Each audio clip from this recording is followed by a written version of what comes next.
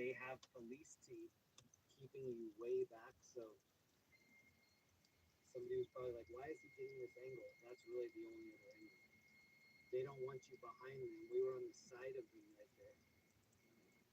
And they were already giving me looks like, what is this dude doing? I switched up my sweatshirt. The other one had whatever got sprayed on us earlier. It was skunked out.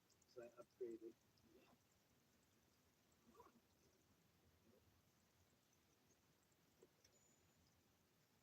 Sorry about the shakiness. Whenever you're zoomed in, it gets really, really shaky. Normally, I would pull out the tripod. Whoa. Normally, I would try to get it on the tripod just to manage that, but my tripod doesn't go high enough to go up over these fences. I thought about standing on the roof of the rental, but knowing me, I probably would have like Donkey Kong banana peeled off of that. And now I'm just knocked out in Compton, 2 in the morning. So yeah, I'm glad I didn't do that. A younger me would have tried that and then like Mr. Beamed off the top of the car.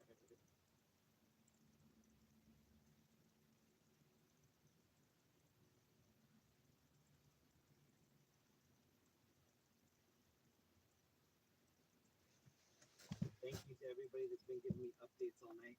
Here are the current calls here in LA. Nothing too crazy. Like we're not missing any big fires or I mean this is by far the biggest incident going on tonight.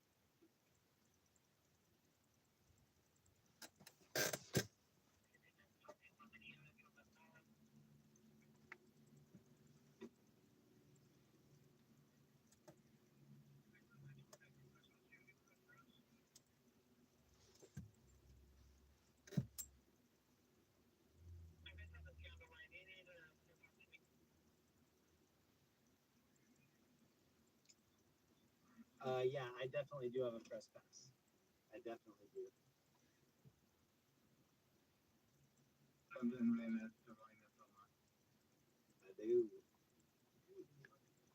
Nobody's asked me to see it, but I do have it out.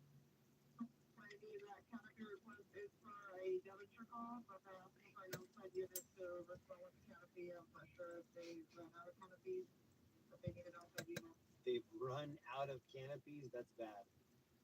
That's the most LA thing I've heard all night. They've run out of canopies. Yeesh.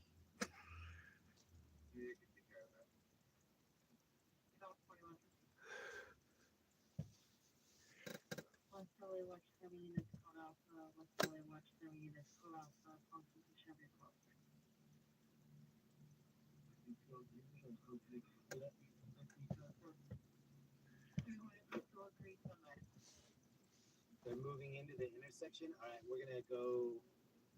So I think what we're gonna do is how we did it before. I'm gonna cross over the street, and then I'm gonna come from that other angle because at least they'll be in front of us. Number one, there's nothing to see behind them, and number two, they don't like anybody behind them. They like you in front of them so that you're in the crosshairs of the pepper ball gun. General Hospital, 35.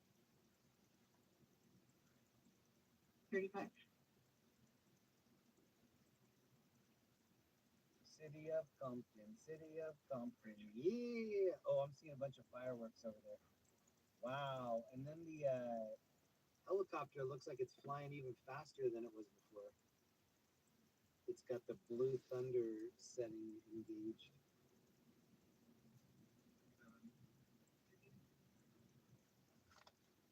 They're like 20, I'll use 2897 is running codely from there in New Hampshire to LA General Hospital with RA6.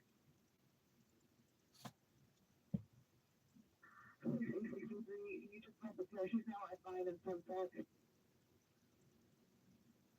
There are more cops than protesters. I'm sure they've been waiting for that moment all night. Oh shoot, this dude's coming in hot. 145,541. I have dried milk all over my face and eyes.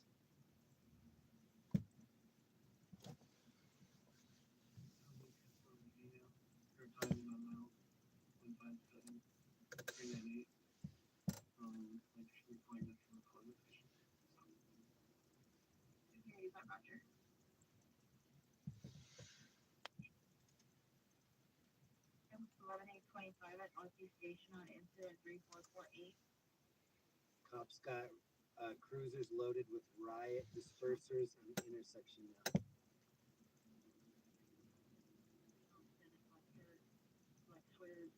I'm seeing people leaving. Like, look at all these people taking off.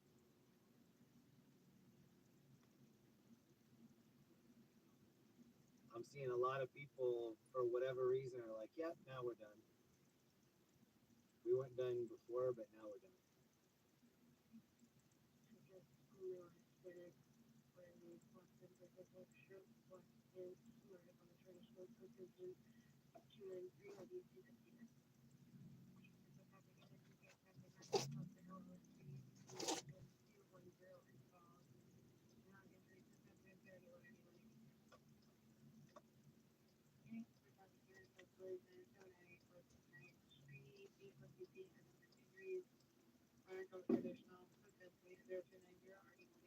Yeah, I can see them down here. They are moving up through the intersection. They're popping on the people doing the fireworks. They're busting on the people in the intersection doing the fireworks. Oh damn, they are moving. Now the whole crowd just started moving.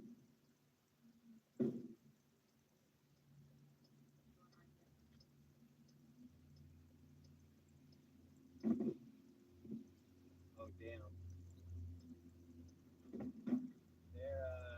They're getting crazy now. People are running.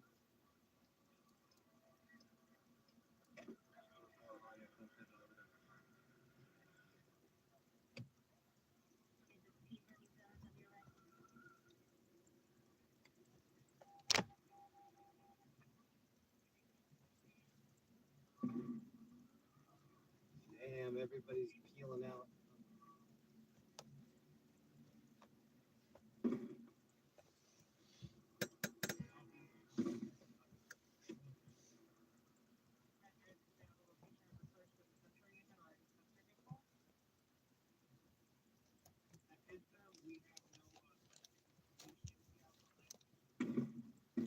Damn, oh my god. They just lit up this car so hard. Oh my god. They're busting on this car so hard.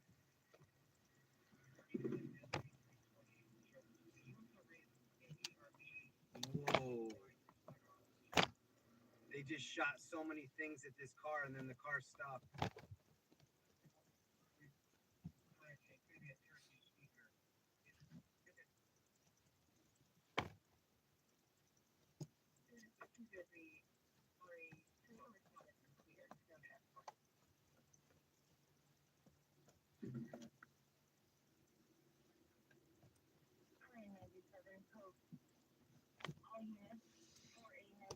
Hold on, I'm gonna get out the other camera. Give me a second.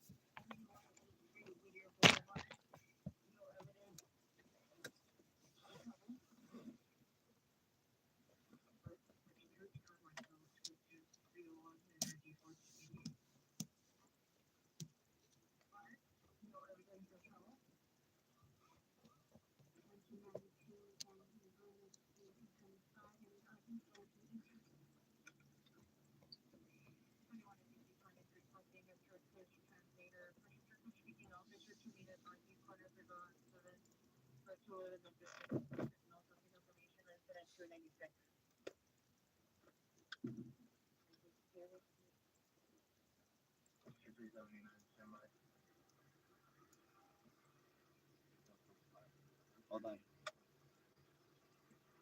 Let's see if we can take a closer look. Oh, I just saw a dude throw the firework right here.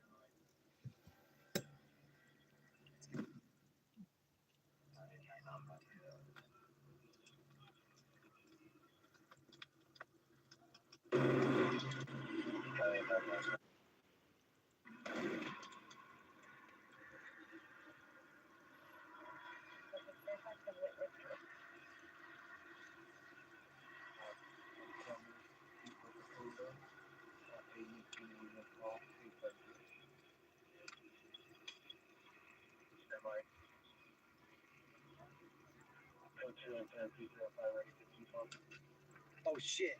They're moving. Oh, they're moving right for me now.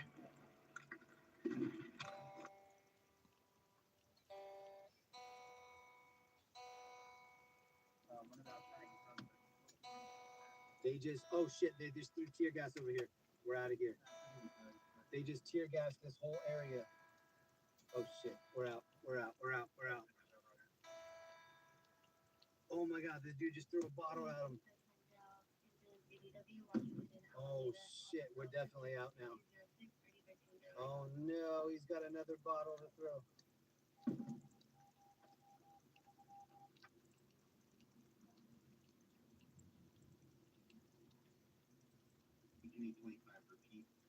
Why are you backing up, bro? No, what are you doing?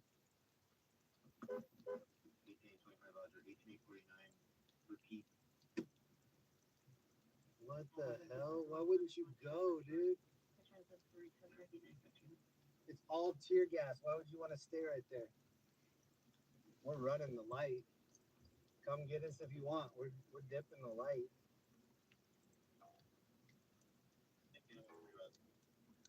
Look how messed up this car is on the right.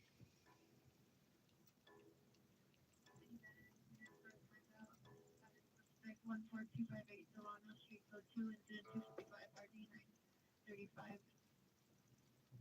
Suspect there now, 141027 Way, code 2, incident 915.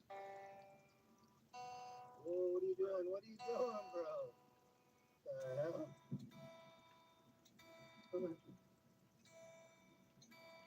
There are no rules out here tonight.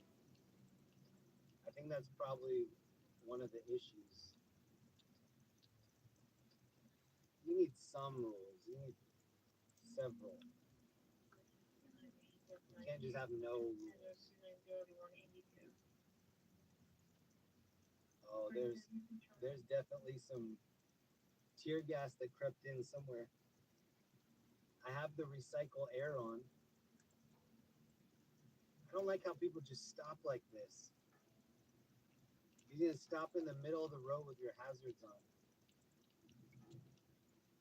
For a light. For a light.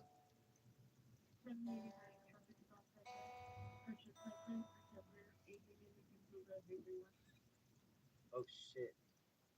This is a smoking tear gas right here. Is that about to blow up? Or is this an old one? This is what they're shooting. This is the tear gas. Is this dude gonna grab it? He is gonna grab it. Bro. That is some like military style. That's what they threw underneath my car over by the federal.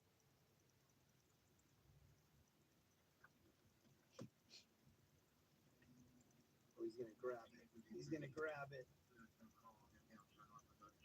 Oh, I bet it's hot, bro. Oh, it's hot. It's hot. It's hot. It's hot.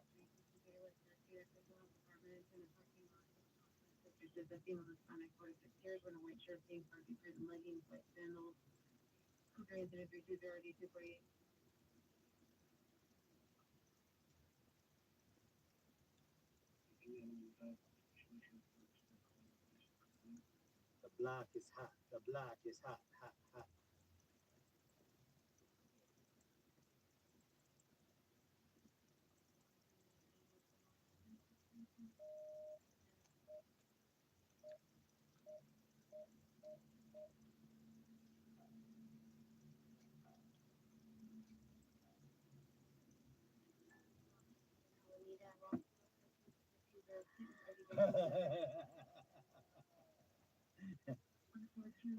What up?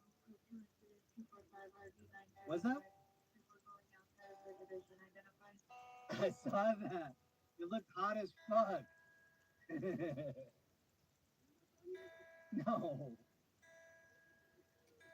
You look hot as fuck. Who? Who? The cops? No, dude. I'm just chilling. I'm not. I'm not with 12, bro. He said, "You making it seem like it is because you won't put the window down." Dude, I didn't want to put the window down. That would have been game over for me.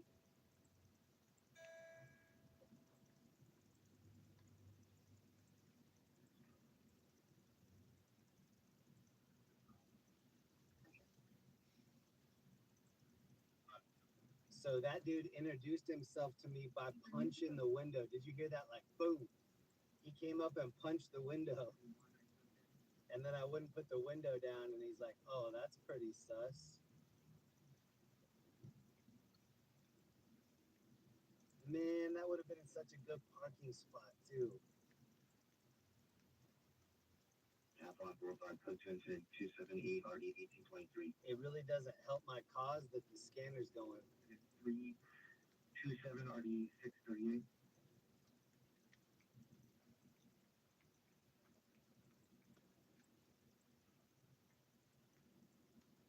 But one way or another, I let a lot of that tear gas in. I don't know how. 45 bucks.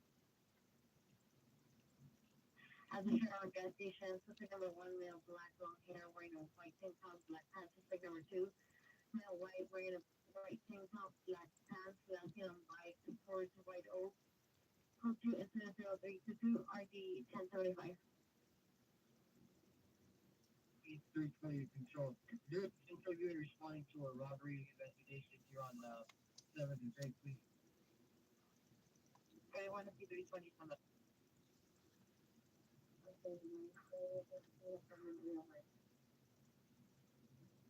Call back for your Yeah, for anybody that didn't understand that interaction, the youth call police 12, 12.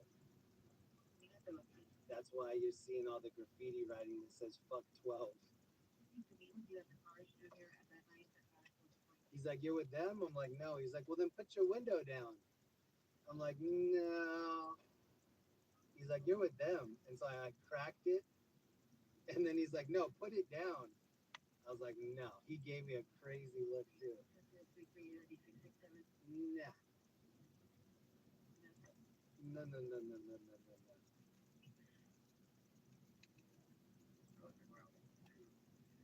Even cracking my window that little bit, I let a lot of tear gas. I don't know how that dude was just eating all that tear gas. Adam 12, report to the man. Please enter your Papa Chance to 50505 South Grand.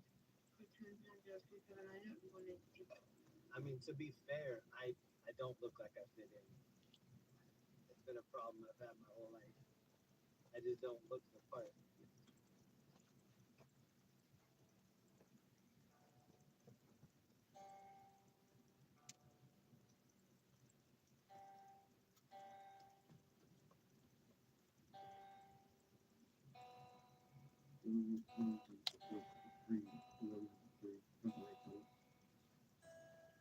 You've had 9 David Lincoln, correction, David Lincoln, 630 William Street. One of my biggest fears out here is having like some out of control car just T-bone me or hit me and then leave, because there are a lot of stolen cars, especially these like street takeovers. They'll get a stolen Infiniti or a stolen car, and then if they hit you, you're not getting their insurance info. You know what I mean? They're just hitting you and then leaving you. That's one of my biggest fears, is like having one of these cars hit me, and then I'm just disabled. The car is like disabled, and now I'm just in Compton, 1:45 in the morning during Judgment Night. You saw Emilio Estevez and Cuba Gooding Jr. trying to run from Dennis Leary. That's not what you want. This is definitely Judgment Night area.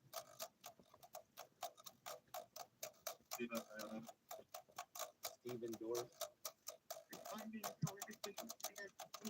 Also, I switched to the white. I don't think he liked the white. I was in black before.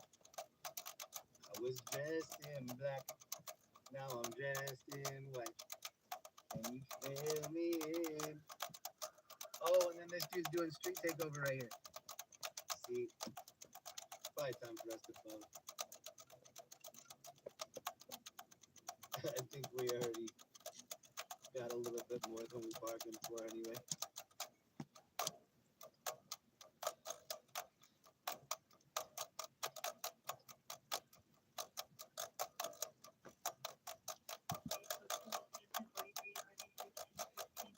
Possible arson suspect 631 Bel Air Avenue, code 2. You might have heard the scanner, but when you look in here, I just have all of these. Like, look at this cell phones. 1, 2, 3. Like, I have a lot of stuff lit up in here. Like, it looks like something additional is going on. Not a lot of people roll around with 5 cell phones. I look on my line, calling them at 9. Okay. 302943 Halldale, Center 126 3337. Code for danger 237 South Street, Department 208, Incident 135 3308.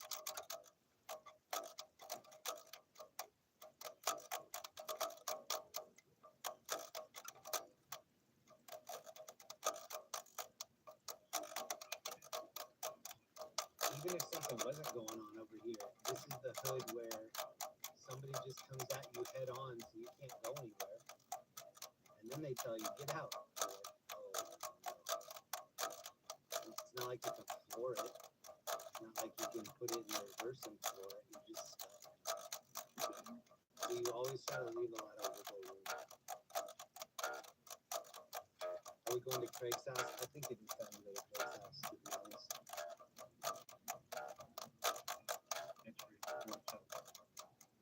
Code 358 Queen X-ray 476. Especially since my eyes are burning, I need another round of milk. I need some milk.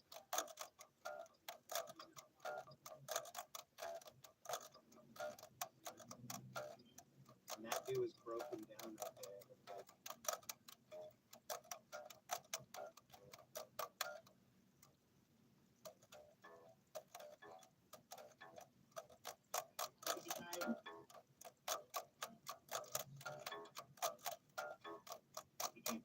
Incident 3706 is out for UNCR.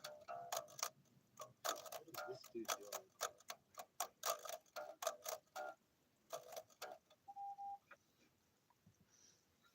You're gonna see TC in Harvard.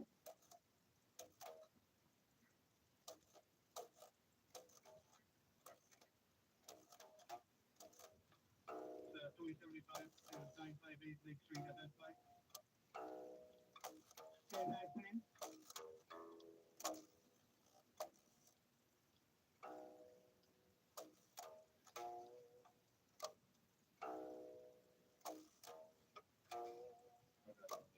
Alright, hold on, I'm looking right now.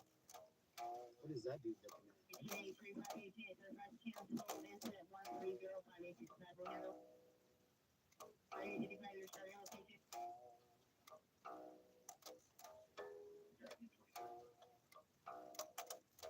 Right. I code 3 from Gaffney and 23rd to 204 North Gaffney. 514 South Myers Street, Public B, City of Oceanside.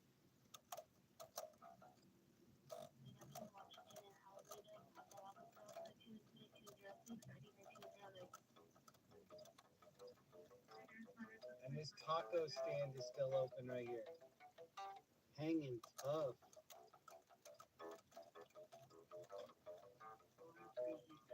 Collision involving pedestrian just came out, Linwood.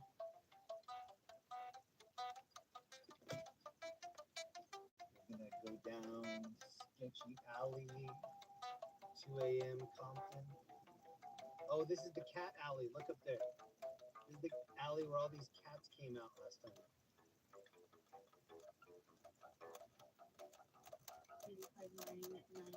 I'm gonna name that cat Kirsty. That black one was Kirsty Alley. Glenn 2620, South Maryland You little Kirsty. Oh no, it's the black cat putting the Kirsty on me. ID 14. If something happens to me now, it's that cat's fault.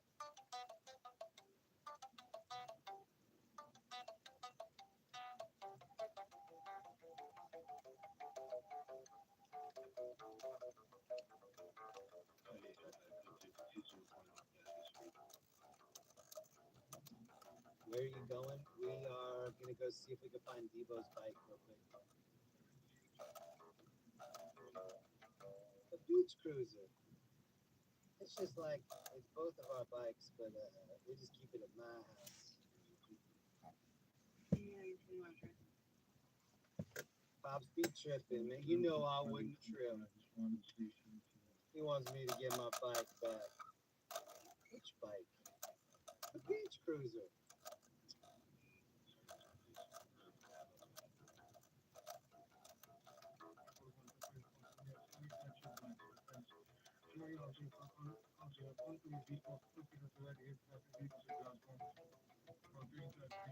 You know I wouldn't trip.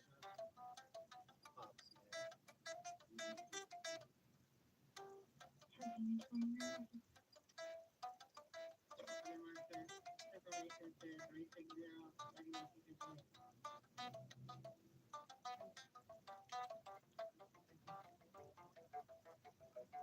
My eyes are still burning.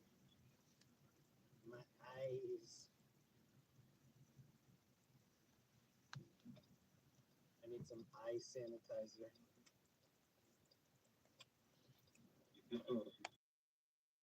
There's a little ass kid walking around out here. 2 a.m. in the hood.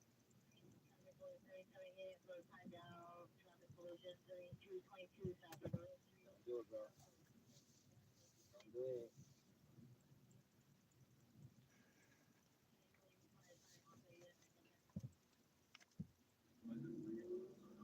Oh shoot, bro.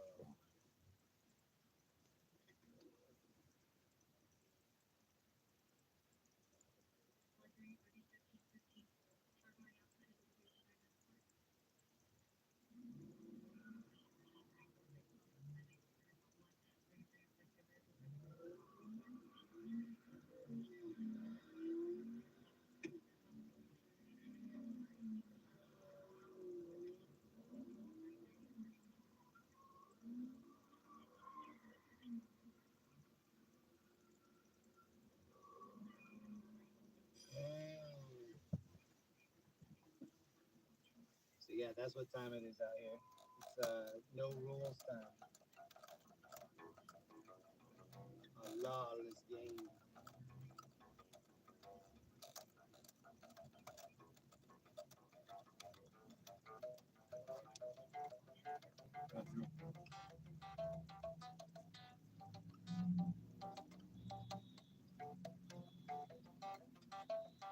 He's gonna pull his mom's car into the garage hot tonight.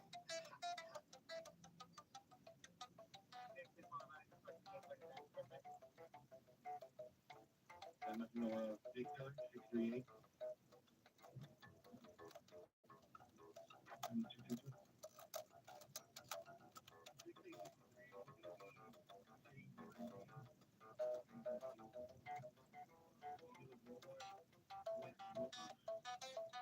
You have a favorite Friday quote? Put it in the chat.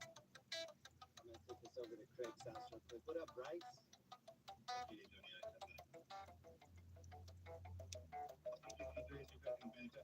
Supervisor sitting behind a Code 37 vehicle. Hollywood Boulevard, left of blue copy.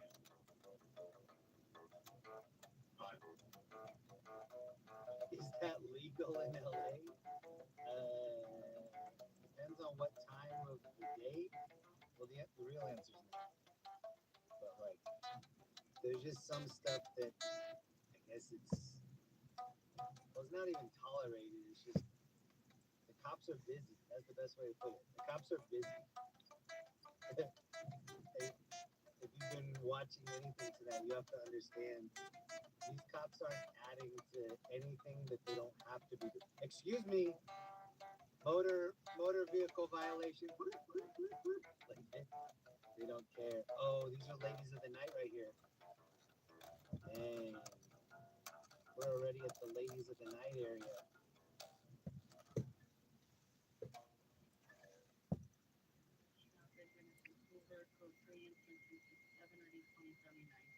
Looking super.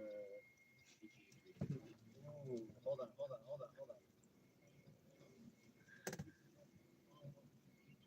The hotel. Is there a unit that's responding? They were trying to like stop me to say hi. They're like, no. You need to pay the toll, which is saying hi. They're like, you haven't heard my pitch yet. I just went to business school. At least let me give you the pitch.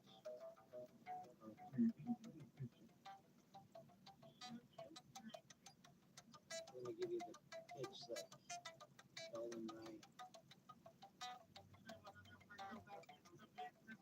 I think it was on Eastern Local.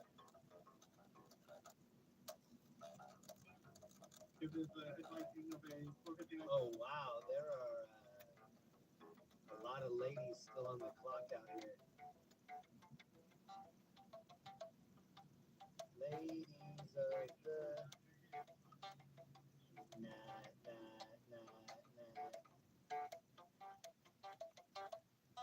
They're like, oh, he's turning around. I knew he couldn't resist.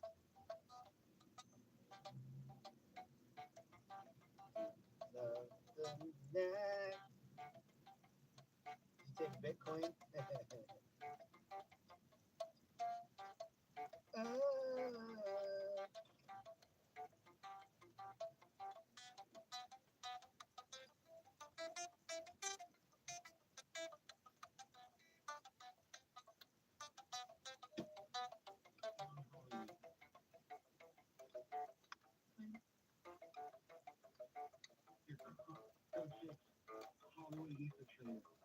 On my life, grinding on my life.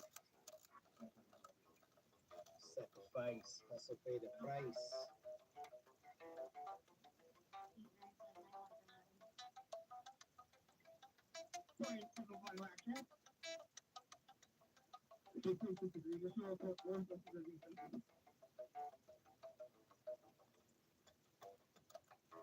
I have 319 with Funny Cookery from Lawrence and Land at 2100 Park Road. My life.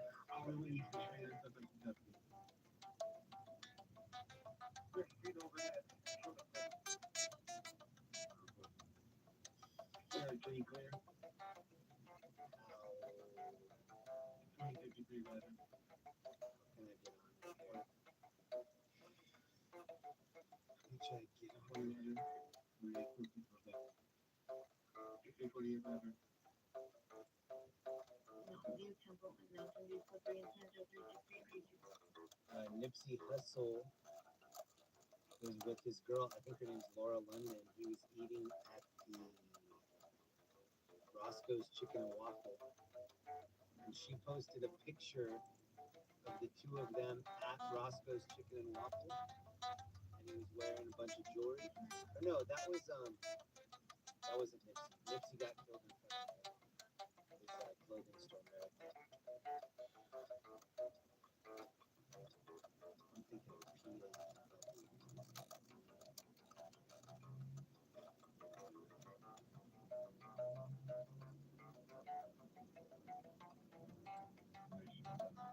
Yeah, I think we can get there in about 9 minutes. Hold on. In front of me has his lights on. Yeah, PNB Rock. That's what I was thinking of. He was eating at Roscoe's. His girl posted a picture of them in there, and he had a bunch of jewelry on. And somebody pulled up, robbed him, killed him.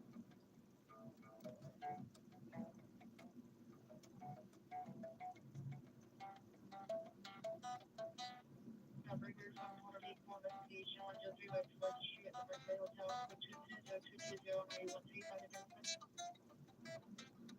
is 390 SW2 take children while under the influence.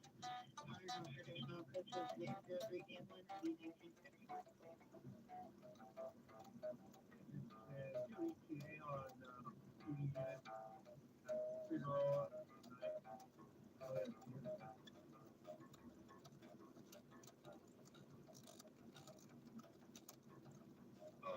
That is just occurred RD 1824. With the suspect are now RD 1823. 459, correction, possible 459 RD 851. One of the most challenging things about having 5 phones, keeping them all charged. I'm always like pointing them all over, throwing them in my pockets. I've lost so many phones. I've broken so many phones. Every month I have a bill on 5 different phones. Nine, can't believe it is 367.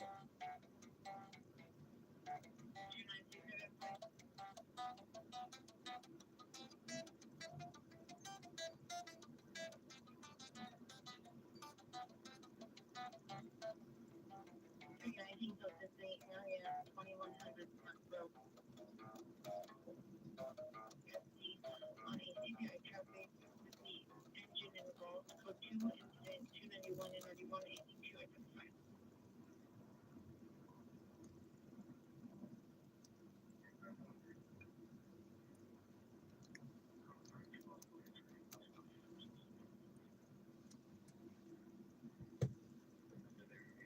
And then we were talking about PNB Rock posting a picture and then getting killed.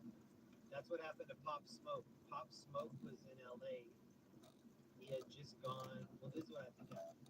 He had just gone shopping in like Beverly Hills or something.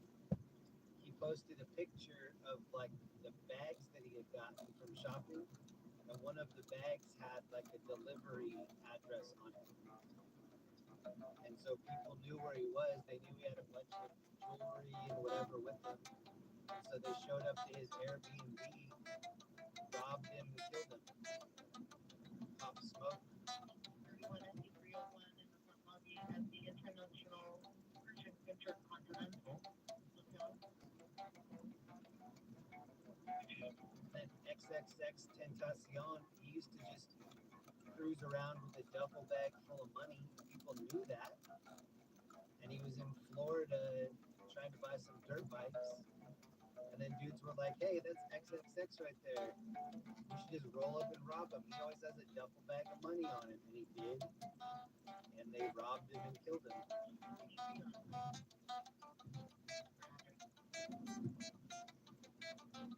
Can you see if there's the thing for unit versus the DD for the system? Alright, we're going to be there in less than 5 minutes. Yeah, 39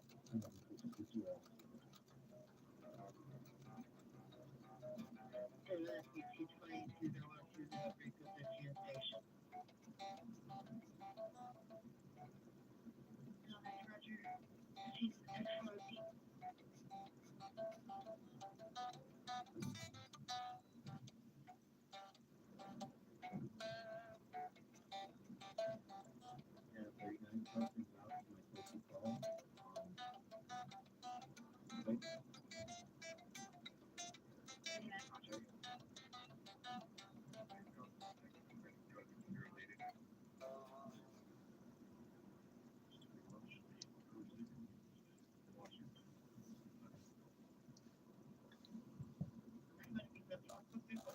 I just started getting tired. It's 3 a.m. my time in Colorado, 2 a.m. here in LA. In a blue shirt, black pants, black and white Jordan shoes, but on with the black coat, shoes, missing anywhere before the music. That was crazy earlier when I rolled up to that AM PM. Dude had 2 bats over each shoulder.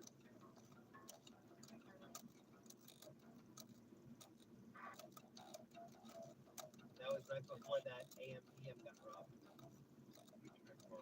Got broken into and then looted. The tired from watching the drive? I still have a lot of driving left to do. Maybe you're just gonna cook it from Wilshire Station to 1331. I've been hiding all of my yawns so that it doesn't hit 10,000 people. There's still 10,000 people in the chat right now. If I yawn, it might make 10,000 other people yawn. Be careful.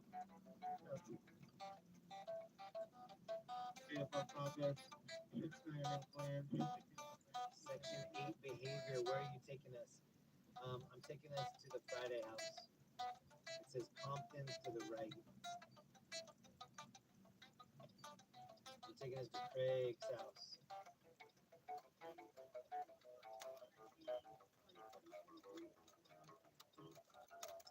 Section 8 behavior. Thank you so much for that. I'm gonna get you high today. And get fired in your day off.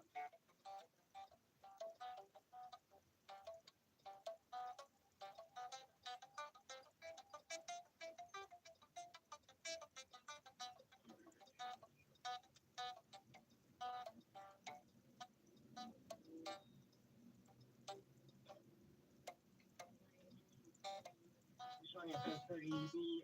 SRP does request some response to do a building check.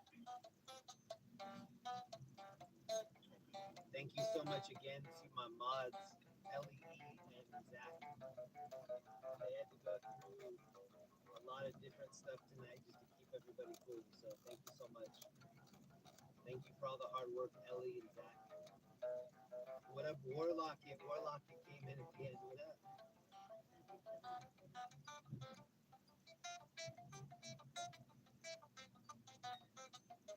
You know, sometimes traffic can want to sign off for, can want to sign off for. So please jump for 13669.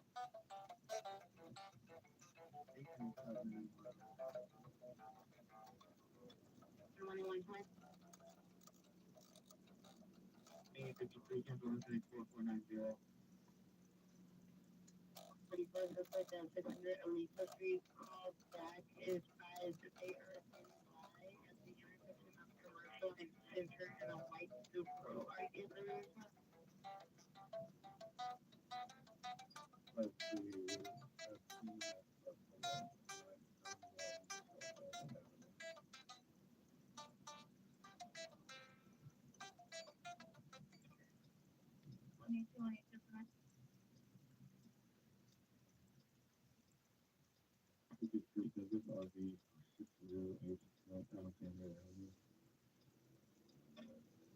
Two, Evansville, 366, RD 644.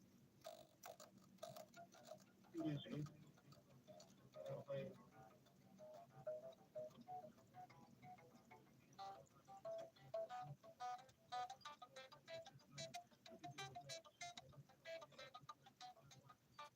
This is it right here. This is Craig's house.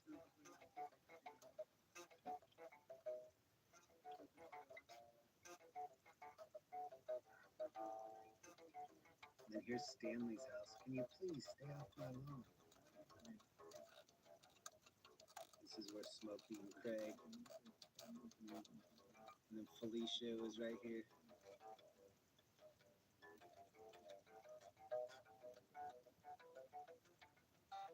How you get fired on your day off?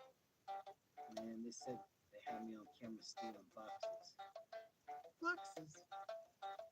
You trying to build a clubhouse? Man, they ain't got me on no video stealing boxes.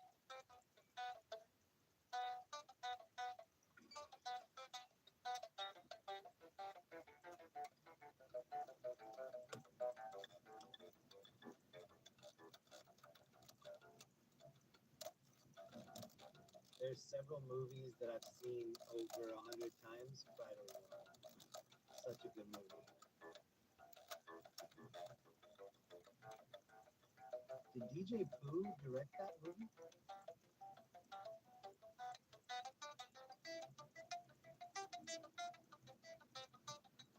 Yeah, that's the house. That's Craig's house. Where's Stanley's house? This is Craig's house right here.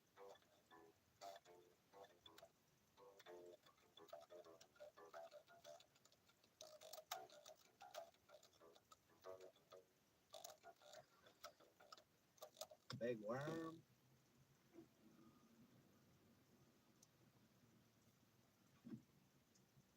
If the audio's cutting out, try refreshing the stream.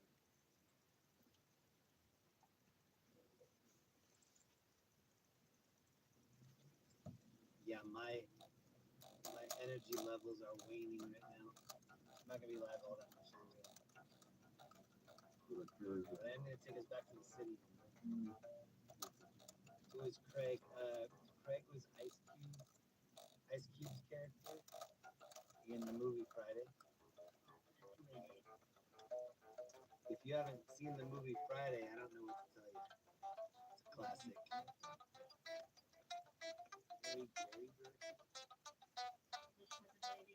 Gary Gary. Section 8 behavior. What up, big perm? I mean, big water. But Edgar. Or Hector, sorry, Hector. I'll be smoking with Hector.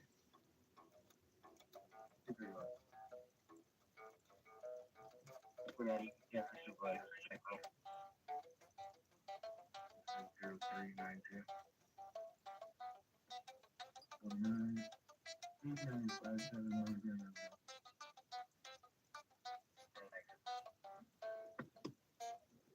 But just like we know.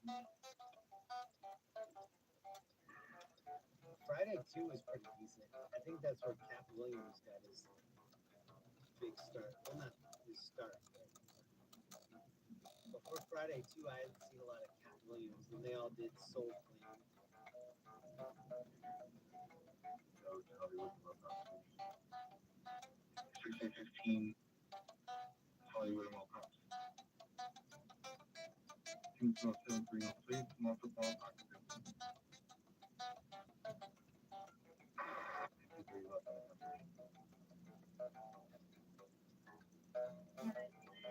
Information only on F507 radio 15545 heart.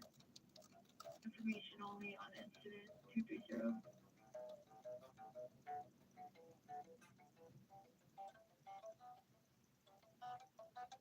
1987 Kansas incident 0381 1942 handle. Violence that occurred. We are kind of in the south central area right now. We're going to head back toward downtown. I'm going to check on a couple different calls. I think it came out while we were in Compton. They might be done by now. Let me check.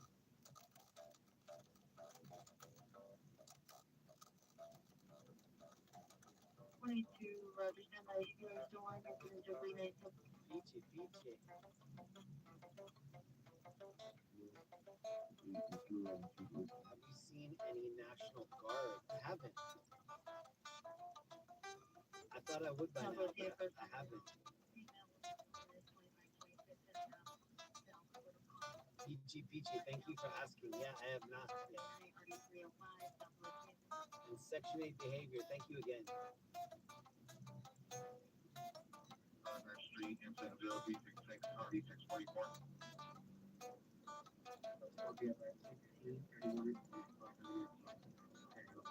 Now we're back on 110 North.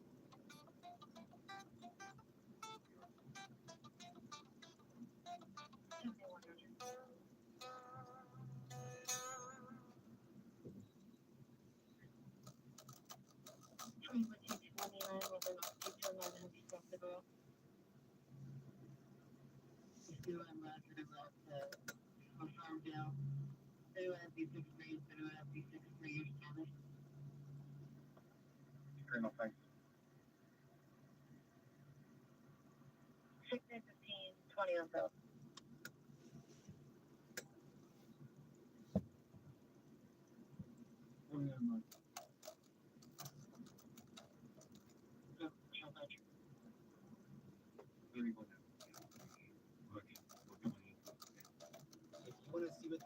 National Guard looks like, go to my main YouTube page. Just click on the Jeremy Reed and go on to my normal page. The video that plays when you first come into my channel, I filmed that on Sunset and Vine in 2020. It's when the National Guard showed up in Hollywood about 5 years ago. It was 2020, beginning of June. It's the beginning of June right now. But yeah, 5 years ago when the George Floyd riots were popping, they called in National Guard, and that's one of the biggest videos I've ever put up on this channel. It's crazy. It's probably 20 minutes long, but you get to see all these Hummers, Army guys walking around all over downtown, dudes with Army fatigues and guns walking all through Hollywood, kind of over by Palladium. On Thursday night, if anybody remembers, when I was eating those poppers, I was at Gower Gulch on Gower and Sunset. It was that little, I think it's a Rite Aid. That Rite Aid was getting looted big time. Like those Rite Aid, CVS, stuff like that, they carry a lot of liquor, cigarettes, stuff like that. The Rite Aid on the corner at Gower Gulch was getting looted. So I'm filming on Sunset and Vine, and then you just start seeing all these helicopters screaming toward Gower, police sergeant vehicles flying past. And so I knew something major was going on, so I went down there, and they had started a skirmish line there, and the rioters were kind of doing what they were doing tonight, standing in front of the skirmish line. And at the end of the video, they start kettling. So they'd say, "Oh, you can't get out this way. Go that other way. You go the other way. Oh, you can't get out this way. Try that other way." There was no way out. They wanted everybody on the inside, and they ended up detaining everybody that was in that middle and getting all their information, taking pictures of them, whatever. But I have the LAPD official press pass. You have to go through all these hoops to get that official LAPD press pass. You have to get a live scan. So submit your information to FBI. Do all of the CIA scan. You have to do everything. Live scan is very official.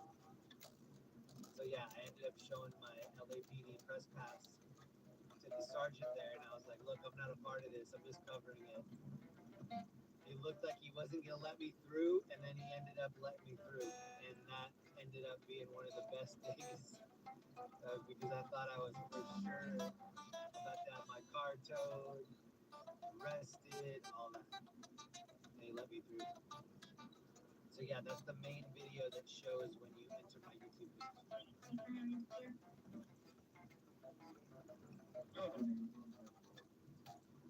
We are just a couple minutes outside of downtown. Southeast coast.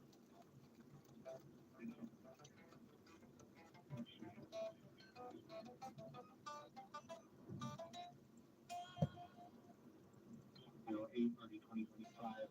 Intercept suspect 855 South Toronto Avenue. Incident 403. Correction. Tegan said, "Mod's working hard tonight." Absolutely. Zach Stuff, legendary night. Thank you so much. LEE, legendary night as usual. Thank you so much to Zach and Ellie. Championship numbers tonight. Great job. 71, 80 now. You guys could do me a favor, throw Zach Stuff a sub. My mod Zach Stuff, he has a channel on YouTube, and he does knife reviews. He does a bunch of cool stuff. I've had a Benchmade knife in my pocket all night tonight. I have a Boker and a Benchmade on tonight. But he does a lot of EDC, everyday carrier reviews. Please go check him out. He's got a great channel. All right, there's the big city. We're heading back into Gotham.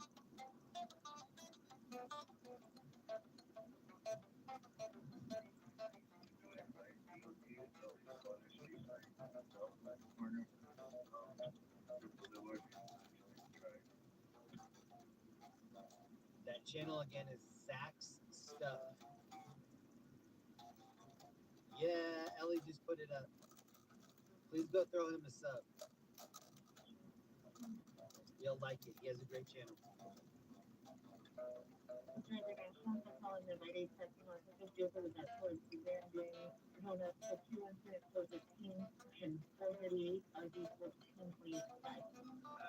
Big crash just came out on the 110. You see how far up it is. You contact HP and advise if they want to have it. Oh, it's right in front of us. So coming up is a really big crash. It looks like a possible overturned car or something like that. Hey, thank you to everybody that went over there and sub.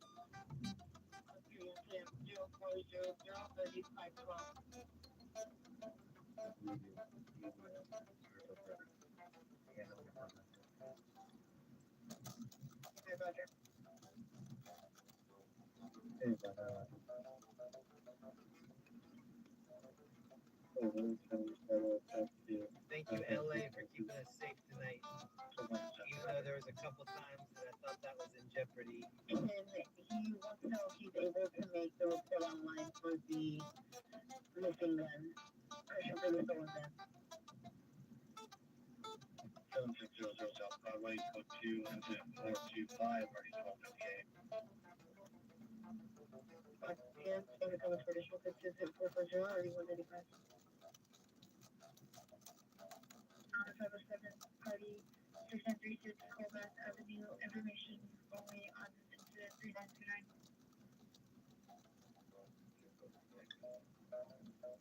182 code 59 places they go up. 1835 here has left the location. If you were to make the report for the stolen gun online, or does he have to go down to the station? He needs to go to the station. Then code 36400 RD5 call.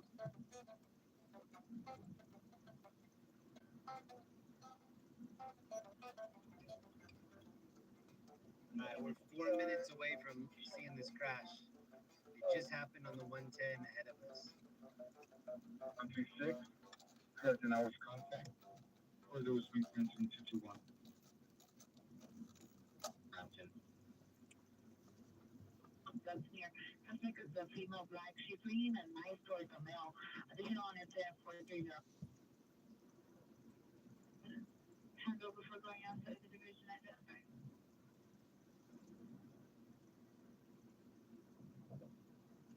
Yellow black pulling on the bottom of your 2 for Torrey 46.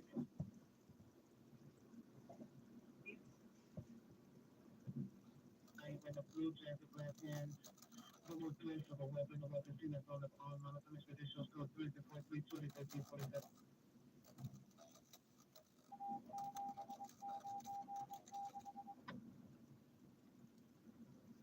Control LA 585. Yeah, unit 02661 9851.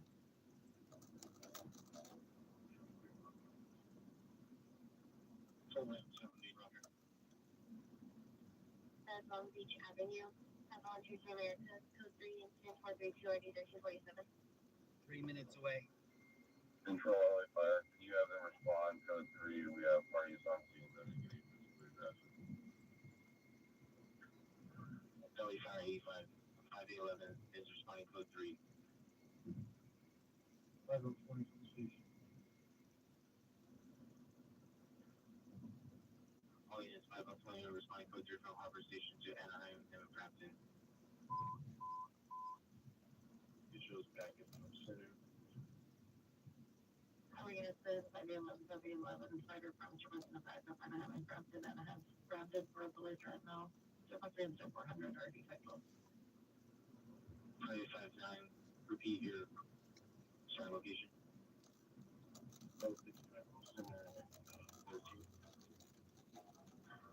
All units 589 are responding code 3 from Center 13 to Anaheim and Brampton. Anaheim is corrected.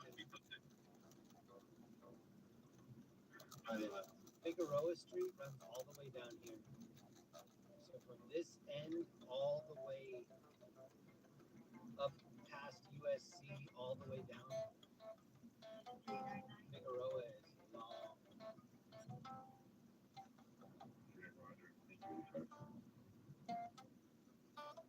Just remove incident 0323 from our stack. We're now the unit that works right now. If it is 0442. 48, Roger. Wow, we finally have the city all to ourselves.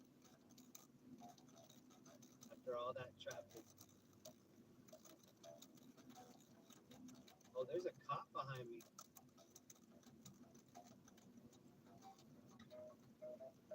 There's a cop getting ready to pass me on the left-hand side.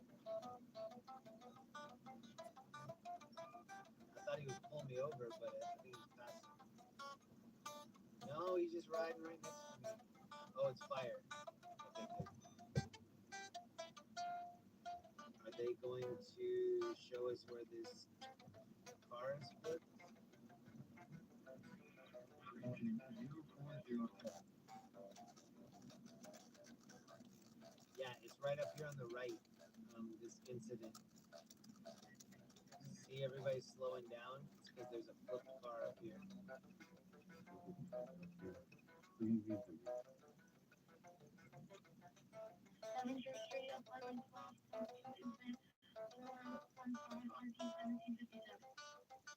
I think it's maybe. See, they shut off the exit. Maybe they flipped it on the exit.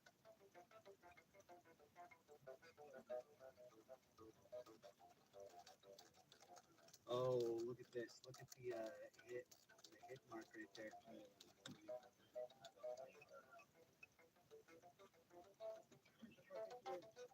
This just happened. That cop just pulled all those flares out of the trunk. Oh, dude. Look back there. Look, they're trying to get this guy out. Oh, they're using Jaws of Life. Damn. Prayers for that, dude. We can't stop because there's no place to stop on the highway, but they were using Jaws of Life on that person to try to get him out.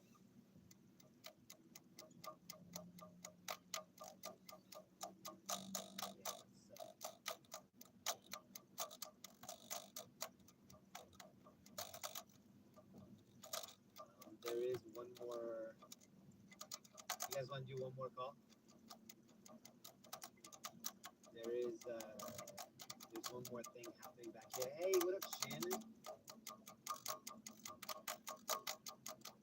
I think I have enough energy for one more call. Oh my god. I don't know. Yeah, I'll do one.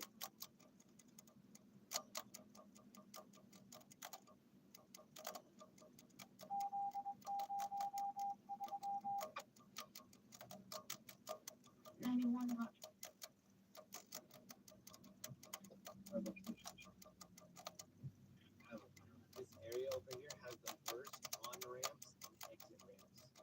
It's just like a 90-degree. Yeah, watch how we get back on right here.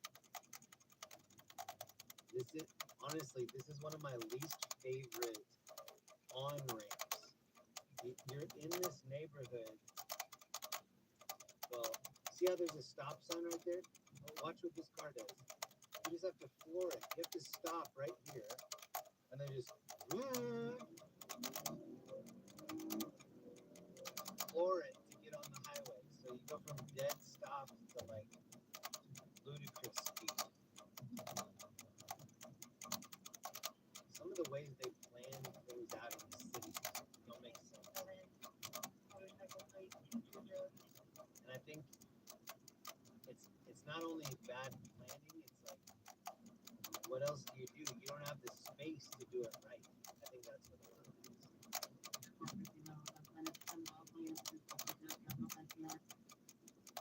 They're like, well, we need to let people onto the highway, but we only have this little like 20-foot area to work with. I just put in a stop sign. All right, here's the crash from the other side. Look, they have the whole highway shut down here now. We got by, but nobody else can get by. Dude, that was bad. Oh, that's sad. It looked like they maybe missed the exit and just ran into the divider. Alright, we're 6 minutes away from this next call. That might be the last one.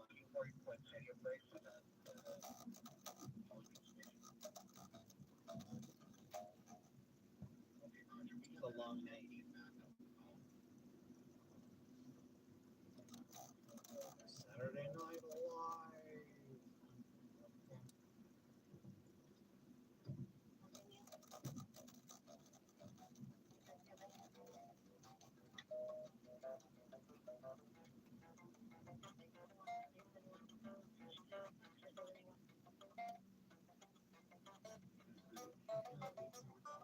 We were at this stream and I were at a crazy call in Orange County. So I used to live in Orange County. And at the end of these cruises, I would drive us all the way back there. There was a call that came out of somebody trapped. They've been trapped in there for probably like an hour and a half. And we went by. It was in Santa Ana. I think it was on Main Street. And this person had taken out a palm tree and they were crashed into this business. And we watched them use Jaws of Life. I want to say for like 45 minutes. It was so crazy.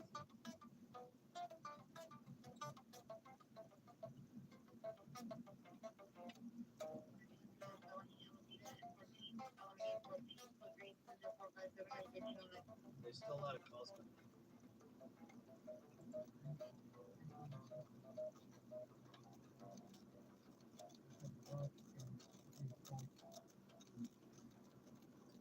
But I'm almost at it. We still have 8.6 thousand people.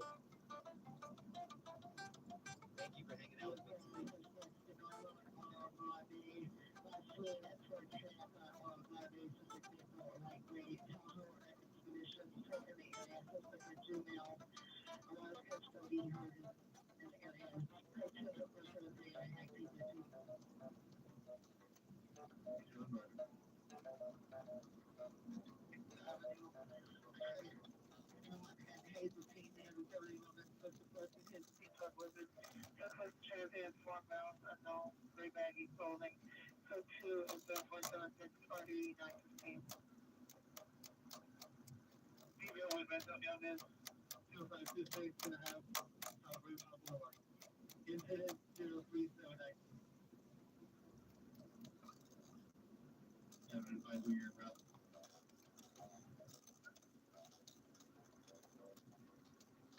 Battery domestic violence suspect 613 West 99th Street, code 10 648.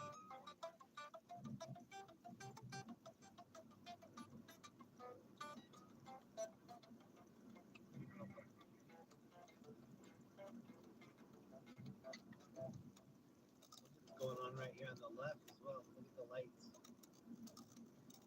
Did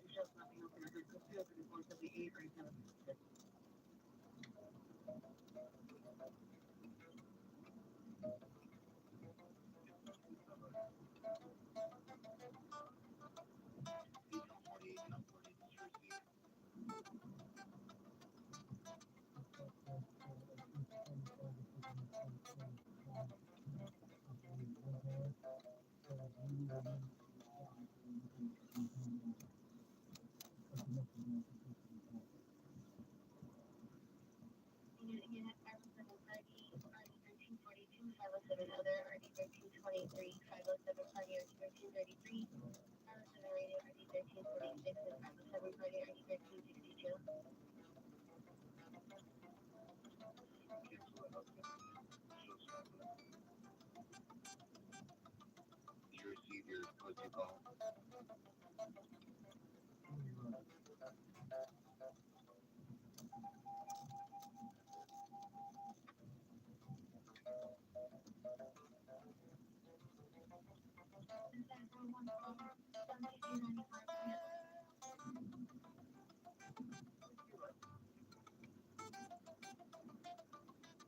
looking out for liquidation into 181. On First Street, east of Paducah Street, 237-479 under 238.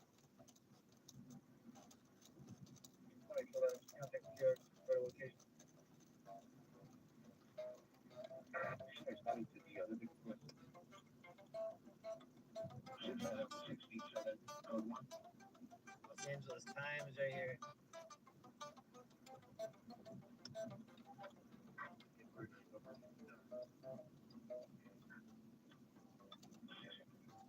We're at this crash where this is going on. If it's still here, we've seen so many crashes.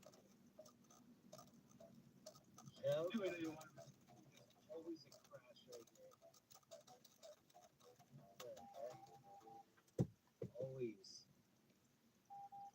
Why? It's always the Starbucks drive-thru.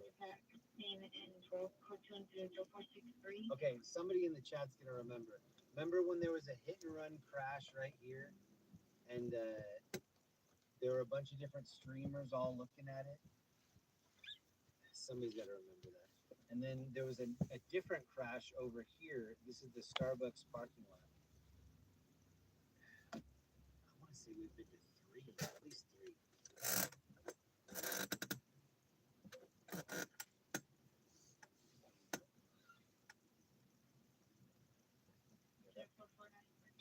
That crash isn't even that bad.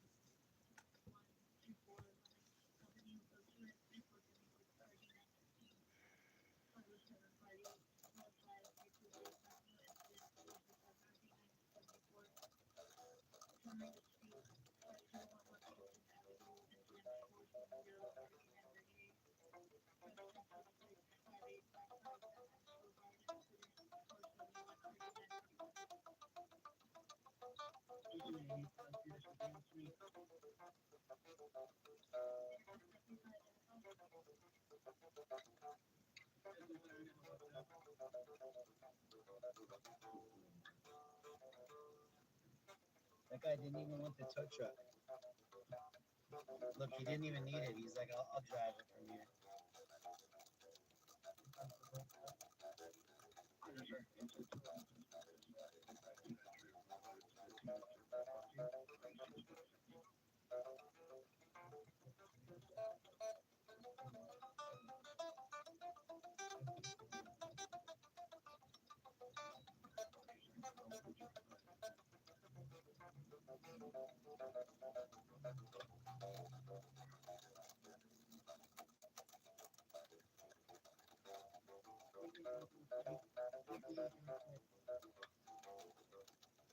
I've been trying to not yawn loud. Linda, my wife always makes fun of me because I'm always like making a lot of noise when I yawn. She's like, you don't need to do that. You can just yawn and not do the whole audible thing. And I'm like, no, it feels better. I've been sparing you because there've been like 10,000 people in the chat. I don't want to pass a yawn on everybody, but I am out of energy. I'll be live for another like 5 minutes or so. Super fun night. I think I would have rather been watching it from safety. I like watching this kind of stuff when I'm at home. I can use the restroom whenever I want. Cat on my lap. Maybe like an ice cream drumstick. That's the sweet spot for me, not actually like driving through Compton at 2 a.m. 707 Humboldt, you're very welcome. Yeah. After this, I'm gonna drop everybody into some tasty waves. 707 Humboldt and Waves of the World have to take care of you. Big crash on the 101 just came out. So fire department doesn't get to go home early tonight. They still have their caseload to attend to.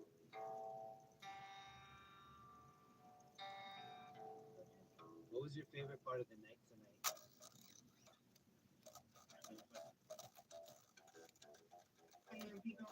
Look at the Look at the license plate. On the four-door partial license, 900 Lincoln with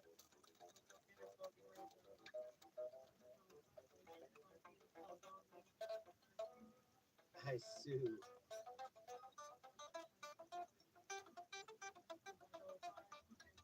KD, what up? Thanks for hanging out so late.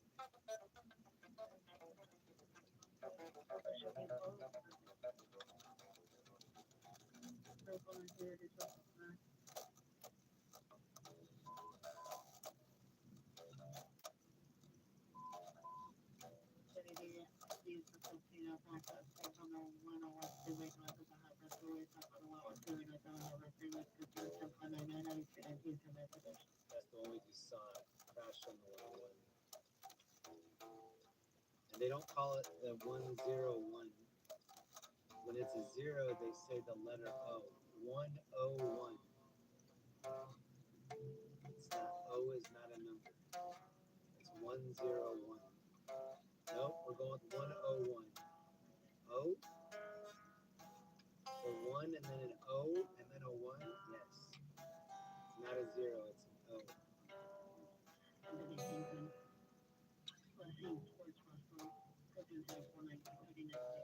But what about the 405? Should we call it the 4005? Should we call it the 405? Let's use O again instead of a zero. You see that car just stop and turn the lights off on the left?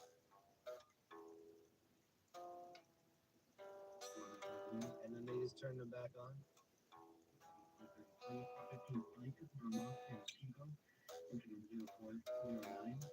Jack and Neve, thank you, Jeremy.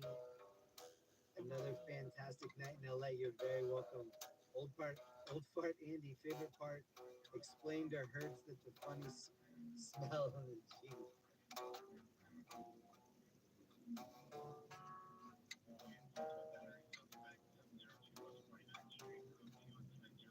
Jack and Neve, thank you for staying up late with me. Old fart Andy, thank you for staying up.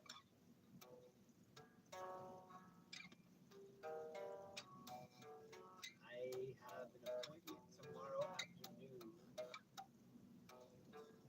with some very important people in Orange County. Oh, those kids were all hitting nitrous balloons. We'll take one more pass. I'll let you see these kids hitting the balloons. What is this big white light over here?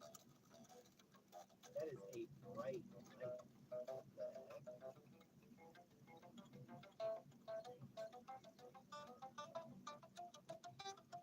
Are they doing some kind of construction? That is way too bright. What the heck?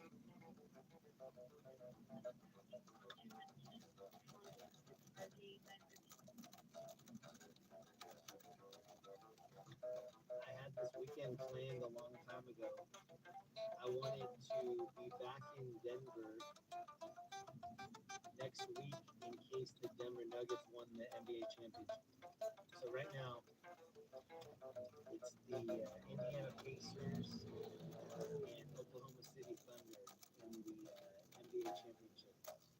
I thought it was going to be the Indiana Pacers and the Denver Nuggets championship. But I was wrong. It's okay. It's the old Seattle Supersonics versus the Pacers. I think the Pacers are going to win. Wow, the light over there really illuminates these two arches. So we did get some lights over here finally. Someone's standing on top of the arch? Which one? Oh, were they really? Behind me? Oh, yeah, you're right. Look. Wow. Nothing gets by the stream. Look at that. I'm king of the world. I'm king of the world.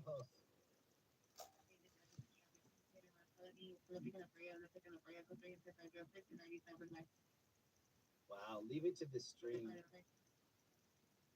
The stream never misses. I just want to sincerely say thank you, everybody that hung out with me Thursday, Friday, tonight. Actually, last night was Saturday. Tonight's Sunday morning. There's the dude walking down right here. See, it's not that steep. He's like hot stepping down. They call me the hot step. Still love you like that.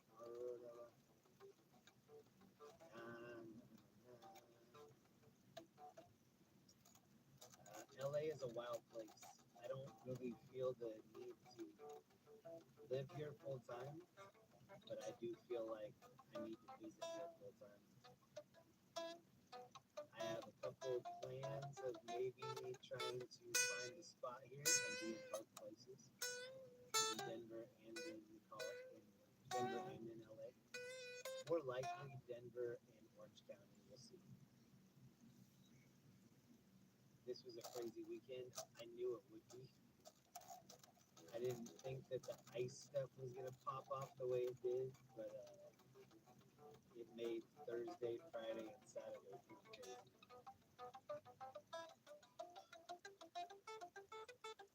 Maybe you're here for the first time. Thank you for checking this out. Maybe you've been with me for 6 or 7 years, and this is a little bit of nostalgia. I've been cruising around in Denver for a couple months, and people are like, "It's so boring. Denver is so boring. Get out of here." That's kind of what I like about it. I like how safe it is. Next week, I'm going to be riding my e-bike, touching grass, getting clean air in the mountains. Maybe do a little bit of fishing. But I love visiting here. Oh wow, dude almost hit me. This dude just pulled up next to me and he's looking real crazy. This guy right here. Let's see if he runs anything.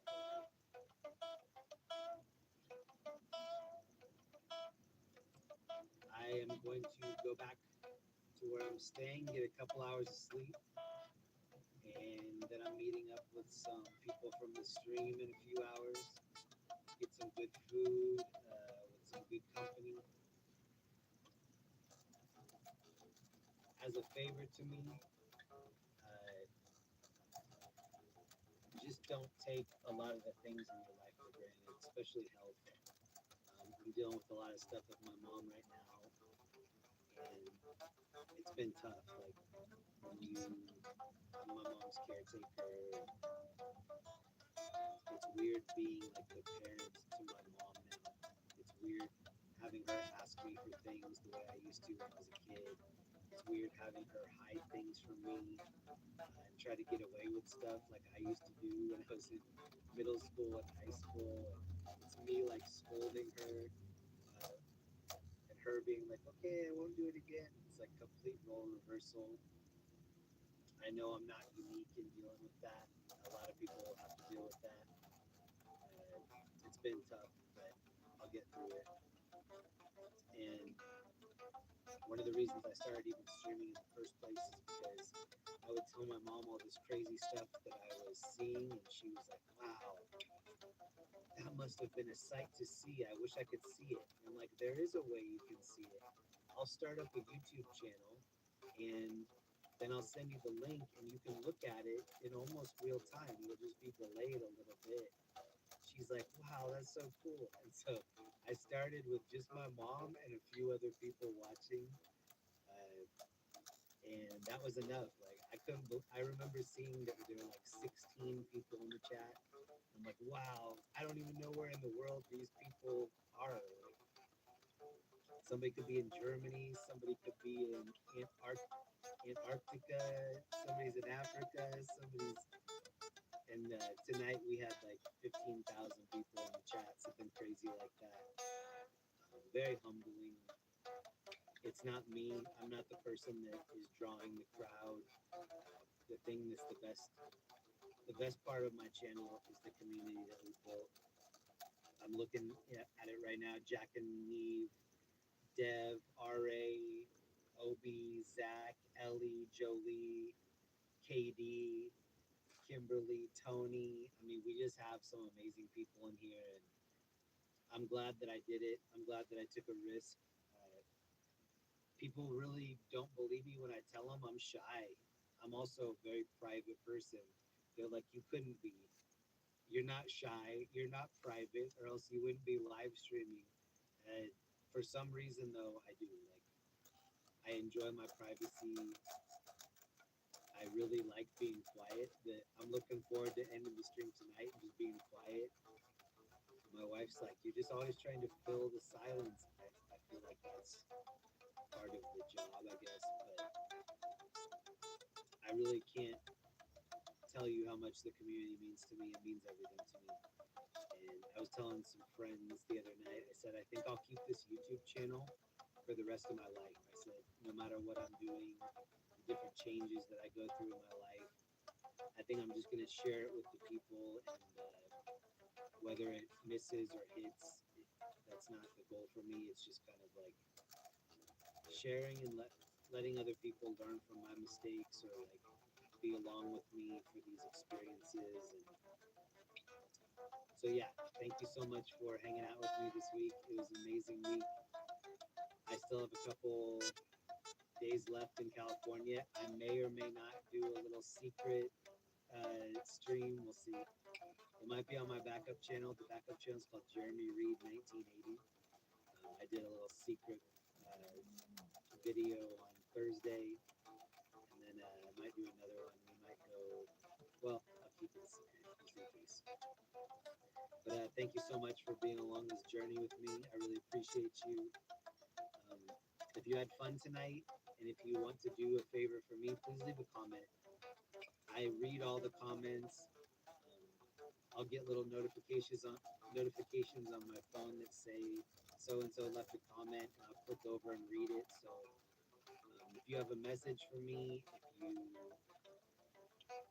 if you want to tell me something, anything you want, tell me in the comments and I'll read it. And I hope you have a great Sunday. I hope you have an even better summer. Make this the best summer of your whole life. Abby Tech, best wishes for you and your mom. I went through some of the same with my mom. Always make sure she knows how much you love her. Yeah. Just to end with that, like, it's hard for me to talk about the stuff going on with my mom. It's been so difficult. And when I'm not thinking about it, it's a big break for me. Like, I spend so much time in my head thinking about it. When I don't have to think about it, it's a much needed break. I know a lot of people are always like, Jeremy, how's your mom? Give us the update on your mom. When I'm not thinking about it, I like having that break. But someday I'll let you in on the trials and tribulations. It's been crazy. It's been like years and years of thinking I'm going to lose my mom like every month. But she's still hanging in there. She's still doing the best she can. And yeah, thank you to my mom for encouraging me to make this channel. I wouldn't be out here tonight without my mom. So I love you guys so much. I will see you very soon. All the updates will be in the community posts on my YouTube page. Please leave comments after the video. And thank you so much for sending me good vibes, helping me keep safe. Have a great summer. I'll see you soon. Mwah. Good night.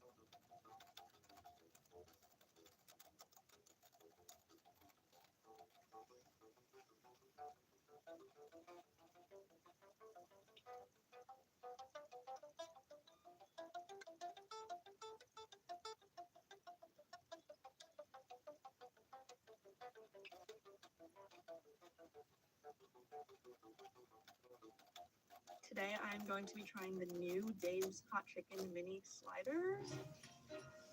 These are actually fire. Dave's Mini Sliders?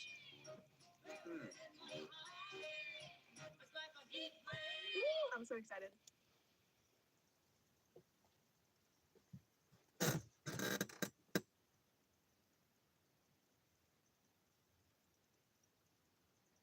Breaking at 11, tensions riding high tonight in downtown LA. Protesters firing fireworks at local law enforcement in riot gear. The National Guard being called in to keep the peace. Good evening, everyone. I'm Gio Intagares. That's an illegal alien being deported by ICE.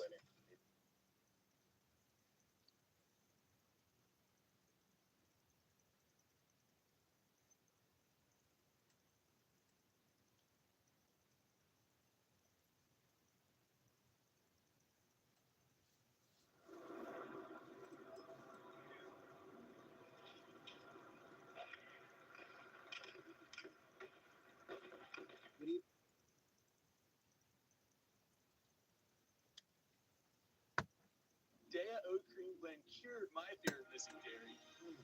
Wow. Thanks, Dea. Get all the perks with a PF Black Card for $1 down and $24.99 a month.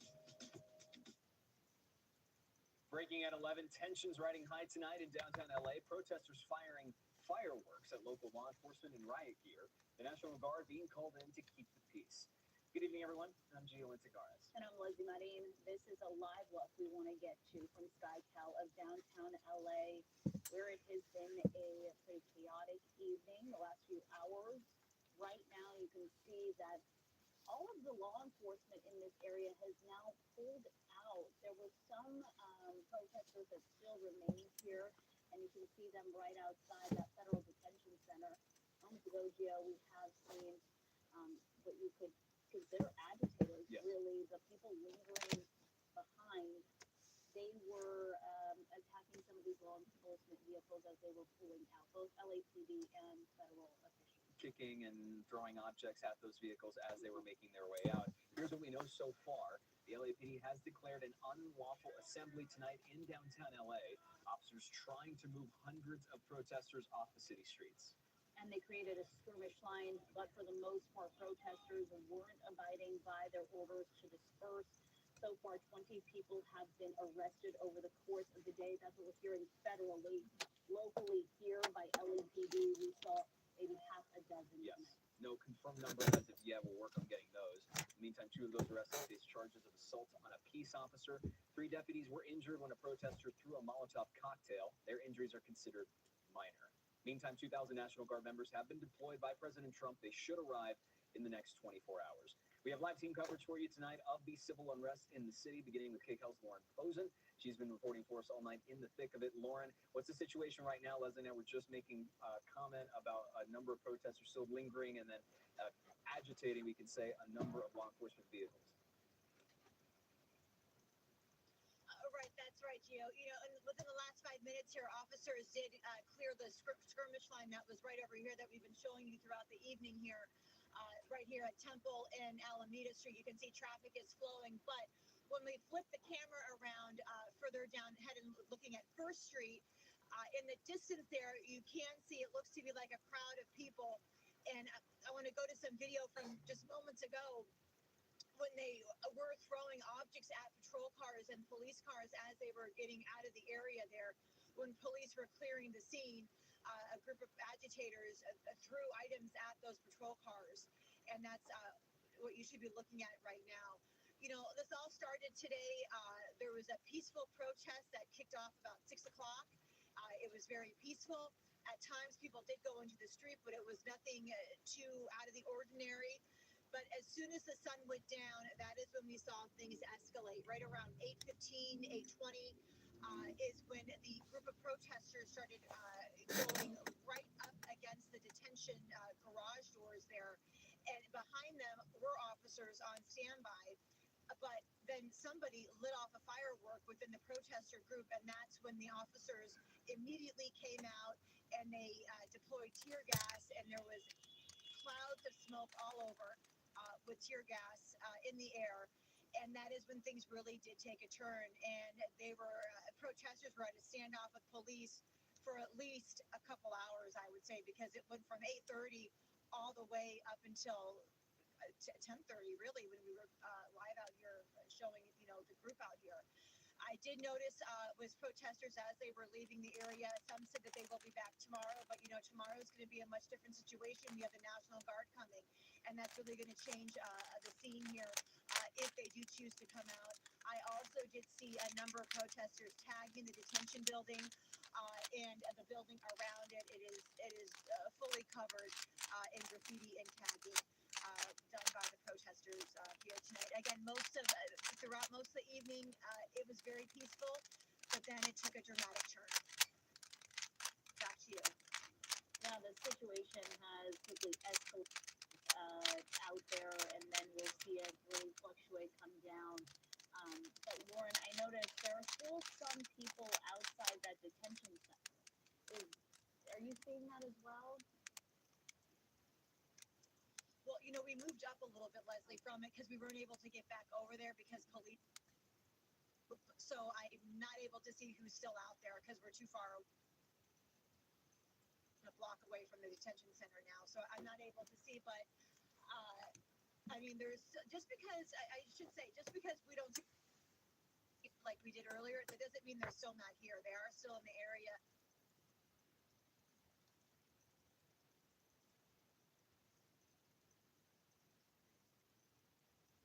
9-8.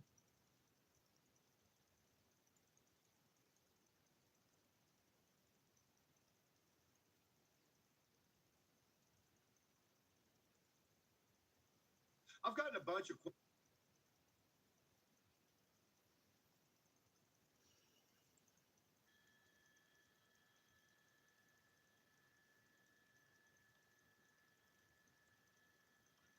Let's push west.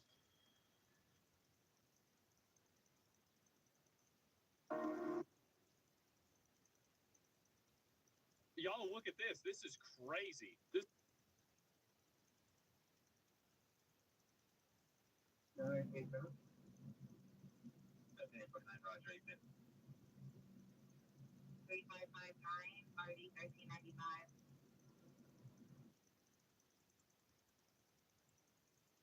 Respect the law and don't obstruct federal immigration officials and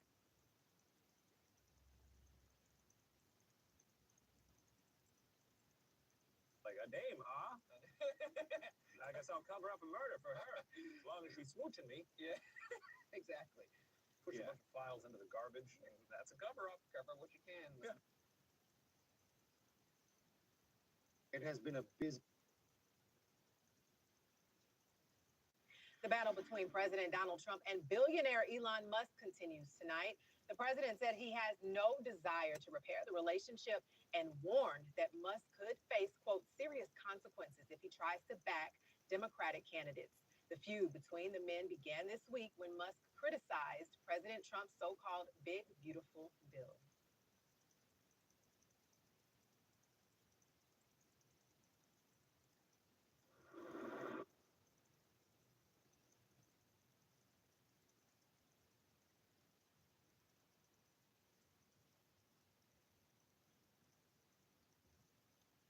My name is Ryan. This is Shane. Can you say Ryan or Shane back to us if you want to communicate, if you have it in you? What if we got a Shane and Ryan on the I would dictionary? love it. I would love it. I doubt that's in the dictionary. But... God damn.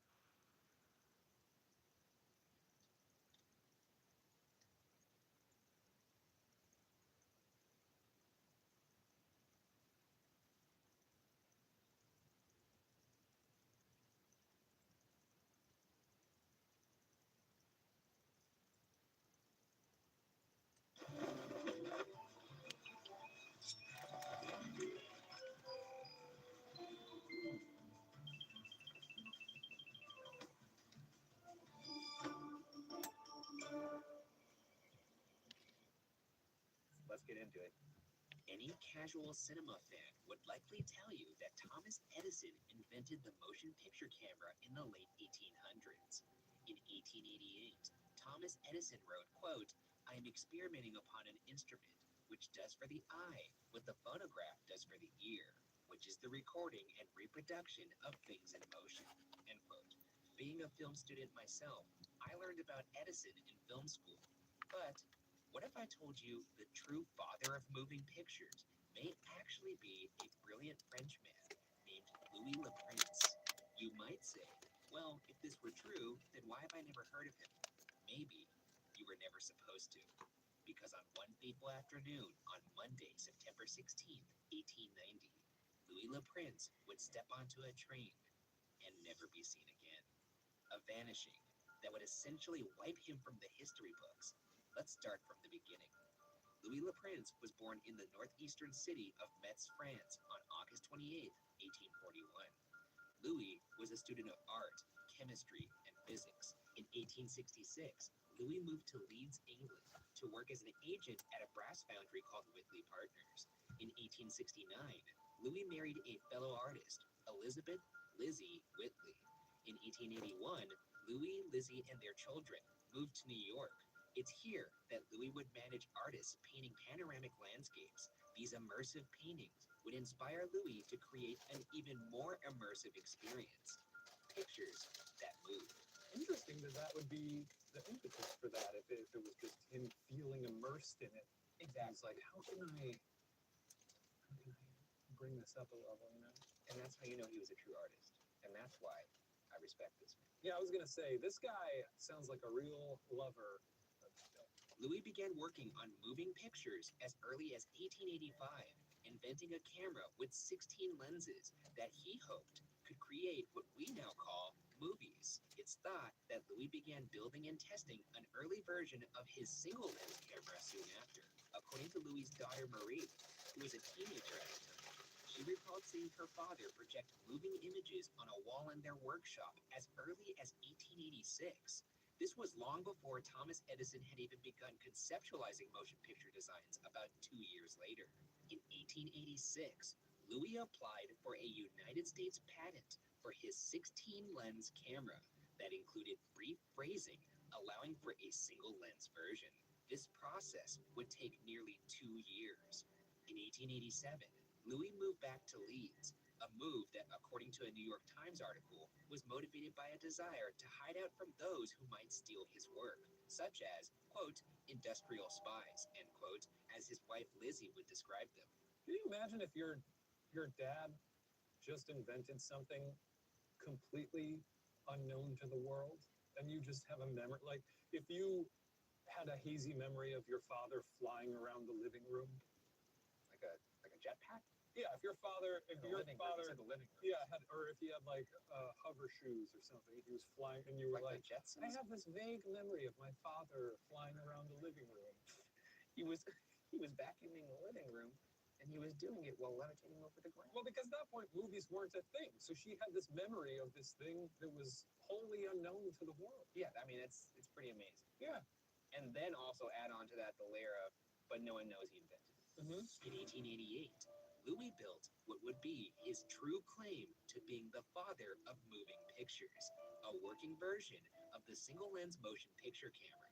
It was wooden, mahogany, and weighed 40 pounds. It had a hand crank that manually moved light-sensitive paper along between the lens and shutter. Here's Tony Booth of the National Science and Media Museum in the UK on Louis' single-lens camera. Quote, if you look at the mechanism that camera is using, it's a very similar mechanism to all the subsequent moving image cameras that came after that. It is a single roll of film moving from one spool to another through a shutter and taking sequential images, which then were designed to be projected to reproduce that movement. As a piece of moving image recording live action, yes, I would say he was the first one to do that. End quote. Well, very funny also. I feel like we don't often pay enough attention to the fact that we still call them movies. Mhm. It's a funny word. It's a funny word. It's like calling your teeth chewies or shoes steppies.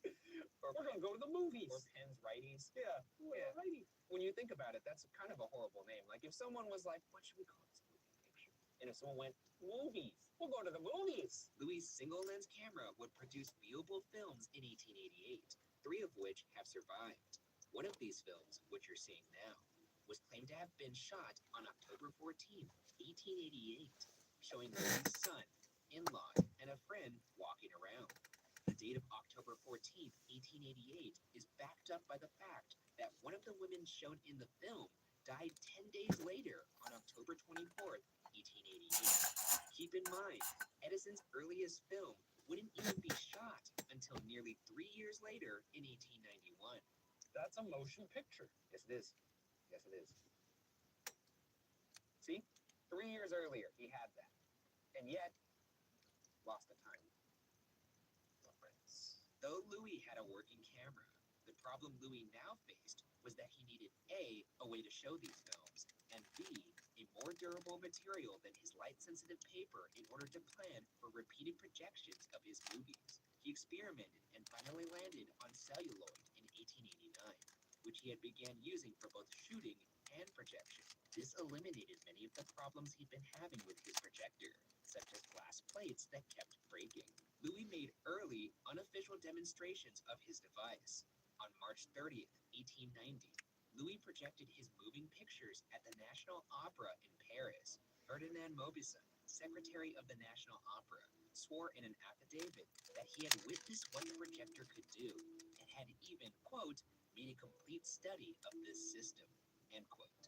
Meanwhile, Edison would not publicly show his motion pictures until 3.5 years later. In the summer of 1890, Louis wrote to Lizzie, who was back in New York with the rest of the family. In the letter, Louis stated his intent to return to New York in September, where he would publicly and officially demonstrate his moving pictures to the world. It seems to be going so well for him at this point. I know. The world is his oyster. He's on the verge of becoming a millionaire. I don't know if there's anything that's more sad than feeling positive momentum and knowing inevitably it's going to lead off a cliff. You could see the drop off coming.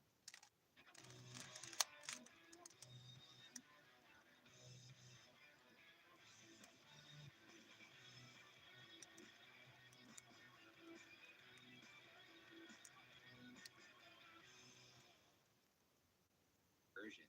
If Louis were able to publicly demonstrate his moving pictures in New York as planned, Louis surely would have secured his spot in history legally as the inventor of the motion picture camera. As bad luck would have it, this brings us to his disappearance. At the time, Louis was visiting his brother Albert Leprince in Dijon, France, on September 16, 1890, at 2:37 p.m. Louis Leprince boarded a train for Paris as part of a trip back to Leeds, where he would retrieve his film devices and then travel back to New York to meet his family and show his invention. With him, Louis only carried a black suitcase. According to Christopher Rollins, author of a book on the case, the suitcase contained some rather important documents. Inside the suitcase was Louis's latest work on his patents.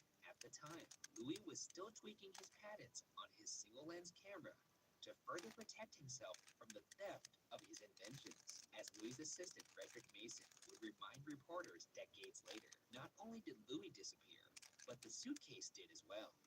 All efforts to find Louis failed. Louis Leprince, carrying paperwork meant to protect his creation, boarded a train to share his invention with the world, and vanished. Just going missing on this one day is the difference between you and I never hearing of him and everybody in the world knowing his name. That's crazy. Makes you value a day. Shortly after Louis' disappearance, a family associate would enter Louis' workshop and discover Louis' machine safe, packed for the journey to America, untouched. Unfortunately, in a missing persons case, nobody, not even a spouse, is allowed to use the missing persons patent for 7 years, meaning Louis' wife Lizzie would be unable to commercialize Louis' invention until 1897. But as mentioned before, Edison displayed his kinetoscope movies in 1894 and projected his films as early as April 1896.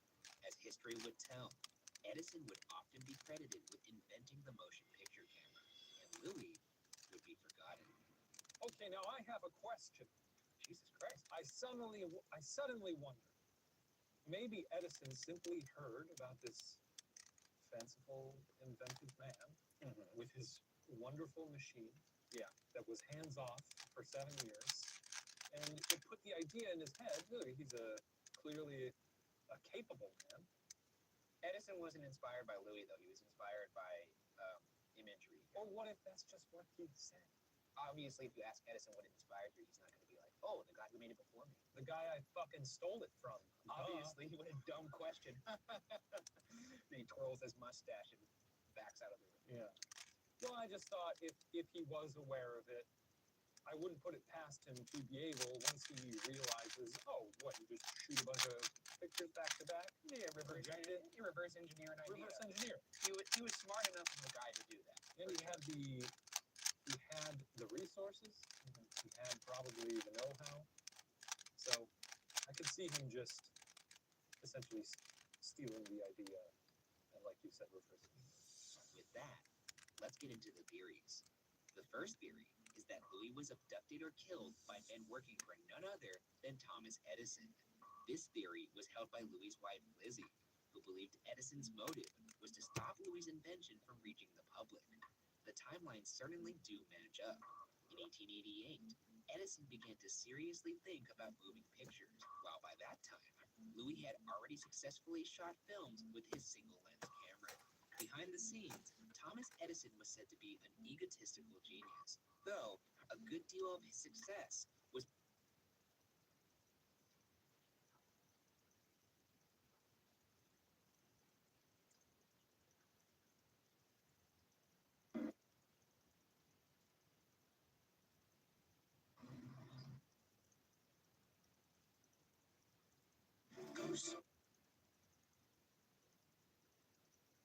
Hello, I'm Nikki Schiller. Welcome to the program.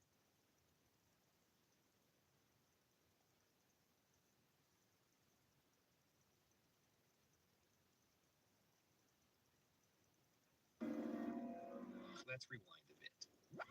Are ghosts real? Remember us? Right there. I'm gonna be a big boy now. There you go. Don't with demons. Is there anybody in here?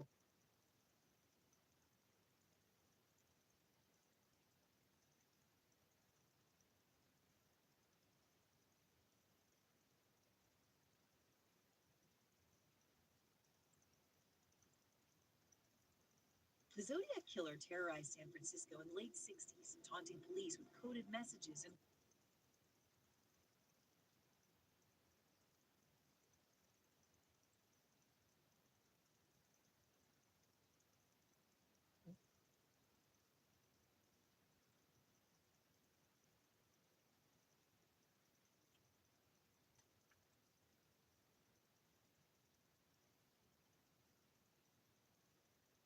It has been a busy night across Los Angeles. We have seen unrest citywide.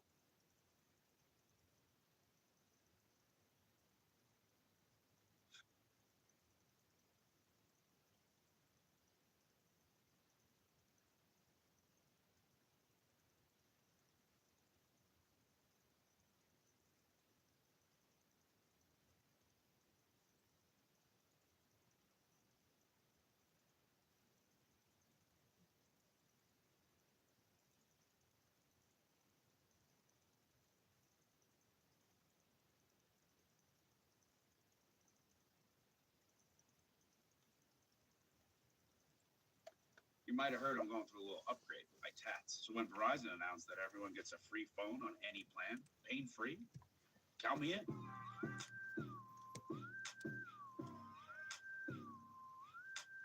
Try and beat it. I'll give you a sec.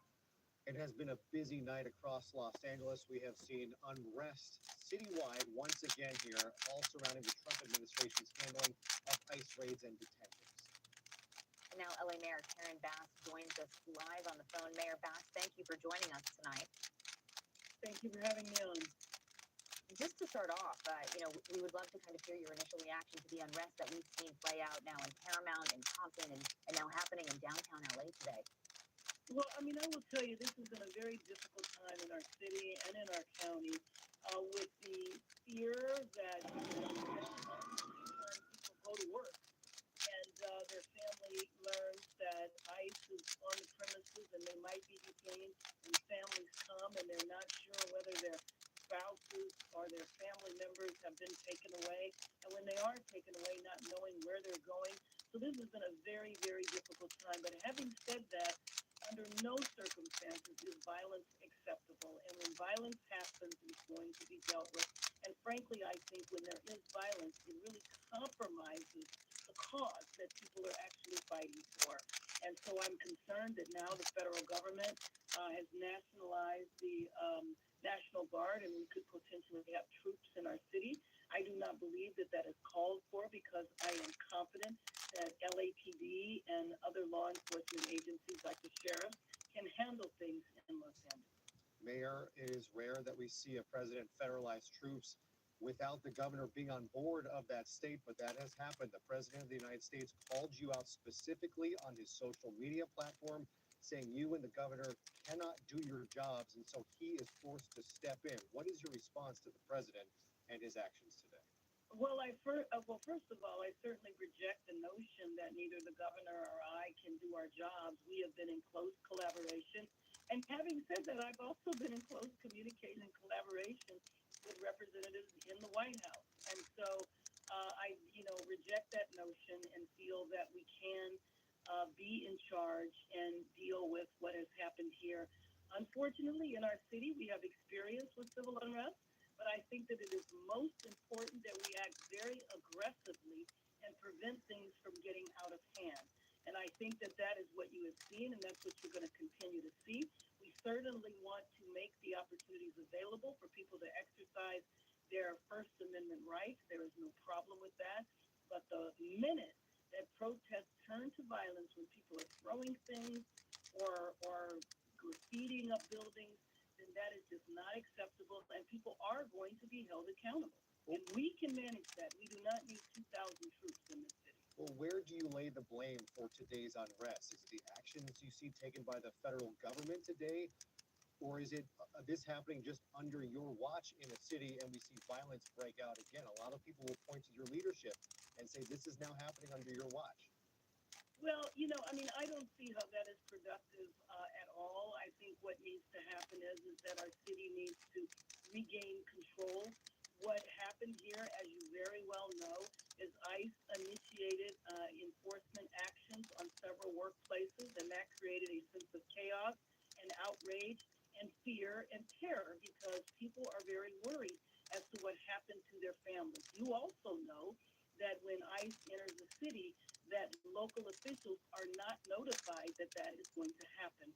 And we are left in the lurch responding spontaneously to something that had been planned, but we were not a part of the plan. Mayor, we've heard a lot of talk about the National Guard coming here. We're wondering if you can give us an update on when we can expect them. Well, I hope that they will not arrive at all. As I mentioned, I've been talking to people in the White House. I even talked to Tom Homan, who is responsible for this, and I believe that we will be able to work things out. I think what's most important to the administration is that chaos not take place in Los Angeles, but I will say that, my concern, and we have experienced civil unrest, and I remember 1992 very well, that one of the worst things you can do is have an extreme presence of law enforcement that gets everybody agitated and the violence actually escalates. And so what we're doing is we're in contact with the various organizations that have been involved in peaceful protests and asking to work with them. I am not suggesting in any way, shape, or form that the organizations that have been involved in peaceful protests are the same individuals that have been involved in violence, but I do believe that they can help in terms of making sure that people express themselves legally in a lawful manner. Mayor Bass, I'd like to ask you, I don't know if you caught the words of border czar Tom Homan today on cable news. He said on Fox News today that you should be thanking him for making your city safer today by, I guess, taking day laborers off the streets. He's somehow making the city of Los Angeles safer. It sure doesn't look safer tonight than it did, say, yesterday morning. What is your response to that call that you should be thankful to the actions of DHS? My response is I have spoken to Mr. Holman, and I explained to him what our situation was in Los Angeles, and I look forward to being able to work with him in a constructive manner. And what was his response? His response was open. I think he welcomed the conversation. He might have been a little surprised that I reached out to him, but I believe that we opened the door and established a line of communication, and I will count on that as we move forward. Do you feel like you can work with him and the Trump administration on something like this? Well, I've been working with the Trump administration, and I do believe that I can. You know that the years I spent in Congress, I've watched a number of my former colleagues receive very high-level appointments, such as Kristi Noem, who is the Secretary for Homeland Security, and I will pursue conversations and continue the relationship that I had with the Secretary when we were both colleagues in the House of Representatives. Well, Mr. Homan comes across as very combative on cable news and on television. Was the conversation combative? Was it cordial? Absolutely not. It was not combative at all. It was collegial. And, and the bottom line is that I'm going to do whatever it takes to keep Los Angeles safe. We had a nice conversation. We opened up a line of communication. I will be in communication with him tomorrow, and I assured him that there was no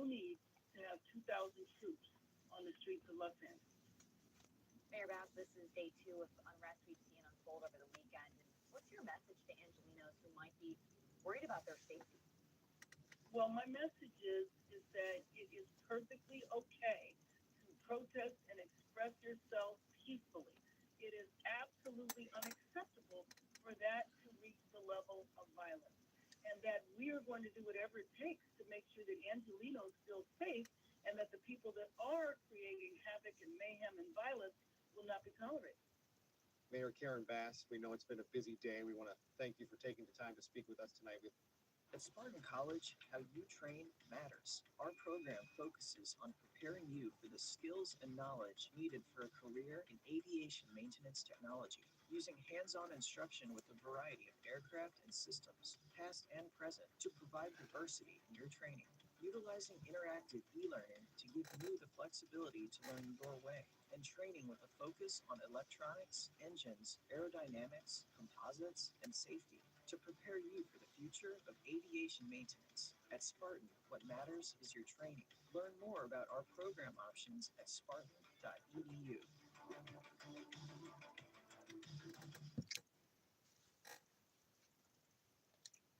Life with your pet is a never-ending adventure, but unexpected vet bills don't have to be.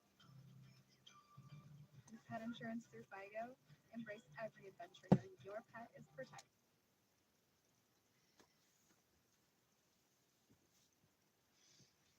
Looking at right now as we check in with you for the first time. Hey, Gio, I hear you. I'm standing off camera right now. Our photojournalist here, Anna, has the camera pointed directly at this car on fire. This just started about 10 minutes ago. The protesters have been clashing here with the Los Angeles County Sheriff's Department for the last hour or so. We're right at the intersection of Alondra and Atlantic in Compton. We're right on the border of Compton and Paramount, right in front of the iconic Randy's Donuts, which is now Dale's Donuts, I believe, the big donut that sits on top of the building. Again, Alondra and Atlantic, you can see this car on fire in the intersection. Protesters have been shooting fireworks at the Sheriff's Department. Sheriff's Department has been shooting pepper balls back at protesters for the last hour, maybe 2 hours here now. And of course, this is all because of the ICE raids that have been happening throughout the last couple of days here in Los Angeles. It started yesterday with the raids that took place, one in Home Depot near MacArthur Park, and the other at fashion store in the fashion district called Ambiance. After those two ICE raids, it turned into protests at those buildings. That then escalated to protests at the federal building, and then into more protests into the evening into Chinatown. Now here this morning, word got out that ICE was near the Home Depot here in Paramount. Protesters again showing up to essentially try to push those ICE agents out of the city. Those federal agents and Department of Homeland Security, then calling in the Sheriff's Department. Sheriff Robert Luna, we heard from him about an hour ago. He said that Department of Homeland Security called in the Sheriff's Department for help once these protests turned violent. Once they found out that protesters were throwing rocks at federal agents, once he found out that they were shooting fireworks at the federal agents, that's when the Sheriff's Department was called in. Then the Sheriff's Department tried to push the protesters back over the freeway here and into Compton, and this is where we are now. The protesters were pushed back. The protesters then pushed the Sheriff's Department back, and there's people on dirt bikes going through the intersection. You can see the Mexico flags, several Mexican flags that are here, Salvadorian flags also flying near the intersection here where this car is burning. Very active scene, Gio. Zach Boetta live down there in Compton. Zach, thank you. We'll let you go for now. We'll check back in a little bit later on because I know you're busy gathering information and keeping an eye on things down there from the scene for us. Certainly stay safe. That is the number one priority as we maintain a live picture of this scene right now from SkyCal and from our reporter Zach and our photojournalist Anna down there on the scene. That car on fire on the intersection of Alondra and Atlantic in Compton, right across the street or right in front of Dale's Donuts at last we checked. So right now, again, as you keep an eye on the live photo to your left from SkyCal, that gives you the better view as to what's going on right now. It is really a chaotic scene, at least best to describe it right now. That's the least we can say. But you can see on this wide view a better picture of what's going on as we've zoomed out a little bit. You can see law enforcement on the bottom left corner of your screen of the live picture there from SkyCal, you see the car on fire in the center, and then you see a collection of protesters and other vehicles, including that white truck there with someone sitting up top and looks like right through the sunroof, waving what looks to be the Mexican flag up through the air and driving around. Again, from Zach and Anna's photo there on the right, you just saw it drive by. So this has certainly escalated a little bit considering how we were showing you earlier in the afternoon. But overall, in terms of the bigger picture, we've made a mention and made it clear that this has been an ebb and flow to the intensity level of these protests, not just today, but going back to yesterday as well. We were showing you video, and throughout the course of this evening and even over the next few minutes, we'll give you some time and we'll pepper in those extra videos from earlier, because this has gotten to a point now where certain protesters have been clashing, not just with federal law enforcement and federal officials, but also with U.S. Marshal Service buses, with U.S. Customs and Border Patrol vehicles as well, throwing things like what look to be like milk jugs, milk cartons, etc., all the way through. And right now, this has been the latest escalation of things that we've been keeping an eye on right now. This car on fire in the middle of the road down in Compton. Now, to sort of catch you up on everything, I'll work my way backwards here over the last couple of minutes and last couple of hours. Once again, on the left side of your screen, you see from SkyCal, and you see folks on what look to be motorbikes waving the Mexican flag there and others, but law enforcement seems to be just sort of sectioned off a little bit to the left side of your screen there at the bottom. It looks like we're taking it live now, full right there. You see the Dale's Donuts off to the right-hand side, the giant donut, and then people all over the intersection here. Law enforcement, looks like sheriff's deputies up to the top of your screen, a little bit of a ways away, but the centerpiece of this entire section is going to be that burning car that we're keeping an eye on. So far, haven't heard any reports of injuries or arrests at this very moment, but let's go ahead and paint you the bigger picture here for just a second. So come along with me here as we keep an eye, because this isn't just a one-day event. This is not what just started today. This is something that encompasses from earlier. This is just from earlier today, what we were talking about, the U.S. Marshals Service bus that was in direct contact with protesters. If we have the sound, I'm going to quiet down for a little bit because that does play a bigger picture. We'll work on getting you that a little bit later on. I'll just describe it to you for you in the meantime here, where you see the honking, you hear the honking. At one point there were flashbangs, tear gas ripping across some of these protesters in front of this bus before it was eventually let on through. I mean, protesters were basically pushing up against the bus in a seeming attempt to stop it from moving forward. But overall, this is something that started yesterday at its grandest point, or at least what kicked off what we are looking at right now. And something else to note here that's important to note, we're just being told, because again, this is a fluid situation. Right now in Compton, you see all that smoke. We're being told that firefighters are staging nearby, not quite moving in yet, but obviously we'll keep an eye on that.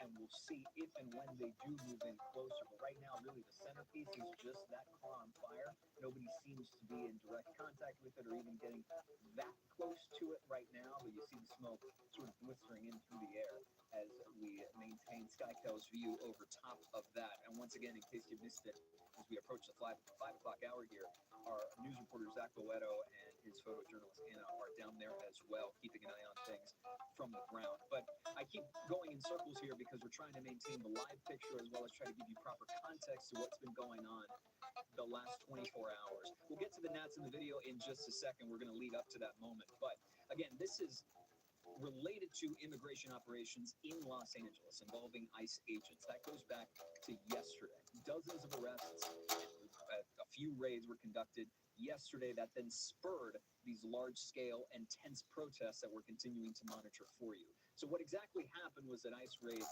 were happening in the Westlake District, in downtown LA, and South LA on Friday. According to an ICE spokesperson, as many as 118 arrests have been made in LA this week. That includes 44 in operations on Friday. That was the number we cited to you earlier this afternoon. Now, according to this ICE spokesperson, they were conducting 4 federal search warrants at 3 locations in central Los Angeles. That was yesterday.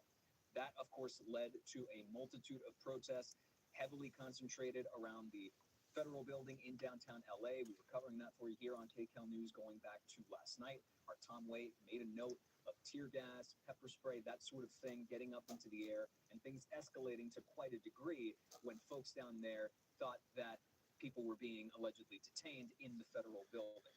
Things quieted down as we got to the overnight hours, 11, midnight, just a little bit, though folks were still hanging around.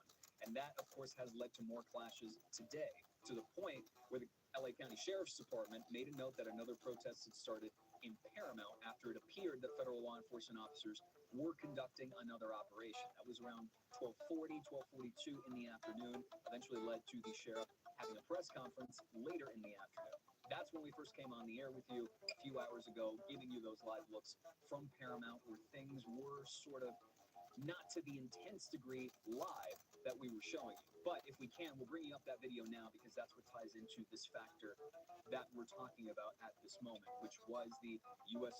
Marshals Service bus getting face-to-face with the protesters. We'll get to that in just a second to take again that live look on your left side of your screen and video from earlier, as well as U.S. Customs and Border Patrol vehicle, one particular vehicle, getting into it with protesters as well, or rather better described as protesters throwing things at that vehicle. Let's pull up that video. I'll quiet down for a second so you can listen to the natural sound of it because that certainly speaks a little bit better to what we're describing in just a moment. USDA choice ribeye. Must have cost a fortune, huh?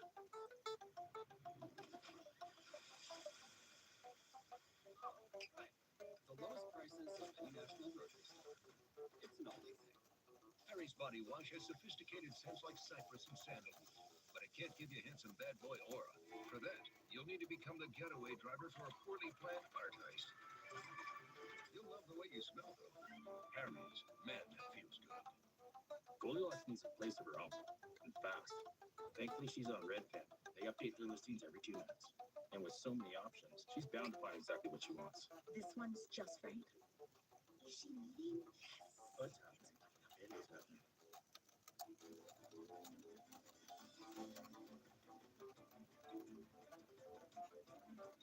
Today's the grand finale. It's Innovation Day. Governments and industries are acting with clarity and ambition, reimagining sectors from energy to logistics, from digital infrastructure to health. We're really excited about being able to pick away at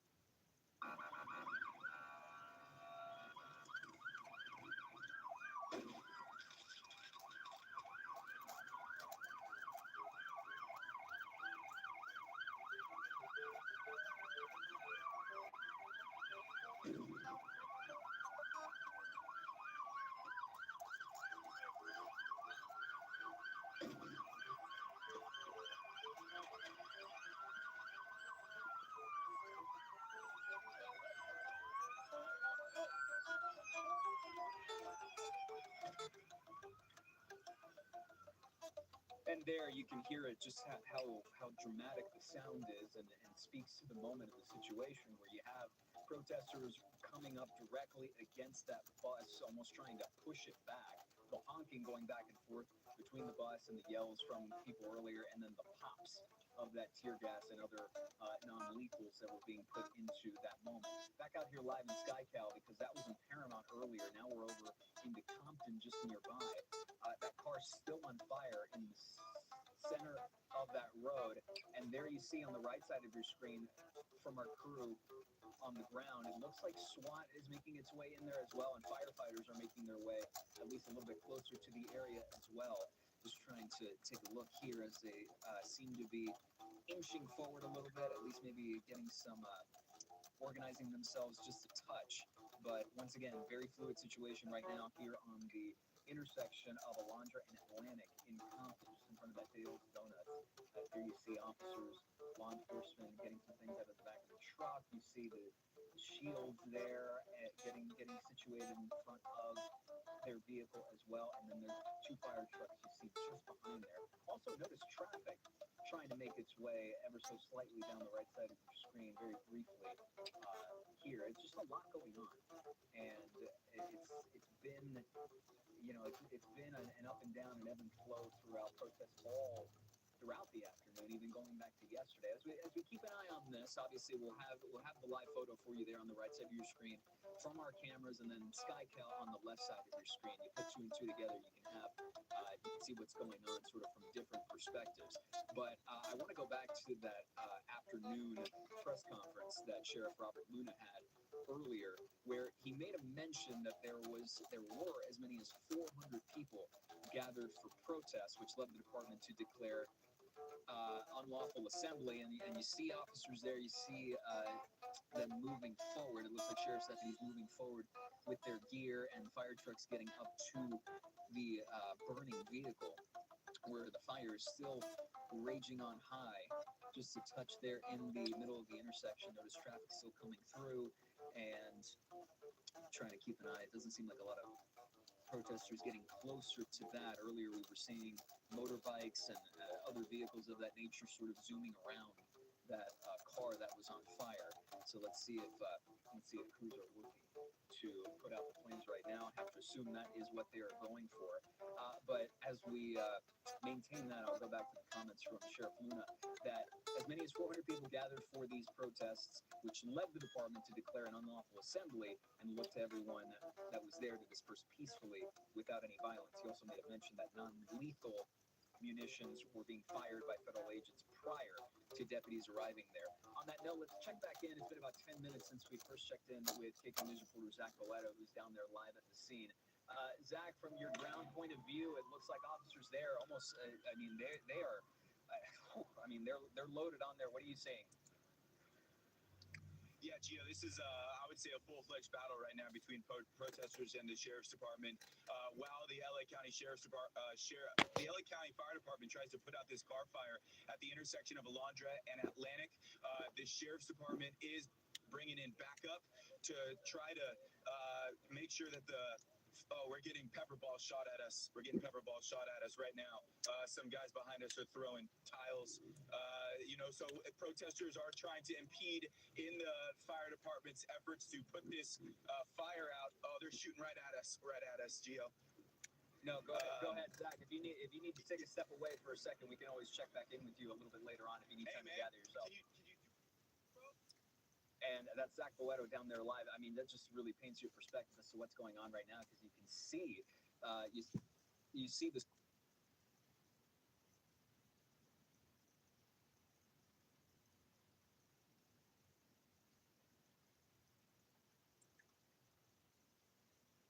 Bizarre, though. That's a good point. That's just like saying heads. Yeah, or hole butts. Well, we call ourselves that because we've got a little hole between our two butt cheeks. Well, yes, sir, everyone does. Well. And I guess you could call it destroyed evidence too.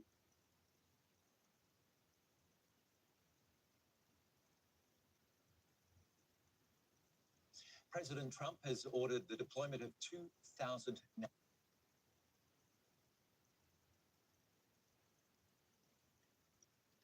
President Trump has ordered the deployment of 2,000 National Guard troops to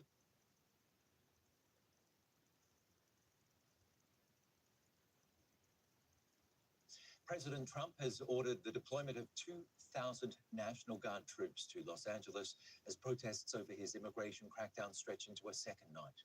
The White House says big TV advertising is for big brands with big dollars. Always has been and always will. Trump issued the order because California's Democrat leaders had failed to protect citizens. Protests began after officers from Immigration and Customs Enforcement, or ICE, arrested dozens of people in raids across the city. Demonstrators gathered outside a migrant detention center, demanding their release. As night fell over the City of Angels on Saturday evening, the standoff between protesters and law enforcement officials continued into the night. Anger swelled in this mostly immigrant neighborhood of LA after a slew of arrests by ICE agents. Los Angeles Mayor Karen Bass earlier accused ICE of sowing terror in America's second largest city. Protesters say some migrants are locked inside business premises, scared to leave, fearing their arrest. You cannot just come into the community and terrorize citizens the way you did. You cannot just continue to come in and profile people, not knowing if you are arresting American citizens. We have no idea who you have kidnapped. It is time for some accountability. US President Donald Trump has ordered the National Guard to be deployed, a function normally requested by state leaders. California Governor Gavin Newsom hit back, saying the move was purposely inflammatory and warned that it would only escalate tensions further. Trump's so-called protecting the American people against invasion executive order has led to a surge in ICE arrests. Some Trump supporters hail the intensified enforcement, but the increasing number of arrests in broad daylight is creating fear among immigrant communities about the administration's powers and lack of due process afforded to those who were detained by federal authorities. Saul Gonzalez is co-host and correspondent for Public Radio's The California Report. You were out on the streets. What did you witness? Yeah, I was out yesterday on the streets of Los Angeles and surrounding communities, and just so many confrontations between these federal agents that have arrived, these ICE agents that have arrived in Los Angeles, and members of the community and activists. There were kind of pitched street confrontations today in the community of Paramount, about 20 miles south of Los Angeles. A lot of firing of tear gas canisters at the crowds and these kind of flashbang explosives. And what do the people challenging ICE agents want? They want these agents out of LA, and they want these immigration raids to stop. You also spoke to immigrant day laborers. What did they tell you? Yeah, these are day laborers who gather in, all around the city of Los Angeles. They're kind of part of the landscape of Los Angeles. They're outside of like big convenience stores looking for work. And to a person, they are frightened, they are tense, they don't know why this is happening, they feel they're going to be targeted at any moment. And what they will tell you is, hey, we're not in this country to rob, to steal, to make trouble. We are merely here to feed ourselves and our families. And the targeting of us is, it's not only wrong, they say it's incredibly stupid. It goes against the interest of the United States and of California and Los Angeles, which need the labor that these migrant laborers provide. And now with the deployment of thousands of National Guard troops to LA, what's that going to do? Well, nothing good, I think, in the immediate future. I think we will see more protests now because not only federal agents are here, but also the National Guard, the Secretary of Defense has even talked about sending the Marines to Los Angeles. This is nearly uniformly opposed by local elected officials and state elected officials who say it is inflammatory. It is creating a crisis atmosphere where there's no need for crisis atmosphere. And they say and what they are advising the community to do is to keep their heads, to stay calm, and to stay peaceful in their protests. So, Saul, what's your political take on this? What should happen next? Is this problem of illegal migrants, is that something that officials should turn a blind eye to, or is there something that needs to be tackled here? Well, I don't know how important my opinion is, but sure, I mean, is illegal immigration a problem in the United States? Absolutely. Is it a problem in California? Absolutely. But I think there are a lot of people even people who are concerned about the immigration issue, who will say, this is not the way to do it.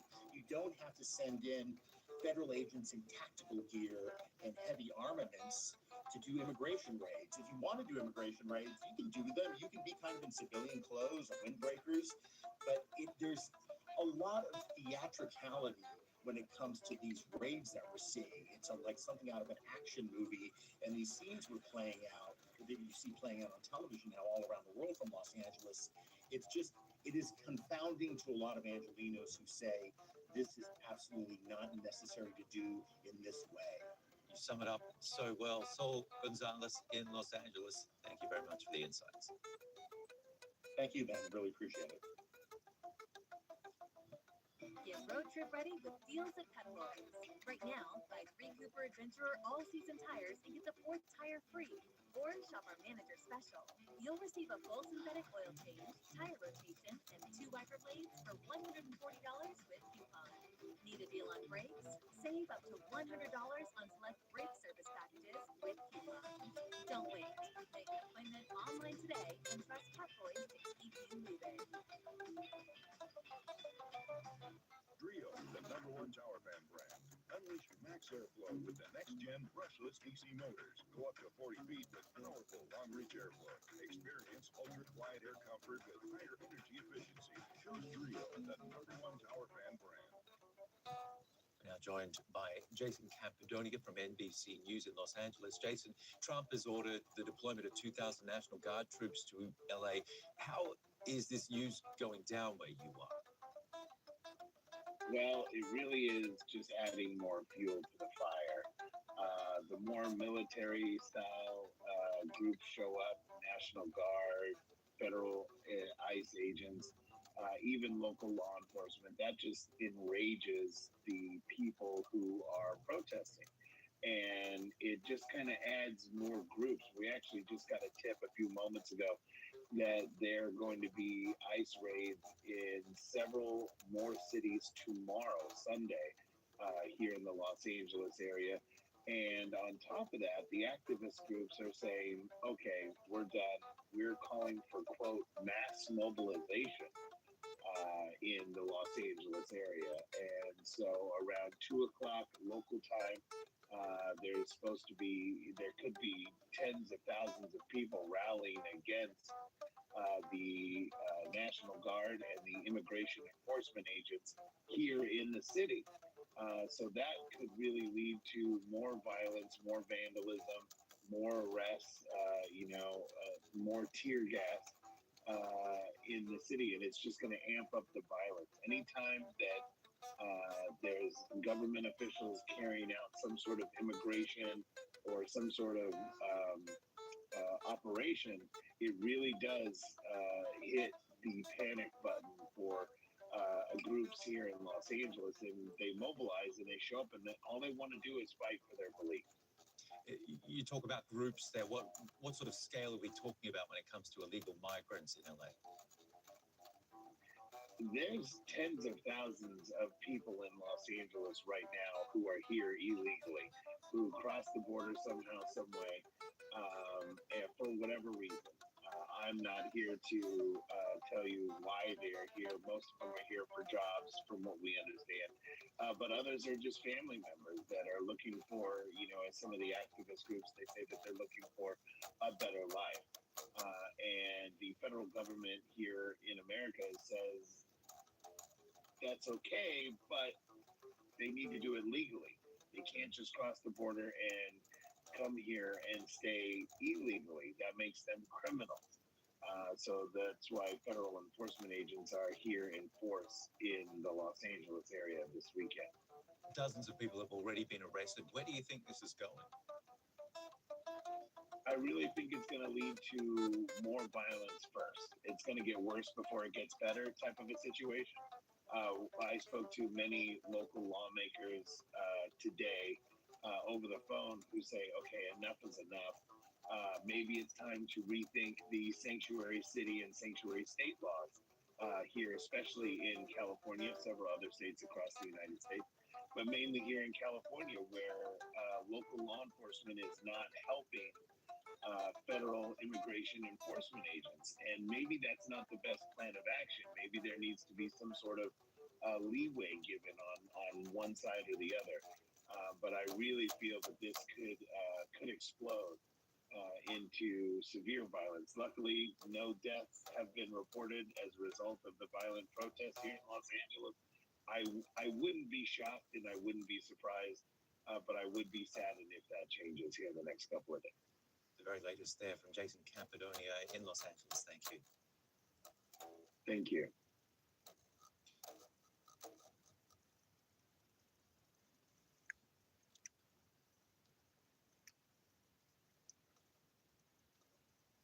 At Spartan College, how you train matters. Our program focuses on preparing you for the skills and knowledge needed for a career in aviation maintenance technology, using hands-on instruction with a variety of aircraft and systems, past and present, to provide diversity in your training, utilizing interactive e-learning to give you the flexibility to learn your way, and training with a focus on electronics, engines, aerodynamics, composites, and safety to prepare you for the future of aviation maintenance. At Spartan, what matters is your training. Learn more about our program options at spartan.edu.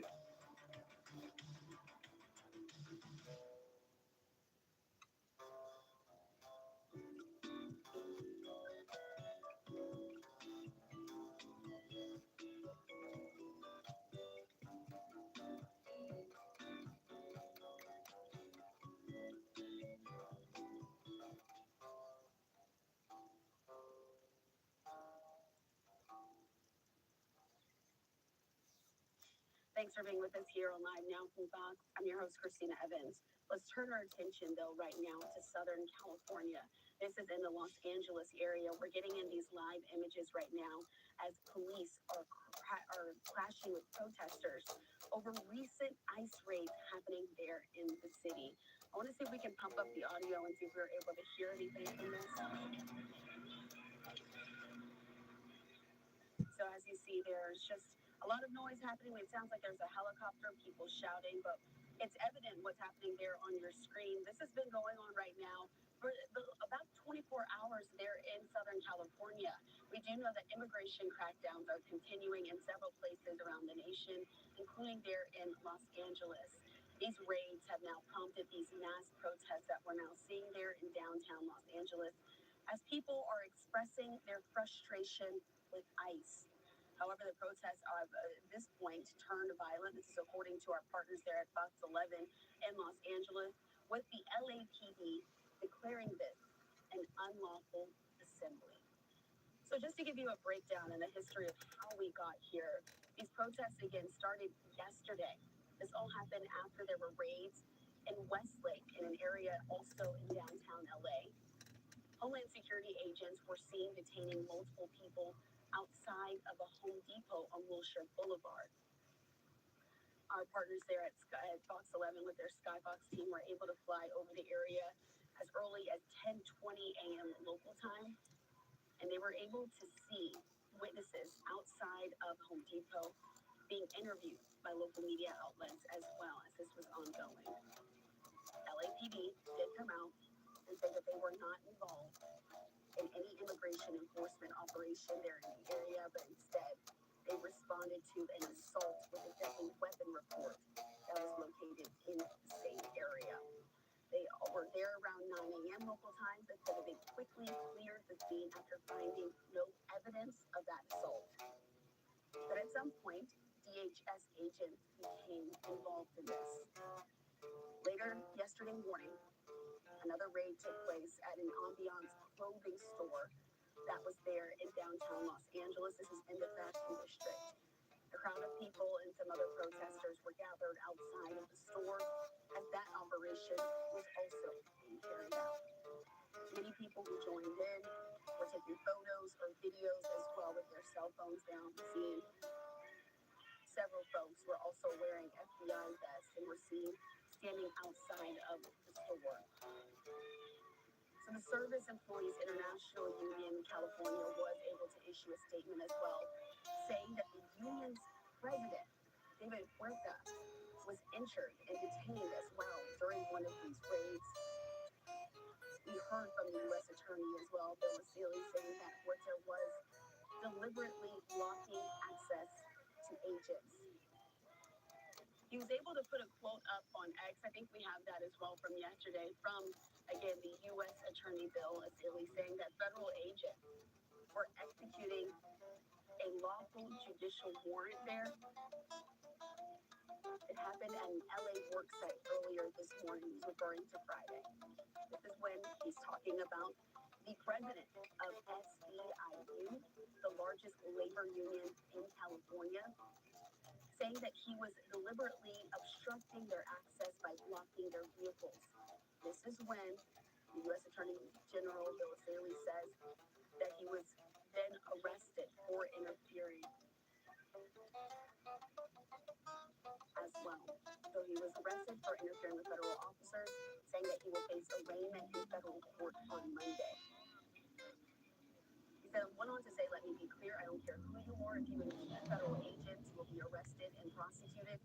no one has the right to assault, obstruct, or interfere with federal authorities when it comes to them handling their duties.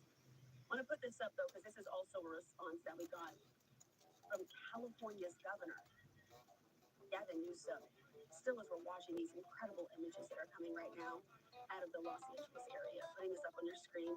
We'll be going back to that in just a second. But this is a response from California's governor, Gavin Newsom, saying that David Huerta is a respected leader, a patriot, and an advocate for working people. No one should be harmed for witnessing government action. So we also heard from the SEIU saying that it was at that time that David was taken into the hospital to be treated for his injuries, but he was continued to be detained at that point. But again, hearing from the U.S. Attorney General saying that he will continue until he has an arraignment that's going to be happening on Monday. So in the aftermath, dozens have been taken into custody there in Southern California in the hours since that raid began. It initially started with just about 2 dozen people who were led out of the fashion district in handcuffs and then loaded into white vans and driven away. They were escorted by troops in tactical gear at that time. I'm going to put this up on your screen as well. This is all the response that we've been getting over the last few hours there. But this is all in response to the detainment and arrest there of David Huerta, the leader of the SEIU, the largest labor union in Southern California. You can see how many congressmen, congresswomen, all speaking out in support of him. Just pointing out a few there on your screen as well. We heard from Nancy Pelosi, as well as Senator Alex Padilla as well. Several other unions are also making their voices heard, including the United Farm Workers, speaking out in support of David Huerta. So we've been keeping our eye on this. And again, this is now happening. I have to show you this. This just popped up on our screen. Now fires erupting in portions of Los Angeles in response to these raids. So we have these live cameras. That's why our camera's a little shaky here.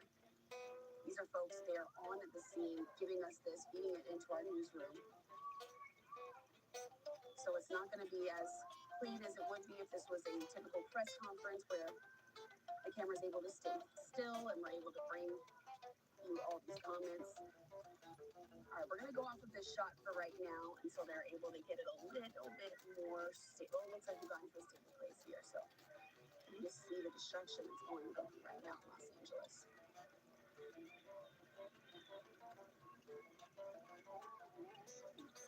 But I mean, I'm watching this right here alongside with you live on Unfiltered. We do want to let you know that viewer discretion is advised. We're going to do the best that we can here to make sure no harmful or offensive images end up on our screen. But this is a portion of Live Now. We're just feeding you these images as we're also receiving them.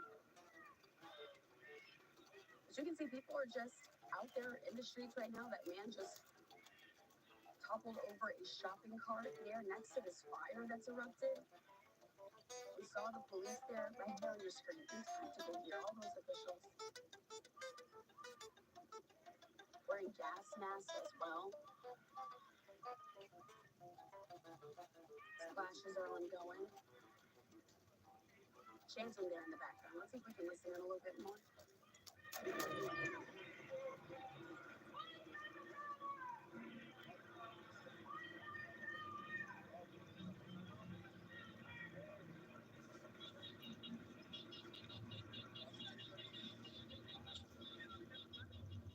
And with our viewer discretion being advised, of course, we're going to try to make sure, again, nothing offensive comes on our screen, whether that be signage, whether that be hand gestures made by any of these protesters out there, as well as what they're shouting. So we're keeping our eye on that here live now from Fox, but still want to remind you that viewer discretion is advised at this point. So we're just watching it. Those officers who are on scene not appearing to be engaging right now with the protesters, just standing off to the side, as a lot of them are a little further down the street. Some even, as you can see, pulling out their phones to take pictures or take video of what they see.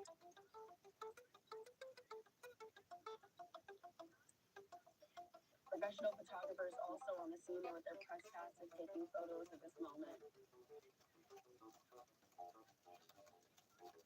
So there you have it. Those protesters still there.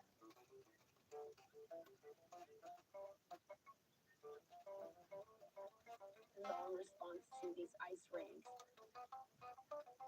that are happening in Southern California.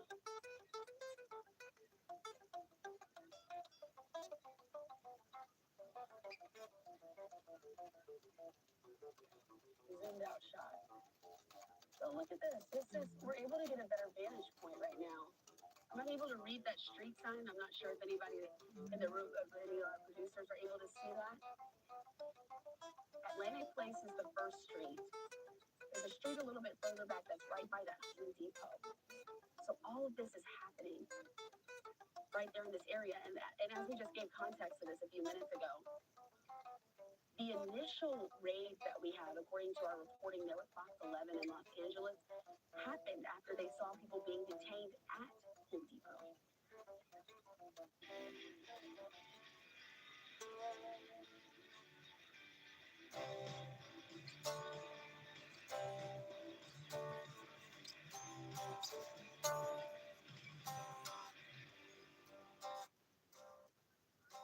So this now erupting as well. Let's see if we can listen. It seems like somebody's talking near a camera. I've been in this country over 45 years, helping people because somebody helped me also to become a citizen. So let's not forget about these people here. And I'm telling you, you can focus to other people.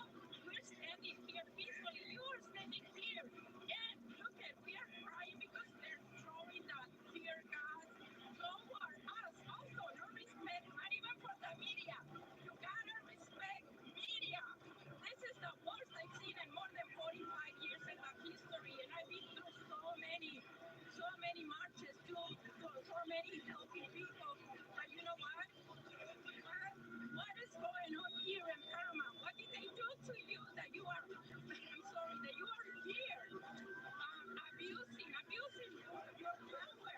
This is not right. They're even abusing you. Or she cannot even be here because she is over there, crying and everything because they just don't care. They throw everything over us.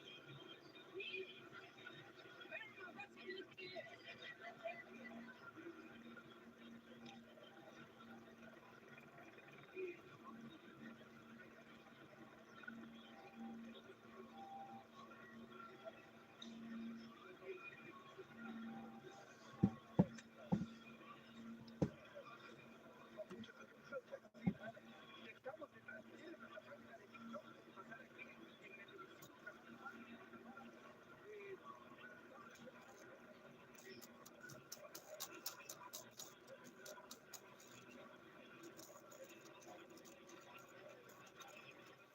Again, you want to just listen in there so you can get an idea of how things are sounding out there in Southern California at this point. So we're trying to pinpoint exactly the cross streets of where this is happening. This protest that is now broken out in front of the Home Depot there in Los Angeles.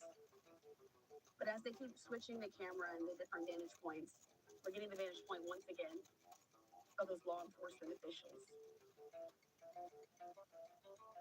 They're there on the scene, not interacting at this point.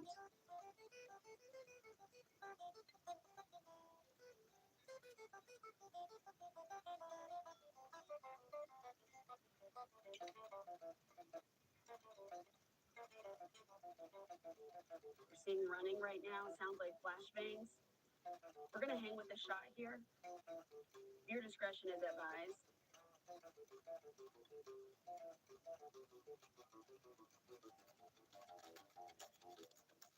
Folks running away. Seems like smoke is erupting. Oh, we're seeing something being shot by some of those law enforcement officers, it appears.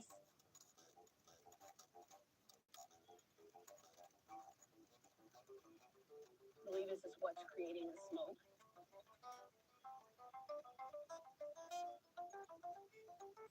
Some folks there having masks on.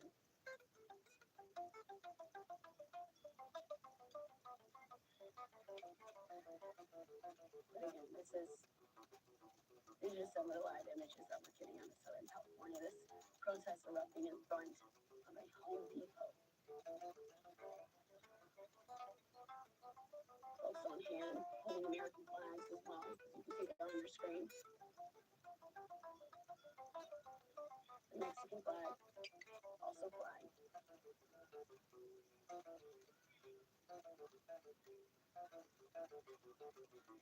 This is happening in the city of Paramount. They're in the Los Angeles area.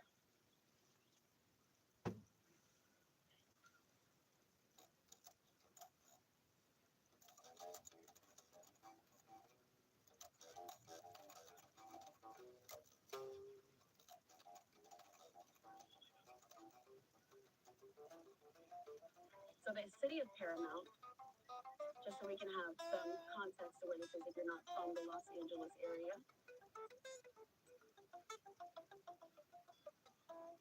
If you're looking at Los Angeles proper, this is southeast of the city.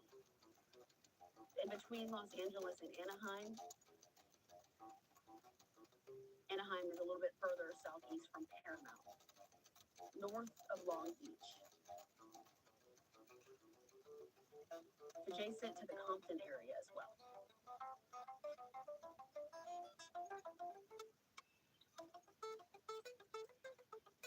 I just wanted to give you just a little bit of context to where we are.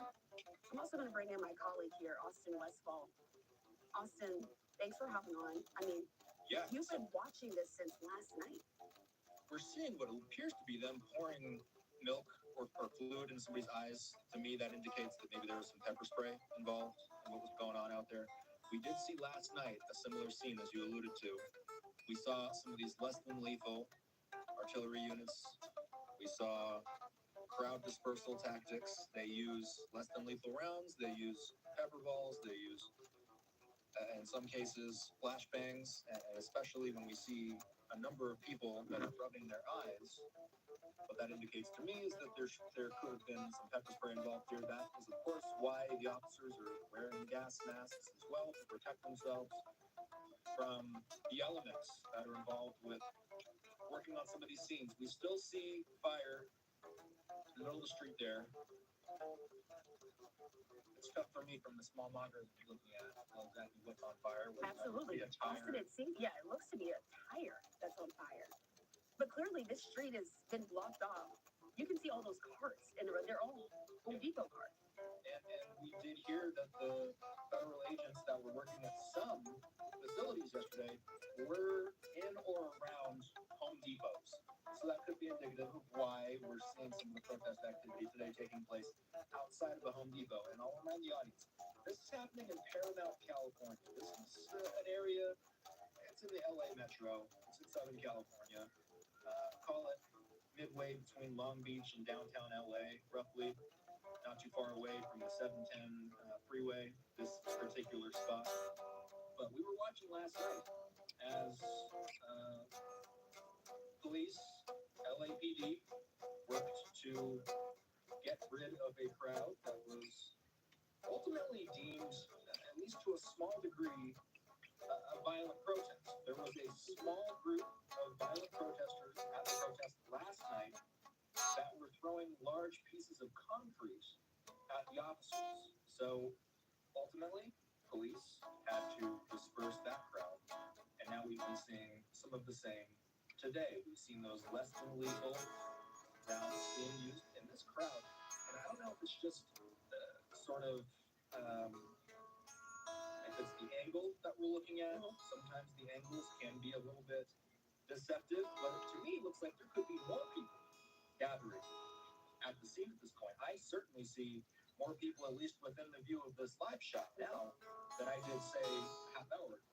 Absolutely, Austin. We've been monitoring this shot throughout the day, and as you said, still watching it even from last night when we brought you these images live as well. Our coverage partners there at Fox 11 in Los Angeles, they've been on the scene covering this really intently. So, as you mentioned, it's Home Depot.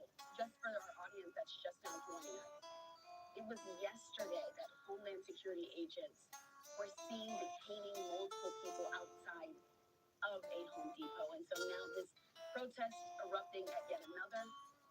Again, it appears that those protesters have walked off the street with carts as well as some of the other carts that you have there from Home Depot. And one thing that I'll mention is that we were watching a similar scene yesterday. The scene yesterday is closer to downtown LA. They eventually ended up calling that an unlawful assembly. The LAPD deemed that one an unlawful assembly. So anybody who was in these areas was subject to arrest. And I will say, too, I apologize if it's a little bit tough to hear me. We do have sometimes some audio challenges, but I believe you should be able to hear me a little more clear now. We were watching the LAPD respond yesterday to the protests. They eventually called it an unlawful assembly. Now, what that meant is anybody who was in the area was subject to arrest. Also, they were not being shy about the idea that anybody who does stay out there, the use of less lethal munitions oftentimes are authorized by officers that are trying to disperse these crowds. A citywide tactical alert was issued yesterday. Interesting to mention, though, this one is not in the city limits of Los Angeles, as we mentioned. This is in Paramount, California. I don't know what agencies are responding to this. I don't know if you've seen, Christina, perhaps, what agencies. It's tough for us to see sometimes. We're trying to see it from the actual clothing that those officers are wearing. It can be kind of difficult, but Austin, I want to transition here because this isn't the only protest that's happening right now in our country. All the way across the country in New York City, this is also happening right there. Protesters are gathering there outside of a federal building. And a lot of the say not nearly as intense as what's happening in Los Angeles. But we're getting reports now in our newsroom that there are anti-ICE protesters gathering as well outside of this building in New York City. And you know, Christina, we watch protests all the time on Live Now, but there's something a little more to these protests when they happen on Fridays, Saturdays, when people know that they don't have to go to work the next day. Oftentimes we do see larger crowds. I'm curious if we can hear anything, because it looks like we do have the audio close to these people that are speaking. Absolutely, let's pump it up and listen in. So you're needing somebody's back, refusing them medical care, costing the city money?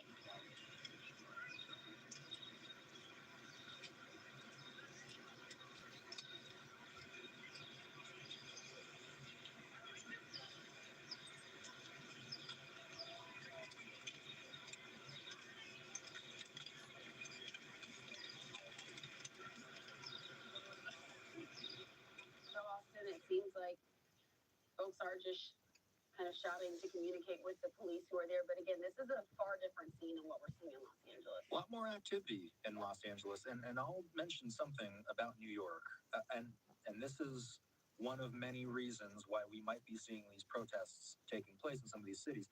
I'll read one story from Fox 5 New York because they're detailing an 11th grader in Queens being detained by ICE, separated from their family.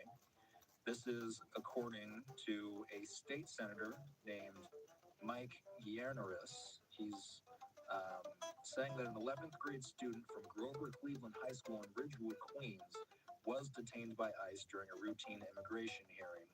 This was reported again by state officials there. The state senator posted on X that the 11th grader from the high school was detained while attending a legal hearing to seek asylum. So basically, there's no clear understanding as to what exactly is being protested. We're just now seeing this feed come into the newsroom, so there is still more to learn about what's happening out there, but that's just one example as to why people are so passionate about the issue. And we're going back to Southern California right now. I had to show you all this as well as the images are coming in. That appears to be a bus that's now coming into that shot as well. And you got to wonder if people are being detained, are they Barbecue chicken, Gouda, red onion, and a healthy disregard for all things traditional. The original barbecue chicken pizza, made the CPK way, only at California Pizza Kitchen. Ensure your small business with expert guidance, online or over the phone. With Fiverr. Find your next possibility on Cars.com. Where to next?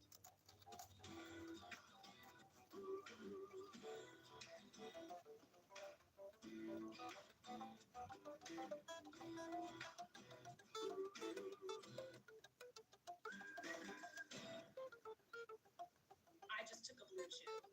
Sir, that one is guaranteed to work every single time. If you know, you know. And if you don't know, then I'll tell you right now, Blue Chew is a telehealth service that provides easy and affordable access to ED medication in the form of a chewable tablet. And they ship it right to your front door. Click on the link, you can get your first month completely free. Stay spicy. Starting to put protesters on a bus. It's hard for us to tell. I mean, it's important to read what kind of markings are on these buses. We obviously can't tell from our vantage point who the bus belongs to. I can tell you something though, the people on the scene there sure are fixated on it. This is a mix of journalists, protesters, citizen journalists. Unfortunately, the camera is a little too far away to see what exactly is happening over there, but Christina, you can see a lot of them are focused on that bus. Absolutely. It seems like those officers are trying to communicate with the crowds there in the background, still wearing those gas masks as well. I just saw one pointing, telling them to push back, seemingly trying to generate that with his hand and say that to those folks who are out there. But again, several of them are wearing masks at this point. It's been, like you mentioned, some of the non-lethal, less than lethal.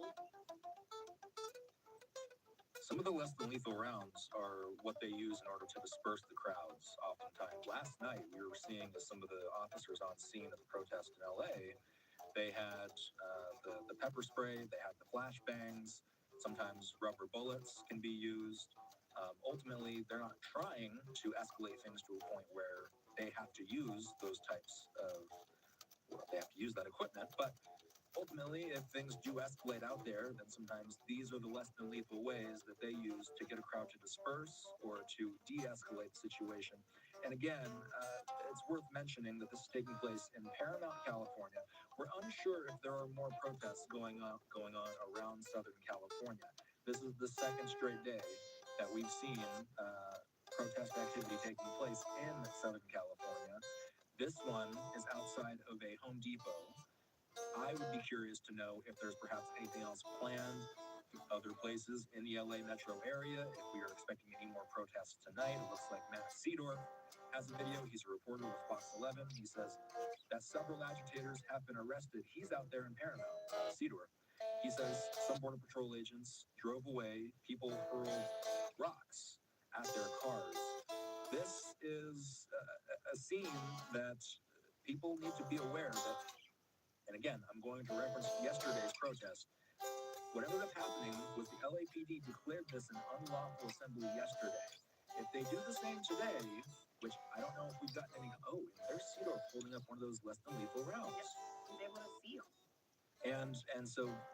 And I don't know if we're able to pull up audio on this post or not, you guys. We're going to attempt to do that. I think we can. Let's do it. So, yes, we're not, and I don't think we are getting the clean audio through. We are working on getting that to work, though. Hopefully we'll get some Seedorf supporting him in a moment. He is out on the scene. And again, that's video right there of what we've been seeing the past 48 hours or so, which is officers and protesters getting in each other's faces. This one ending in an arrest, it appears. Time will tell how many people have been arrested, but again, and I'm just working in the realm of speculation here, we did see them pull a bus up through this area. So my question would be, are they going to be detaining multiple people, and are they going to be using this bus to get them to jail? As we see, Christina, that the fire is still burning in the middle of the street. This is interesting, and we saw a tire next to it earlier. We thought it was a tire that was burning. That could still be that same very tire. And the bus is seeming to drive away. Yep.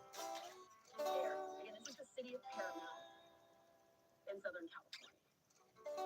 Fox LA is on the scene, and we are working to see if we can get any new information from Matt Seedorf, who is on the ground over there. Our understanding is that there's been an increase in protest activity this morning. We don't know if there are more protests, further protests. Oh, let's listen in. Let's pull up the audio on this. These are more of those crowd dispersal tactics, possibly. We want to remind folks that your discretion is advised.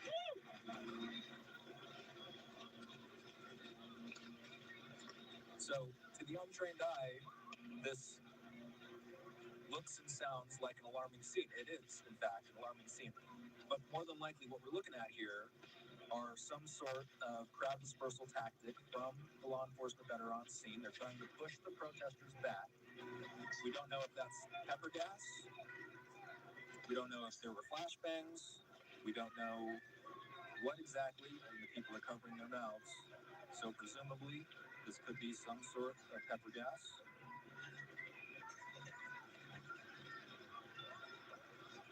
We did lose our visibility. Absolutely. I want to go ahead and also put up this post that we have from ICE being put up. I want to put it up on your screen as well for folks. So just so we can continue to add some context to what we're actually seeing right now. As you can see there, they're saying that anti-ICE rioters have left a trail of destruction on the streets of their own community. June 6th, that was yesterday. They Yes. smashed pylons, broke windows, and destroyed taxpayer-owned buildings. Destroying their own city is their prerogative, but will continue to enforce all U.S. immigration.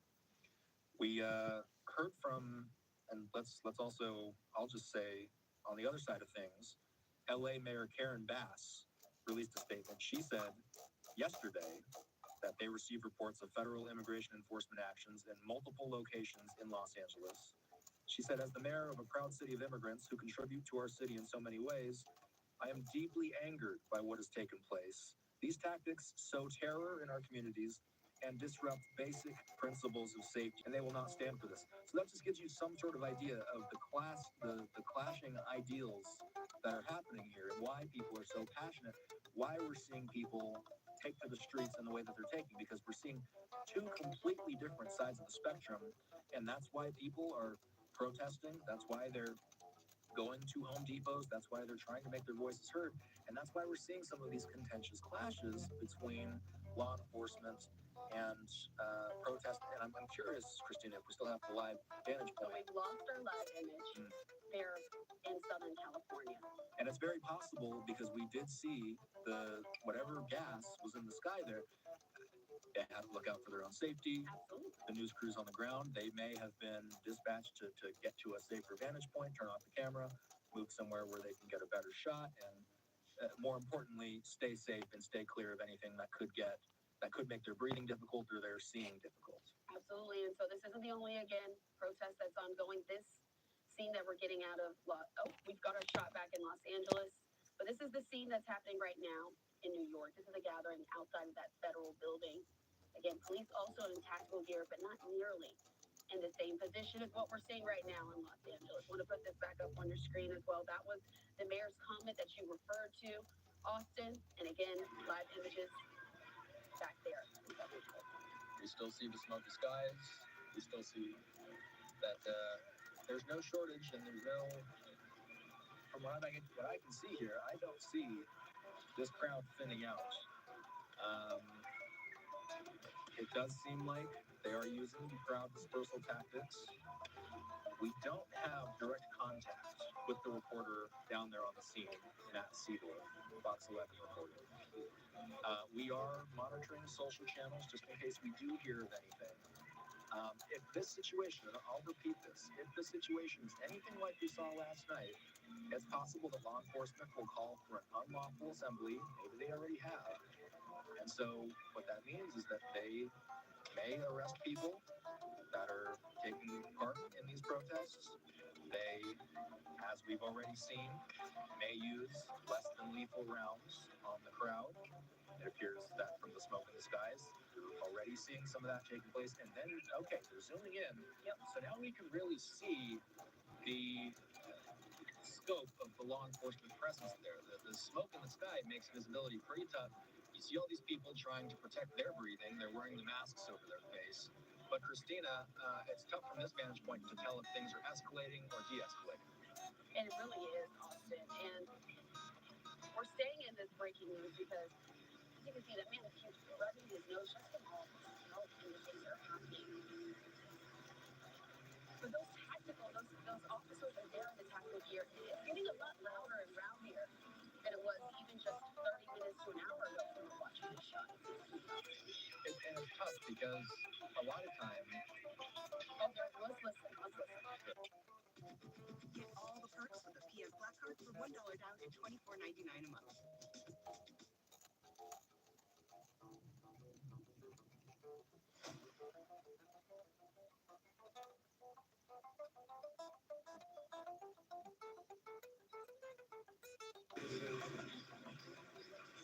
Thank you very much. Thank you, everybody. It's a big day. Should be fun. I don't know. You'll maybe find reasons why it's not, but I can't imagine because we have a lot of great things happening. It's been a very strong week and a very strong weekend.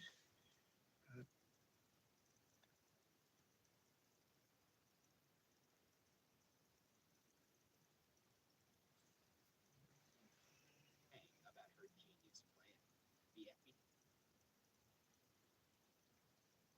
Nuclear warnings coming out to the United States as we are hearing in the last 24 hours that Iran is preparing 800 missiles to launch.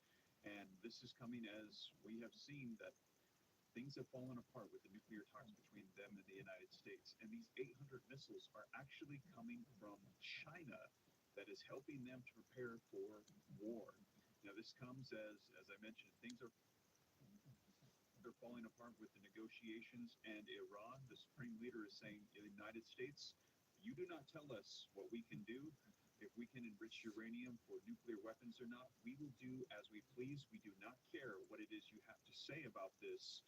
And we're hearing that meanwhile, as Donald Trump is trying to work out negotiations, diplomatic agreements with Iran, Israel is saying, we are on standby, ready at any moment's notice. You let us know, Donald Trump.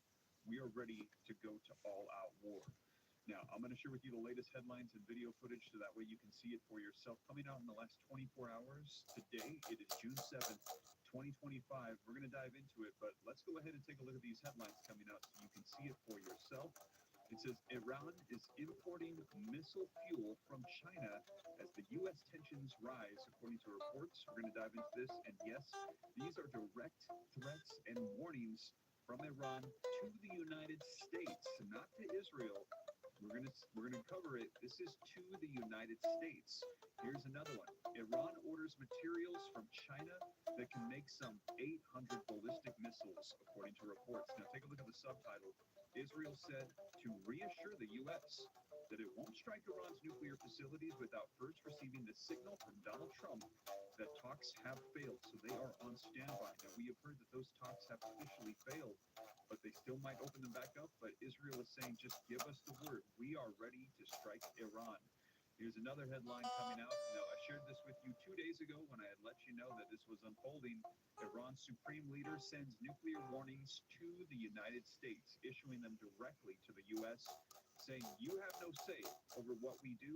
We will make nuclear power, nuclear weapons, if we so choose, and you have no right to tell us what to do or what not to do. Take a look. Here's another one coming out.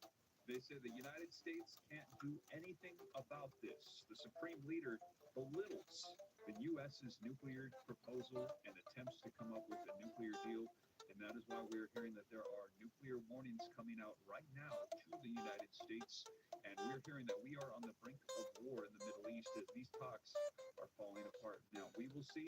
Iran might come to some sort of an agreement here, but we're hearing at this very moment, coming out in the last 24 hours, as we speak, China is sending over things to prepare Iran for over 800 missiles to be launched, preparing fuel and they are still working away on enriching uranium as they so please. In fact, there are rumors coming out that Iran already has the abilities. They're just sitting, claiming that they are at the 60%, when really they are ready to go. Let me know your thoughts. Do you think Iran already has nuclear weapons ready to go? If so, put yes. If no, put no. Let me know your thoughts in the comments down below. But we're going to dive right into it. I'm going to get you caught up on the latest so you know exactly what is going on as of today, June 7th, 2025.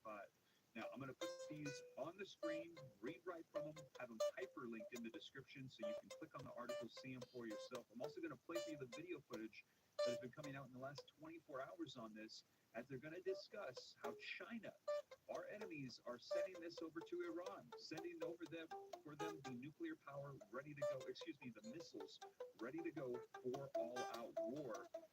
And if you appreciate that I cite the sources, try to hold myself to the highest level of accountability. Before we dive in, do me a quick favor, take a second, hit that thumbs up, like button. That just helps out my video, the channel a ton, spreads this out further. And if you want to stay up to date, it's totally free. Why not? I'll keep you up to speed on everything. All you got to do is take a second and hit the subscribe button. And if you want, turn on the notification bell so you're notified as I do these daily video updates. You can know exactly what is going on in the world. And like I said, I cite all the sources, put it on the screen, read right from it, so you can see it for yourself and know it is the latest. And also, people were asking, what if there is some sort of exposure to this radioactive material? There's a dirty bomb, a nuclear bomb that goes off in the United States. As we've been hearing about the warnings of foreign nationalists coming across our borders into the U.S. to potentially do harm in the U.S. People have been asking for those iodized potassium tablets, and I mentioned them in the past couple of videos, and people reached out and said, Steve, they're not in the links down below. So I have made sure they are there. There are 2 links there for iodized potassium tablets. I think it's like $15 to have some on hand. And if you got kids or adults, $20 if you needed to have various age ranges. There's 2 links down below. Check out the iodized potassium tablets to protect your thyroid from radiation exposure. If something like that were to happen, $15, $20 to have a little bit of peace of mind. Not bad. There's other materials and things that you might want to stock up on in the description as well. But with that being said, hit that like button, subscribe if this is your first time here. Let's take a look at the latest so you can see it for yourself and know exactly what is going on. And let's start off with some video footage. We're going to be covering for you what experts are saying is happening right now.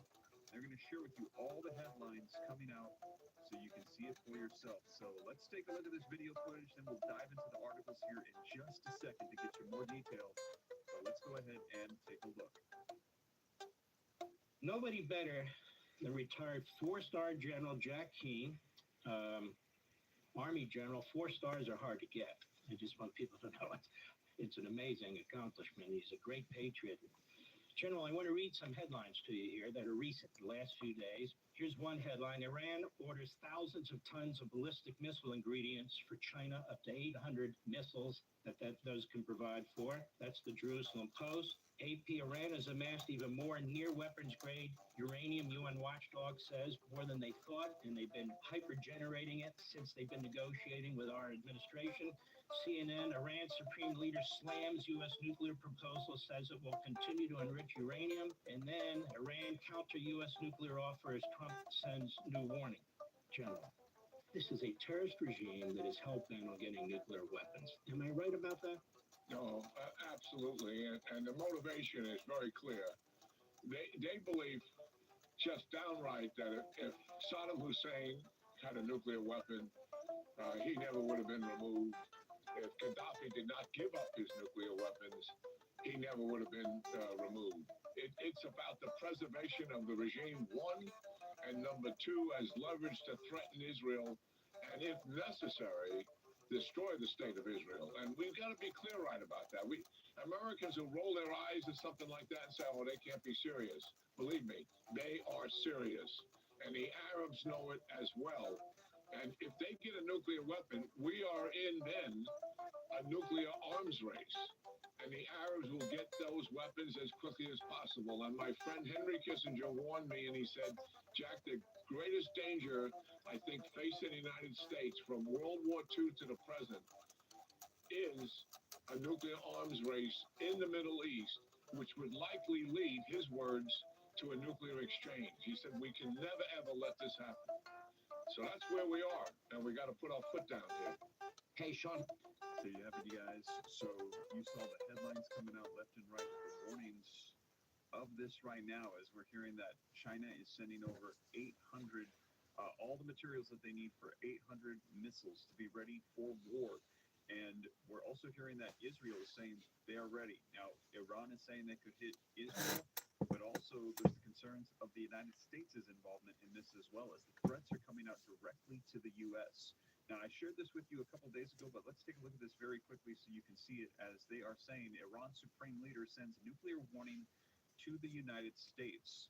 Now, I got more video footage we're going to look at here in just a second coming out today, but first, let's look at this. Iran's supreme leader delivered a fiery speech on Wednesday. So this was a couple days ago, and we're going to dive into the updates coming out today, condemning U.S.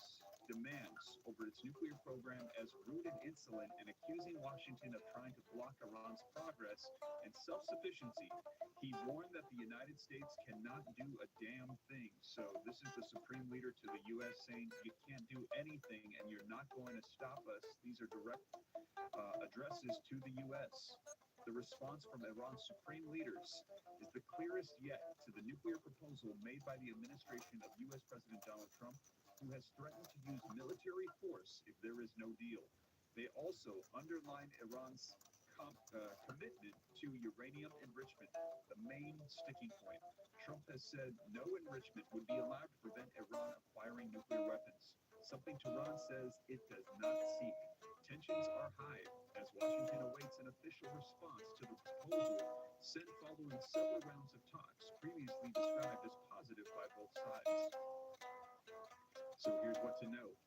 The U.S.'s first word is that Iran should not have a nuclear industry. Our response to America's nonsense claims is clear. They cannot do a damn thing in this matter, the supreme leader was quoted saying by a semi-official of Mer News agency. So they are saying, we don't care, they can't do anything about it, we're going to do as we very well please. The supreme leader later took to social media saying that the U.S. seeks to block Iran's nuclear industry in order to keep the country dependent on Washington for radio, pharmaceuticals, energy, desalination, technology, and other critical sectors.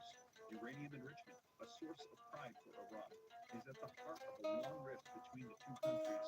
While Iran says it does not seek nuclear weapons, the American administration has voiced concerns over reported significant enrichment activities closer to bombs grades levels. A confidential report from the International Atomic Energy Agency says that Iran conducted secret nuclear activities with undeclared materials at 3 sites long under scrutiny. In response, the U.S., Britain, France, and Germany are urging the IAEA to declare Iran in breach of its non-proliferation commitment, according to Reuters, denying allegations. Iranian Deputy Foreign Minister Kazim Gharibabadi warned against what he described as a politically motivated move that could derail Tehran's cooperation with the UN watchdog, according to the Tehran Times. So here's what people are saying. The supreme leader said thousands of nuclear scientists and researchers have been trained in Iran. Should we disappoint them, make them unemployed, and take away their hope in our country's future? The rude, insolent U.S. leaders want this. They're opposed to the progress and self-sufficiency for the Iranian people. In the current nuclear talks that are being mediated by Oman, the U.S. proposal is 100% against the spirit of we can. What the U.S. is demanding is that you should have no nuclear industry at all and be dependent on them. Here's what Donald Trump said. Under our potential agreement, we will not allow any enrichment of uranium. Now, here's what's next. Iran must make a formal response to the U.S.'s proposal. Authorities on both sides are yet to confirm if a 6th round of nuclear talks will take place. So that is where things currently stand, and let me know your thoughts in the comments on this, as we're seeing things escalate, and we're hearing them say that they're not going to allow them to do anything. Iran is saying we don't have to be held accountable to the United States or to anybody. We have the right to do whatever we want. And Donald Trump saying by no means should they be allowed to have this nuclear power, because as you know, we have heard in the past that Iran shouts death to Israel Yep, the United States. Iran calls the United States the big Satan, Israel the little Satan. And we're hearing that, if they have these at their capabilities, that this could equate to a nuclear detonation, and it could even include against the United States as tensions are increasing. So we're going to see where things go from here. But like I said, this was actually a couple of days ago as we saw this unfolding, and we saw them coming out and giving direct warnings to the United States on this. Now, let me know your thoughts. Do you think that there is going to be a deal here? Do you think this is going to get worked out? Or do you think we're going to war? Are we on the brink of war right now? If you think we are, drop a 3 in the comments. A lot of people are speculating that this is going to lead us to World War III, along with the Russia-Ukraine issues and all the conflict going on in the world right now. Or do you think there's going to be peace? If you think we're going to make it through this, drop a 4 in the comments. Let me know your thoughts in the comments down below. But as I mentioned, right now the Supreme Leader is saying they can't do anything about it. We're going to do what we want. We're going to enrich the uranium. And also, we've heard that uranium, in order to get that nuclear power, it only needs to go up to 3%. We're hearing that right now, Iran, it has been reported they're enriching up to 60%, multiple times higher than what is needed for that energy, and they need to get up to 90% to get up to weapons-grade enriched uranium. They're closer to weapons-grade than they are closer to what is needed for nuclear power. So they're saying that it does appear that they are pushing for that, and Iran is saying, we don't care what anybody says, we're going to do what we think is right in the United States. You can't do anything about it, and that is exactly what the headlines have been reading. You can see here, June 5th, 2 days ago, the U.S. can't do anything about this. The Supreme Leader belittles the United States' nuclear proposals. Now, let's also take a look at some more video footage that has come out just in the past 24 hours as we're hearing, as I mentioned, this is an alliance between China and Iran. We're hearing China, Iran, Russia, North Korea. They are working together in their various conflicts, helping each other out. And China is now sending over the materials necessary for Iran to be capable to have an additional 800 missiles at their disposal. And this comes, as I mentioned, we're hearing these talks are falling apart. And Israel is saying, Donald Trump, the U.S., just give us the word. We're ready to go to war. Let me know your thoughts in the comments. I see the 3s still pouring in as people are saying, we are getting ready for war. Let's take a look at this video footage so you can see it for yourself. Joining now, former Israeli ambassador to the U.S., Michael Horn. Michael, to hear that Iran is going to have access to this kind of compound for possibly weapons development makes you think what? Makes me think that Israel has to act on that quickly. And this is not new. Several years ago, the Chinese signed a 25-year, $400 billion agreement with Iran that had a military dimension. China buys its oil from Iran. And Iran is also an ally of North Korea. Those missiles you see taking off are knockoffs of North Korean missiles. And Russia. Russia not only provides Iran with weaponry, it builds the Iranian nuclear reactors. So all of America's adversaries in the world are aligned with Iran, and that's why they call it the anti-American axis. You say that it's Israel that has to move quickly. The United States right now is actually asking, or at least hinting to Israel to, pardon the pun, cool its jets when it comes to attacking Iran. Will Israel listen? I think Israel has to listen up to a point where we feel that it becomes an existential issue for the state of Israel. But it's not yet. Would you say it's not yet an existential issue? I would say that all Israelis prefer a diplomatic solution. A solution in which Iran no longer can enrich uranium on its own soil, use that uranium to put that enriched uranium into warheads that Iran is developing secretly, and then put them onto missiles, which Iran, as you saw, already has those missiles. Those missiles, by the way, can strike now Paris, they can strike London. So, yes. But there's a time to this, and right now we're concerned that the negotiations going on between the United States and Iran are being dragged out. The Iranians are great negotiators. They know how to drag these things out ad infinitum.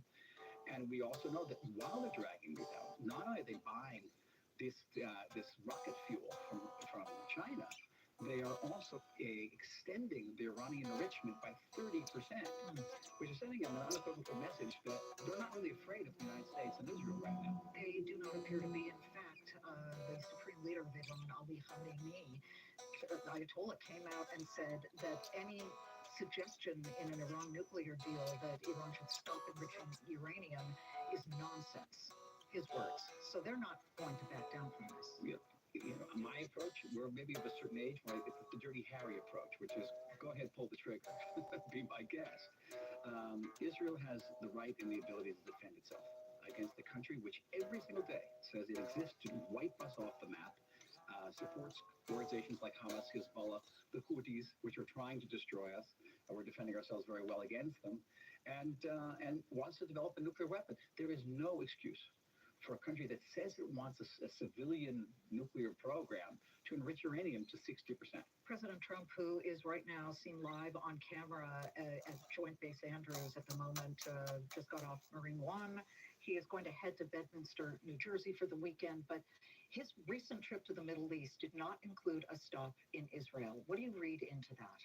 I think his interests were economic, financial, to get Saudi investment, to sell large arms packages to the Middle East. We understand that. Okay. That was what was concerned for us. That he continues to back Israel's efforts in Gaza, and they are very, very difficult. We lost 4 soldiers just this morning in combat in Gaza. And also our efforts to contain Hezbollah in Lebanon and to address the situation in Syria, which is very, very dynamic. Israel has the Iron Dome, which has been amazing when it comes to incoming missiles. It intercepts them and saves a lot of people in Israel. The United States has talked about and will be building a Golden Dome, according to President Trump. But that said, Israel is already developing other things that may render that less important. The Iron Beam, can you talk about that really quickly? Israel has the most advanced multi-layered air defense system in the world. Systems that developed in cooperation with the United States, with the backing of the United States. It's Arrow 3 up in space, Arrow 2 in the atmosphere, David Sling, which is an intermediate level interceptor, and Iron Dome, which is for short-range rockets and mortar shells.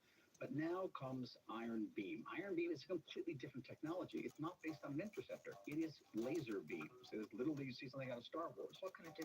What can it do? It can take down, and it did recently during our conflict with Lebanon, took down something like 300 armed drones, suicide drones, just with beams of light. And by the way, they cost nothing. An interceptor for Iron Dome costs about $60,000. This costs nothing. We're talking a lot about war. It was 81 years ago today that the Allies, Britain, the United States, Canada, stormed the beaches of Normandy. Your father was one of them. He came in during the invasion, one of the greatest generation. What do we learn from that? I often ask myself a question, what it was like on the Higgins boat. You know, the boat that they went, and I put myself in the boat and I do like a canvas. Where are you from? Well, I'm from Kansas. Where are you from? I'm from Brooklyn. I'm from New Jersey. I'm a medical student. I'm a business student. And why are you doing this? And if you asked everybody around that Higgins boat, they probably said the same thing. We are about to land on this beach and risk our lives to fight for freedom. And, we have to get back to that Higgins boat, where people come from different parts of the country and they believe the same thing. A brave man, and on this D-Day, I would just like to honor my great uncle, whom I never got to meet, Jack Fabish. We were able, as you see on the screen here, to go to the cemetery in Normandy for Canadian for soldiers. He was a lieutenant sergeant, and he died in the invasion. And we were able to go see his grave amid the windswept cemetery where hundreds and hundreds and hundreds of thousands of allies are buried. And so on this D-Day, important to do that. We remember. There you have it, you guys. Wow. Again, yes, thank you to all of those. Is this the episode with the breakup? We can't agree on the house. Y'all need Realtor.com. With over 500,000 new listings every month, you can find the one today. Better put a key ring on it. Realtor.com. Drum sale savings are here in Sweetwater. Get up to 60% off drum, cymbals, e-kits, hardware, recording, content creator gear, and more. Enjoy free shipping with special financing on select brands. Shop now at Sweetwater.com. Got boxes? Got tape? Got stretch wrap? Well, at 8net.com, we've got it all. Our wide selection of packaging, shipping, and warehouse supplies are offered at unbeatable prices and with free same-day delivery. Start saving today and visit 8net.com, your one-stop business solution. Working in law enforcement and in juvenile detention centers, I got to see the back end of it, like how kids are getting here, but I wanted to what I've done is show students the reality of life. Maybe I could go into the school to see what can I do to help these students. I would say to anyone who's looking to further their career with GCU, take a leap of faith and just trust the process. I didn't think that I could literally go back to school after finishing undergraduate. With the classes that GCU offered, I found myself taking things from classes that I was in and inputting it into my own classroom, stepping from one career into the next. That purpose that I was looking for, GCU literally brought it front and center. There's 120 students that's looking to me to help them find their own purpose. GCU was able to give me all the help and support I needed to graduate and reach my professional goals. Those that have served our nation and have made the ultimate sacrifice to provide freedom in the United States. And they said that we need to have that same mentality now for the current state that we are in.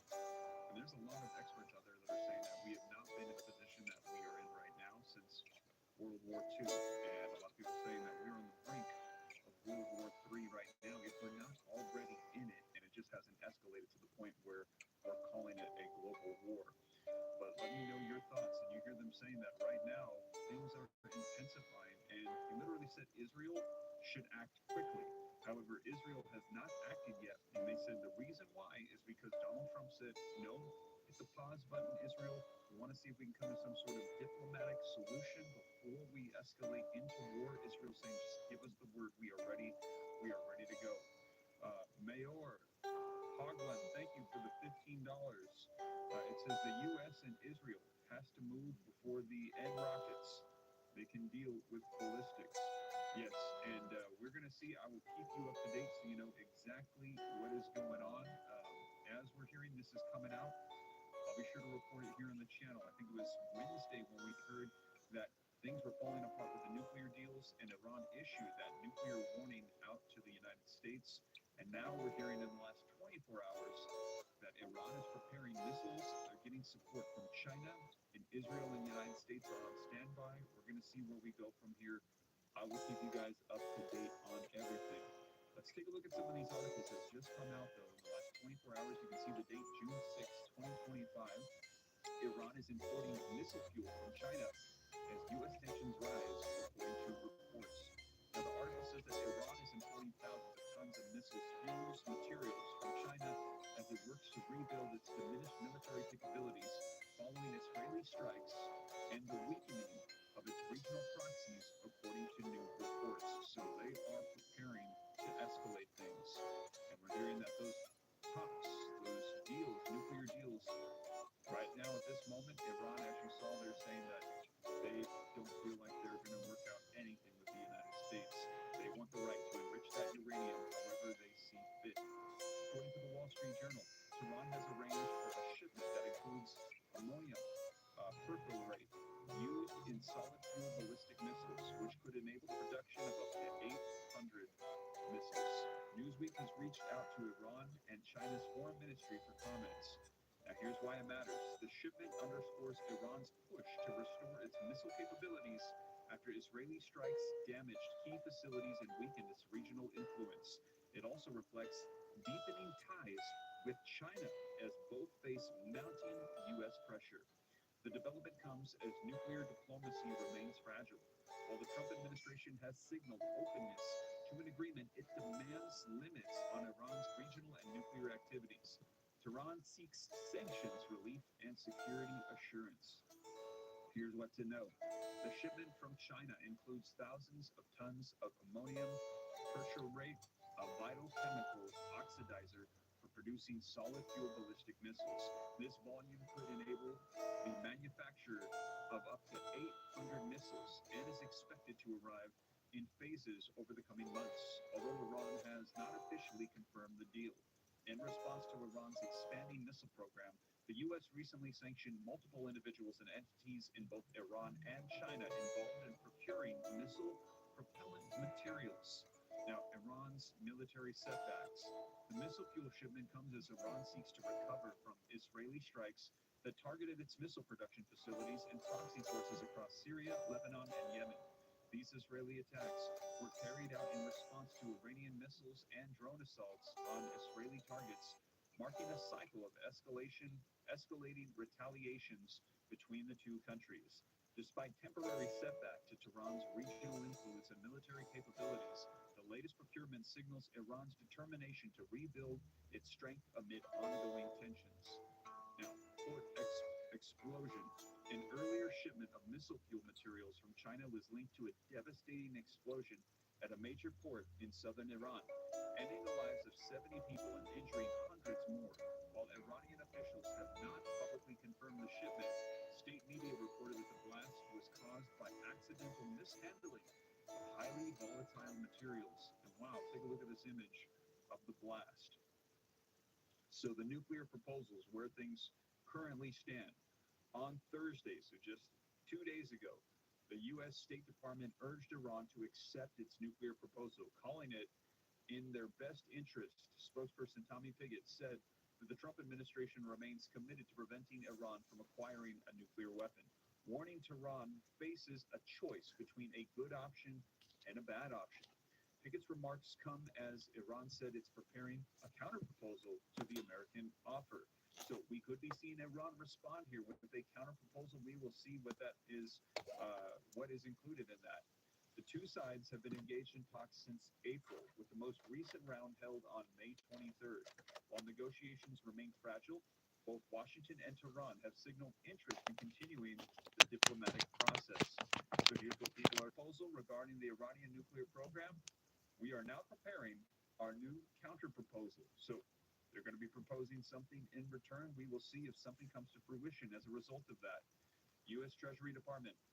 Chinese individuals and entities have supported Iran's missile program, including the production of Houthi missiles and drones. U.S. State Department spokesperson Tommy Pigott. We've also been clear again and again and again that the Iranian regime can never have a nuclear weapon, that there is a good option and a bad option in regards to that. So here's what happens next.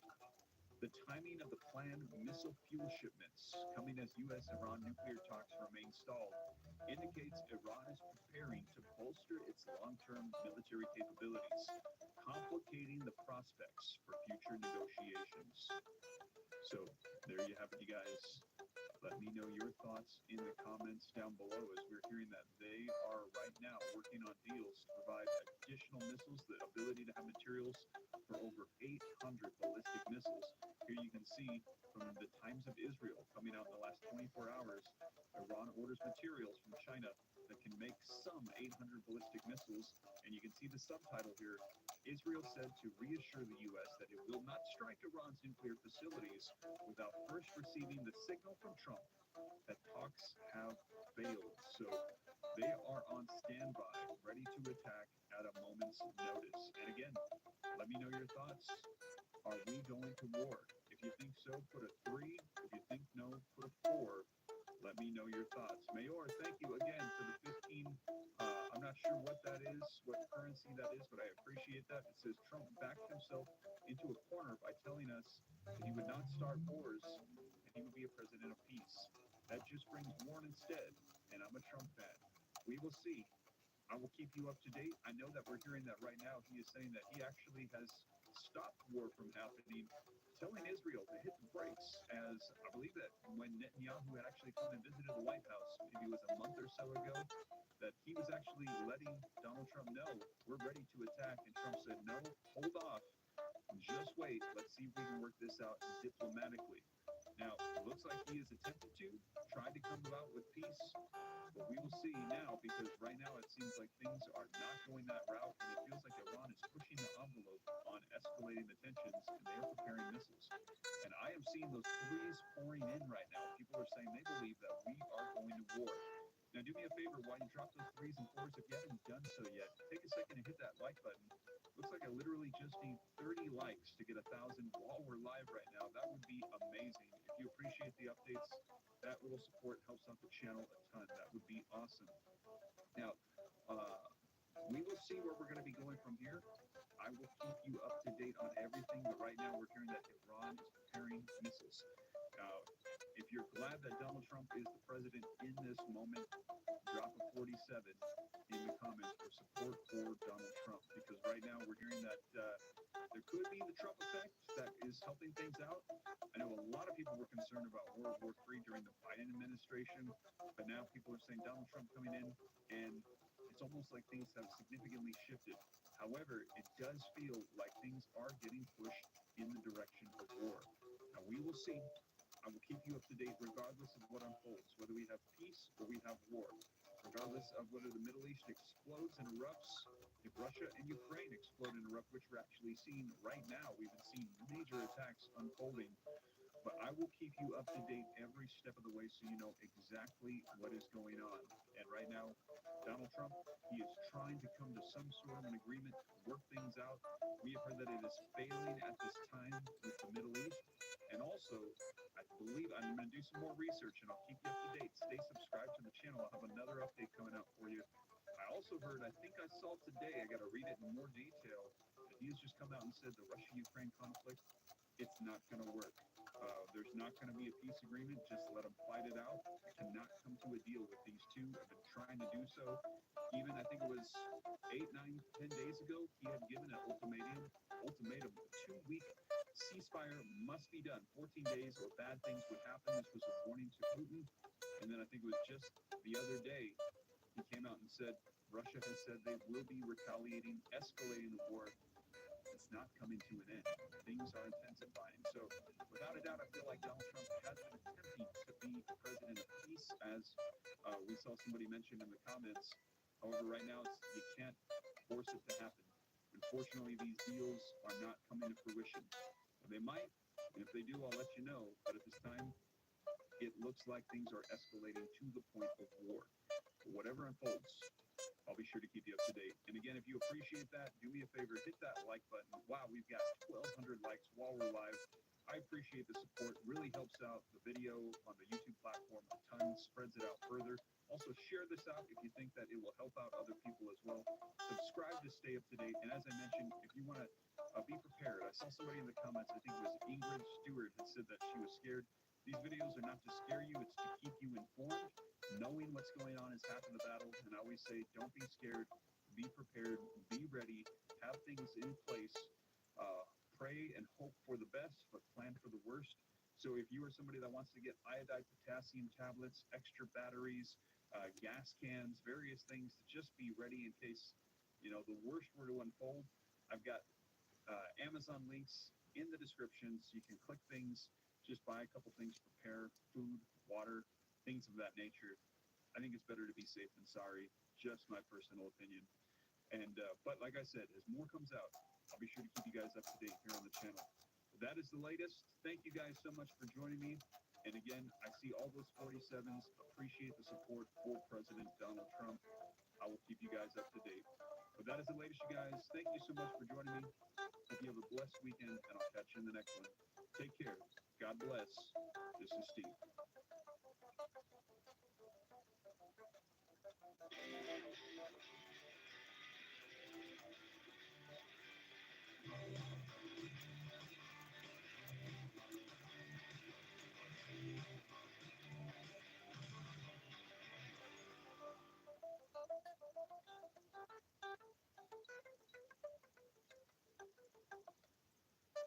On today's episode of What's Going On with Shipping, 60 Minutes examines the state of the Navy. We better call Sal.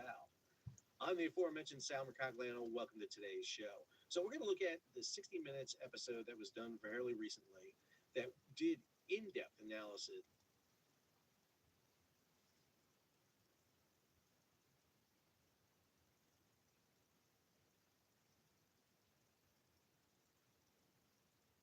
If you're being told.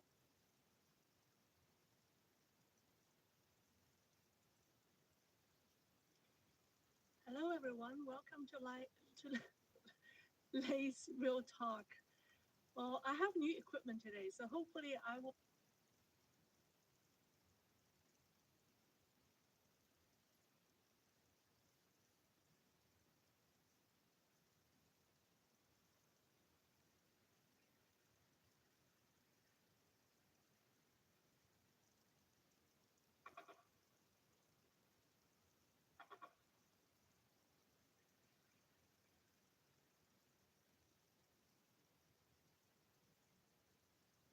All right, we have some major breaking news.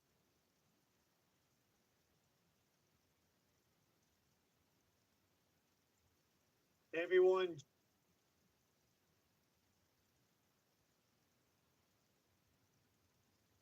All right, Alexander, let's do an update on what is happening in Ukraine. Let's talk about the military situation because there's a lot going on, especially in Sumy, where it does look like the Ukraine military is absolutely collapsing in the Sumy direction. But before we get to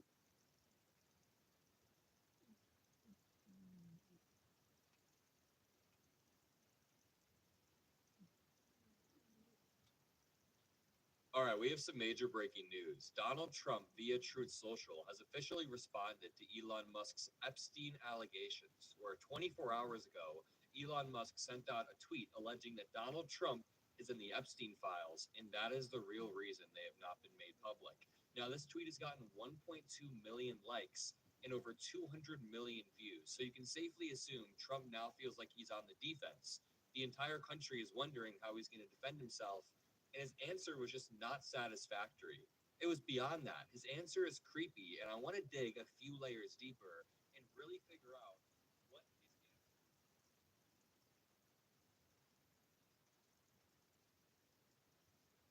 Listen, it's the BET Awards. This is culture's biggest night. BET Awards 2025, Monday, June 9th at 8 on BET.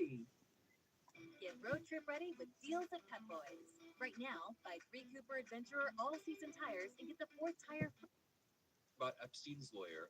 We're going to talk about the guy that got Epstein off and how Donald Trump helped this dude.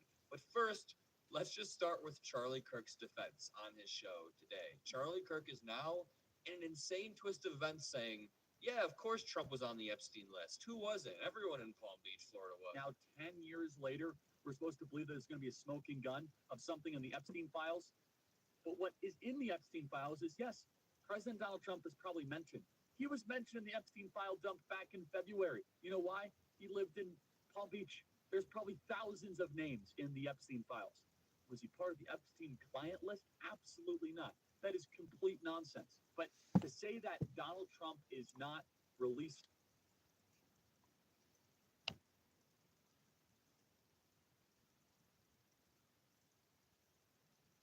That painting is. And that's why we're moving 500 FBI employees this year to Huntsville, because the technical expertise they possess, and we do not want to remove from the FBI, is nested in Huntsville and not Washington, D.C. And in order to train the future men and women of the FBI. On June 1st, you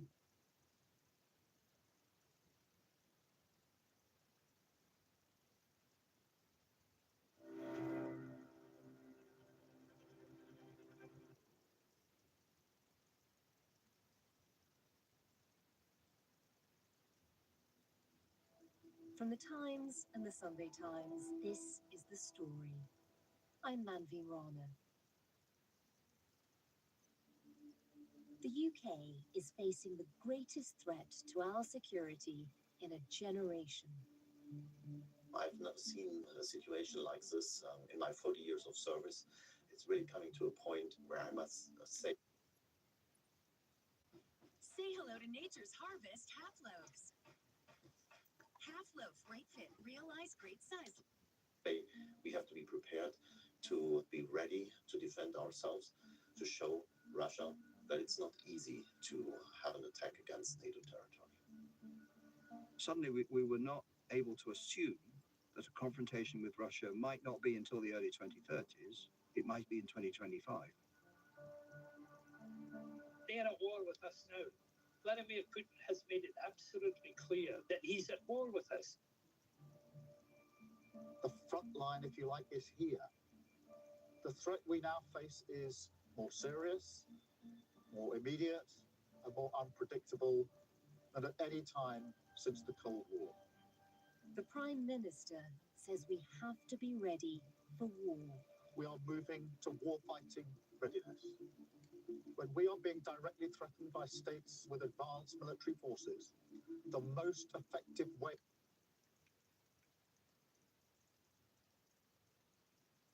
They call us in and we hit the entire tree line at once. In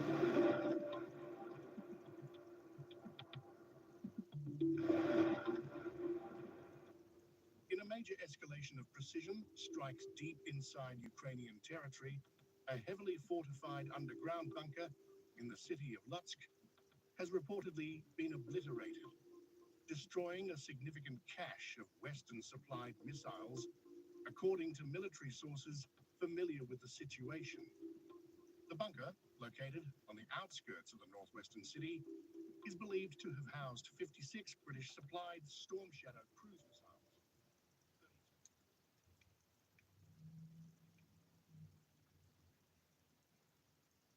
The Trump administration has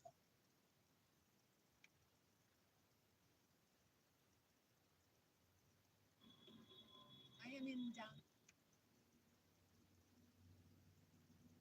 Ukraine on edge. President Volodymyr Zelensky sounding the alarm, warning that Putin's attack on Ukraine is not over, bracing for what will come next. It comes after Russia's massive and widespread strikes overnight. We have some dramatic new footage. You can see that there. More than 400 drones, 40 missiles fired across 9 regions. And these are the scenes from Kyiv, where explosions lit up the sky. This is one of the largest attacks of the war so far. The strikes, it seems, a part of the response to Ukraine taking out so many of Russia's strategic bombers. They say 41 of Putin's bombers destroyed, all carried out by drones. A weapon that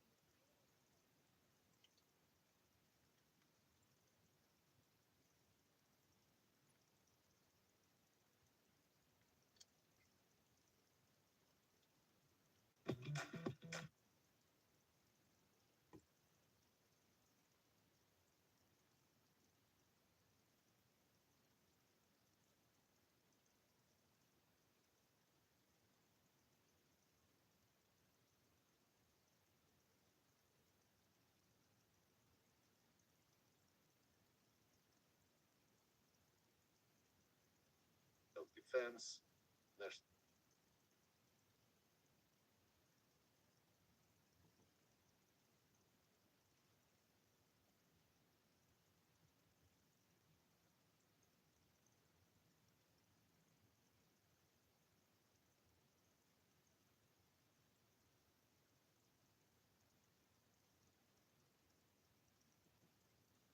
You're looking live now at images of downtown LA from our news chopper.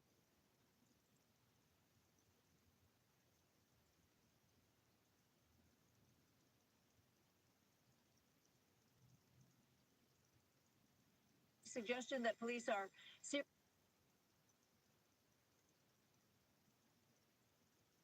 clear the National Guard has not been deployed in the city of Los Angeles. How there is so much really to get to with it. There's news in the trade war. The United States today ended a tariff exemption. President Trump's travel ban, meanwhile, officially starts on Monday at midnight. Under the order, nationals from a dozen countries will no longer be allowed into the U.S. Eyewitness News report.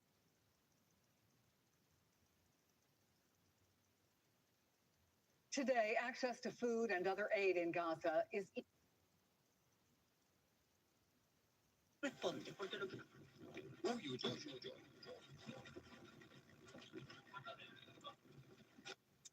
Cameras capture the moment a powerful 6.4 magnitude earthquake strikes in northern Chile. Another video of frantic mall shoppers are seen evacuating. Shattered glass could be seen at the mall entrance. Amazingly, only minor damage has been reported.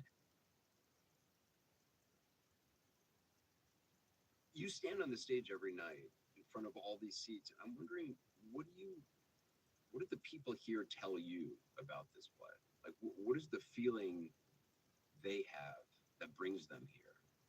The things that that I get to say, which were Edward R. Murrow's words.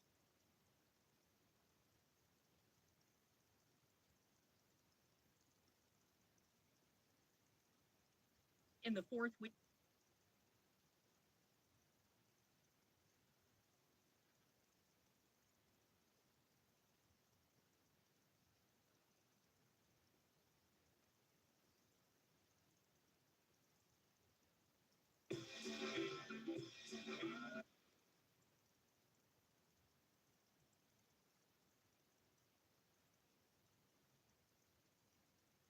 A private spacecraft from Japan-based iSpace was attempting to land on the moon when it likely crashed into it.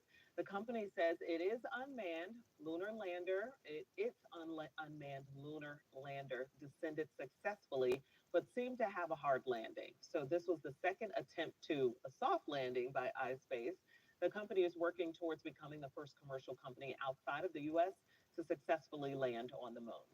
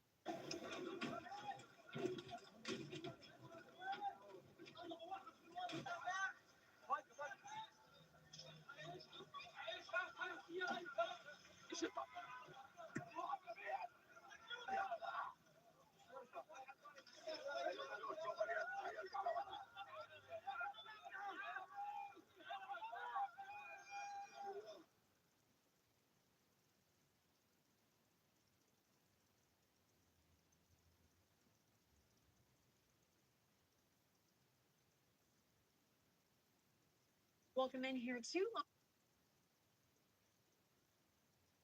Israeli fighter jets bombed Hezbollah drone factories.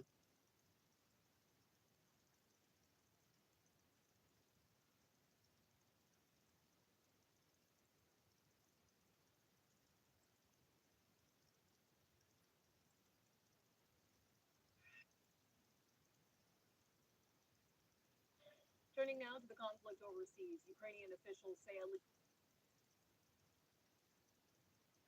What are Cambodia and Thailand fighting over? Thai soldiers shot dead a Cambodian army sergeant in the disputed border area of Chongbuk. Leaders of the two countries have appealed for calm. ตกลงกันได้แล้วว่าทั้งสองฝ่ายเนี่ยอยากให้สงบทั้งคู่เพราะฉะนั้นก็มีการถอยทั้งคู่นะคะทั้งสองฝ่ายเลย But tensions are running high. Both sides have mobilized troops and artillery. Cambodia and Thailand usually get on okay, so why are they at risk of an armed clash over a small parcel of land? For one thing, is an argument.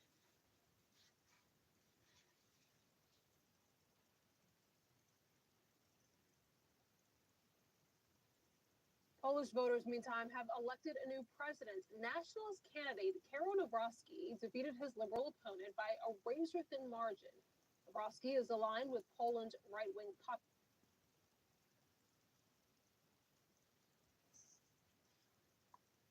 This is Roland Garros live on TNT, presented by Stella Artois, the Hall of Famer.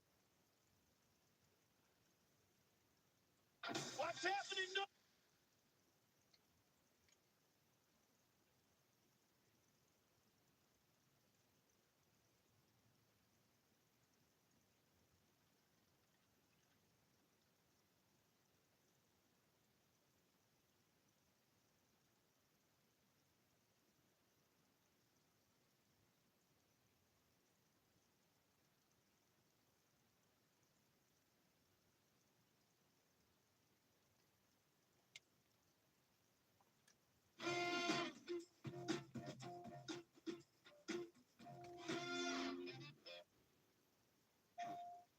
Starting at $399.99.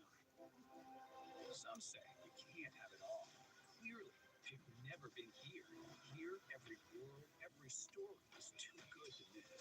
This is where Unbelievable shows up to play. This place. This channel is supported by TrueFire. TrueFire is an online library.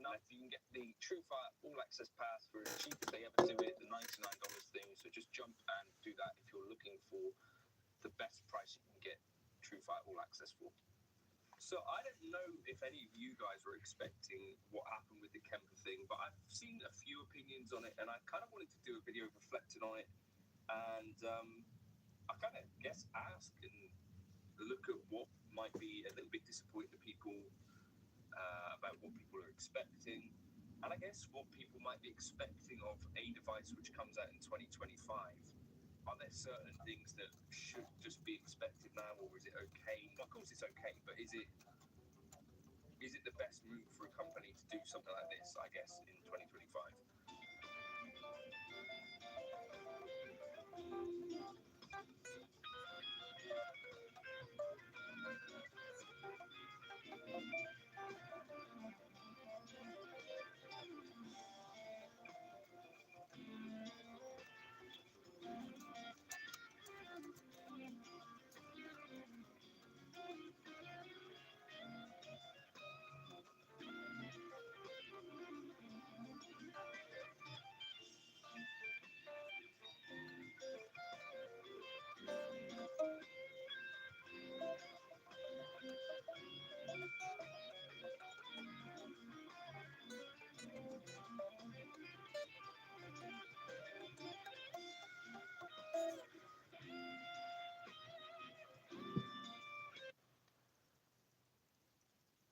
Call it Mark II is because it's a bit of an incremental improvement. And when you look at these things side by side, so if you kind of look, I saw on Facebook today that there was a post that said someone was like, newbie here, I'm assuming the top is the new version.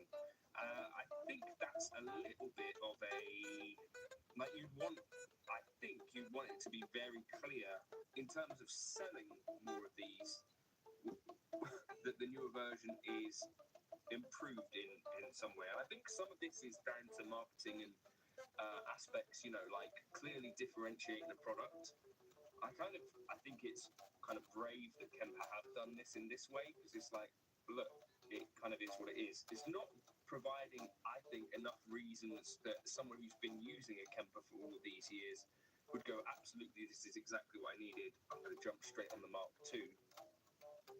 And it's also not doing anything particularly different from what Mark I was doing that is going to get people back from, say, Quad Cortex, who I think quite a lot of Kemper users jumped over to Quad Cortex, or, whether folks like Helix, people that have jumped into these other sides and the competition to the Kemper, whether they're coming back. Now, I don't get the sense that Kemper are particularly that worried in some cases about this. For some reason, it seems that they're kind of just happy doing their own thing. Number one, making a device which more or less has the same functionality, mostly. What they have increased is the power in terms of boot time. So now it takes 20 seconds to load up the Kemper instead of it was getting quite slow. Well, I've had Kempers in the past and it would sometimes take a long while. And if you had more rigs on there, it would take even longer. And they've added more extra effects blocks and some different effects types. I think that's what it is. So you can have up to 20 simultaneous effects. This is kind of, I think, going to help some people that are really at the edge of what might be needed. But the Kemper's been out since, 2011, successfully used on tours and stages all over the world. I'm not sure that was necessarily what, I guess Kemper must have been speaking to some of these guys and asking, what is it that you might need? So someone out there maybe really wanted some extra effects, but I think the Kemper has been pretty capable for years, like more than an HX Stomp, right? You can load way more than that.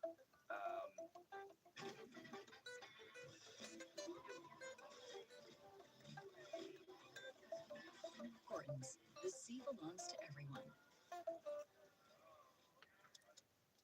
More than most of the competition, in one kind of thing at that price range. I mean, the Quad Cortex at this point probably you would do a little bit more, but not loads more. And the other thing that Kemper has going on is that you've got the seamless switching or spillover blocks, right? So if you've got a delay and reverb in those specific points, you'd have spillover between stuff. So that seems to be answering a question that people didn't really have. Now, aside from the smear campaign that Nura DSP kind of ran around launch about how much better the captures were than the Kemper profiles, again, I think a lot of people had some really positive things to say about the Kemper. And even still in 2025, you see a lot of people say, actually, this to me, it feels a bit more like my amps. There's now even more accurate profiles, apparently, I think related somewhat to the speaker. I'll check the manual for this. But again, this is one of those things where actually Kemper for all of these years has been pretty good, except for in like the edge cases of I guess, really heavy profiles is where people would notice some things more than others. So, you know, if you're profiling Soldano, the area for me, which has always been a little bit of a grey area, which I think Kemper could have maybe helped out with a bit here, is the actual profiling process itself is still a little bit of a mystery. And it's not that clear from the manuals or from anything, except for a couple of people like making videos on how they refine, like how Kemper actually really expect you to use the profiling process to get better results. So, you know, it just says play a few chords in your Kemper profiling refinement section. I think that's an area where they could have improved things over time. They've made loads of other improvements and bringing on like the mobile capability and the capability to use a tablet to edit stuff, and maybe that's why they don't need to worry about this. But this is the one massive thing, which is that if you like check on Reddit and stuff like that, people are kind of like, why were you still using the Game Boy screen? And I've seen conflicting opinions on this. Like, one opinion is that, well, it's been road tested for a decade. Why would you move away from a winning formula? And I think the point really is that almost every other device out there is going to be using a color screen. Now, does that really matter? I guess when you're actually in the heat of battle playing, no. So maybe they're onto something here. Like, does everything have to have a touch screen? Does it all have to be like colorful? Does it all have to be, you know, going towards the Fender Tone Master thing, where it's like pretty skeuomorphic, these kind of things? One other thing I read a lot is that people say, well, actually, in actual other industries, you move away from skeuomorphic design because actually you realize that there is not the quickest way or most efficient way to do things in the digital realm. And I've definitely experienced that in the Tone Master Pro, where it's like, actually, how do I edit this delay efficiently when I'm trying to like move a virtual knob? Like, got a bit difficult. So I think it's one of those things where like my first instinct is like it's a little bit of a missed opportunity, and then you think actually like Kemper's a guy who's designing this stuff, like maybe he just does know better. Whether the gear buying public actually agree with him or not, I guess, is the other thing. But yeah, it's kind of a little bit, you have to think about it, and then you think, right, well, if I was actually gigging a thing, the Kemper remote still in 2025 I think is one of the best actual gigging experiences. I think something with scribble strips does supersede it. So like the Fractal FM9 or the Helix or Tone Master Pro, in terms of actually on the floor gigging, I think those are my favorite experiences where you've got scribble strips above the thing. That to me feels best when gigging. But the Kemper is a pretty close second to that, I think. And one real missed opportunity for me that I'd have liked to see would be the loading of dual profiles. Because if you've got extra power, that to me is the one thing that if they brought that to the Kemper, might have made me interested again, because it's kind of like, actually, that's an aspect that I really, really do think could change the game for Kemper users. Loading two profiles at the same time to get these kind of more, something you can do in most other units, right? Loading two amp profiles, or in Quad Cortex or amp models. In Axe Effects, you can load two. Fractal FM9, Helix, you can load loads. Quad Cortex, you can load loads. It's one of those things where I think they're kind of just missing out a little bit on that aspect. And that is one small change that Kemper could make that I think would make a big difference, in my mind at least. I don't know, let me know your thoughts in the comments. Were you disappointed by this? And again, older Kemper owners, as in people that have been on the Kemper train for a while, I think have been slightly disappointed that they're going to be maybe now second tier, like not getting some of the improvements that the Mark II cats are getting, which is understandable. And, you know, it's this classic thing with tech where it's like, this announcement comes and suddenly my piece of gear, like the second-hand resale value of it is going to be not as good. But Kemper's actually held their value quite well over time. maybe that won't change. Anyway, let me know your thoughts in the comments. Were you disappointed by it? I just thought it was an interesting one. Like, does everything have to be going towards this pretty, all colourful design, or can we have these kind of more retro-ish pieces of gear that just do the job well? Love to know your thoughts. Will you be buying a Camper Mark II? Cheers for stopping by. This is summer with the Nissan Summer Sales Event, featuring the award.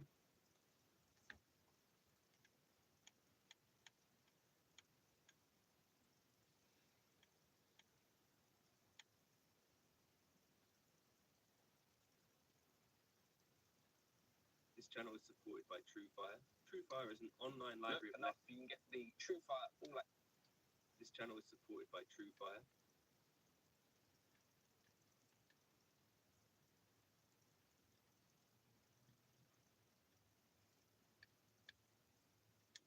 Heroes, like maybe Yngwie Malmsteen might not be one of your guitar heroes, but I certainly respect the shit out of his playing. Sorry, I swore.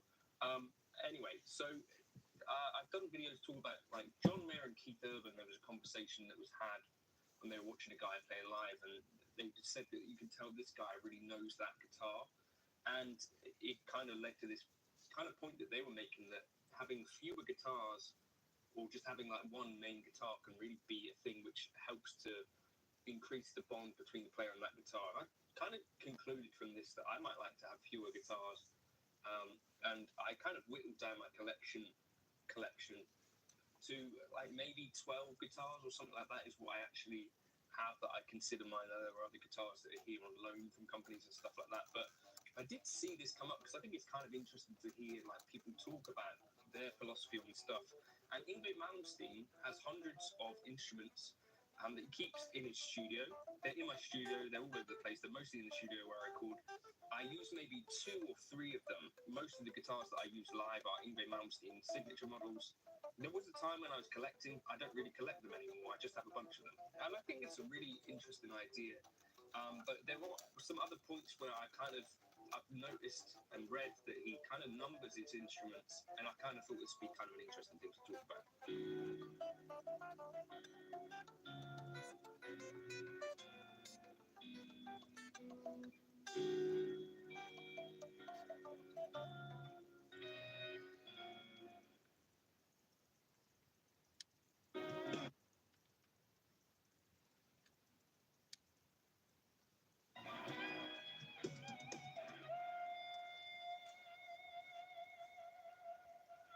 Yngwie does have a March 54 Strat first year, the first year they ever made. They made 8 guitars that month apparently, and he's got one of them. So there's a Strat on the cover of his first record which he wouldn't sell.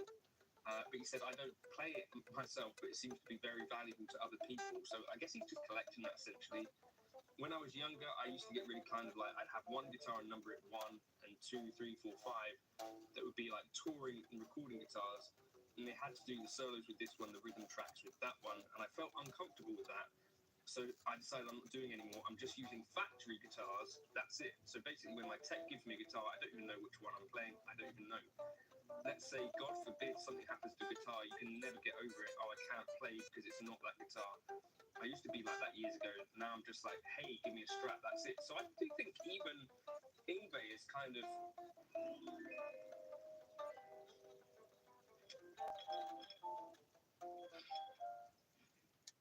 sort of morphed in this case from having like a collection and being really like it has to be this, this, and this, to a point where he's like actually doesn't want to be dependent on that anymore. And I think maybe this does run a little bit counter to this idea of being really wedded to one instrument, because as he says, God forbid something happens to it. And you know, I can think of a few stories like this, like Eric Johnson with his Virginia Strat, where that was his number 1. The story goes that it fell off a stand and was never quite the same after that.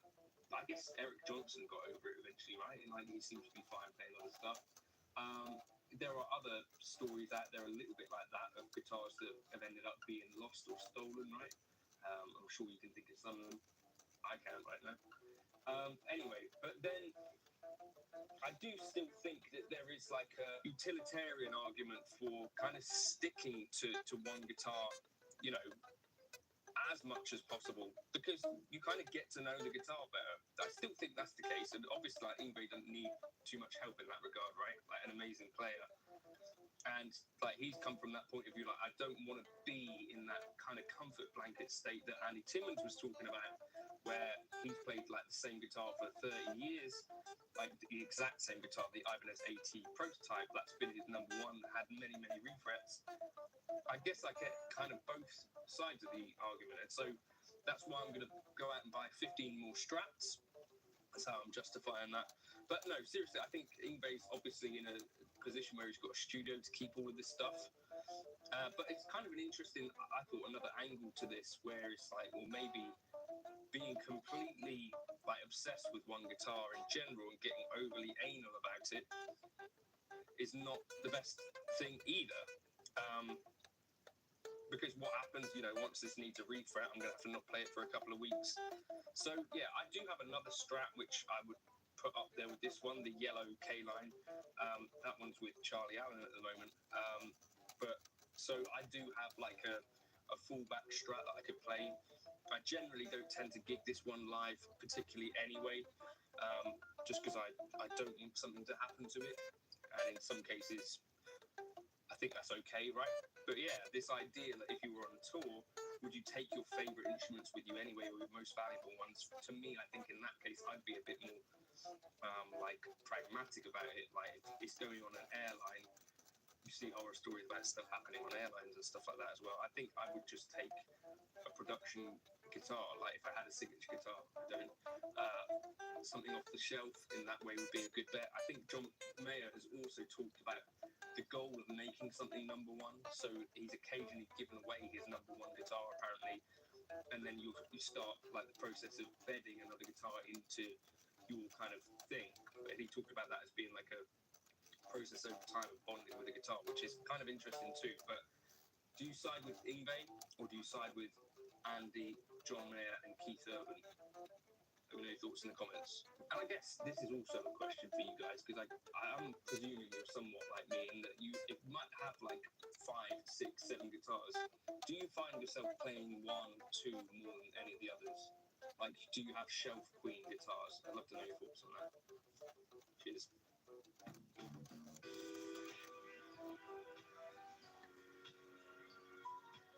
I think the Astrolab is special because it has a lot of parameters.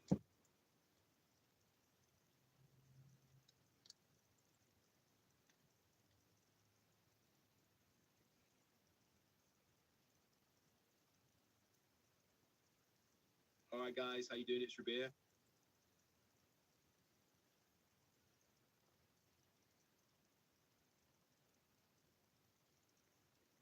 Hey everyone, I just wanted to.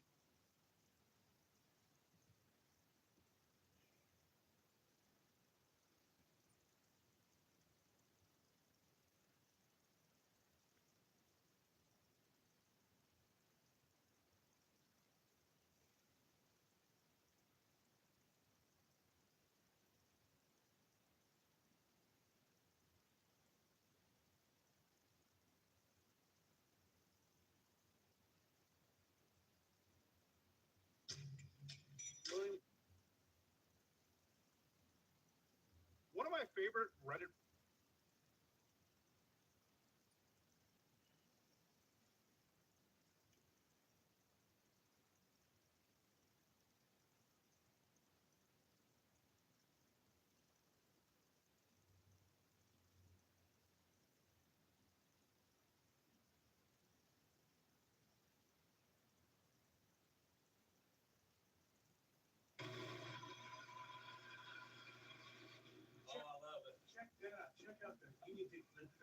Check out the sometimes with the really tiny fakes, you're just sitting there twisting it, and it does not change. And that's a huge red flag. But we can look at it and be very suspect immediately. No. Yeah, like the picture was pretty obvious. All. Oh yeah. I'm making it work. Yeah, that it's misrepresented as American product. And that's a big issue.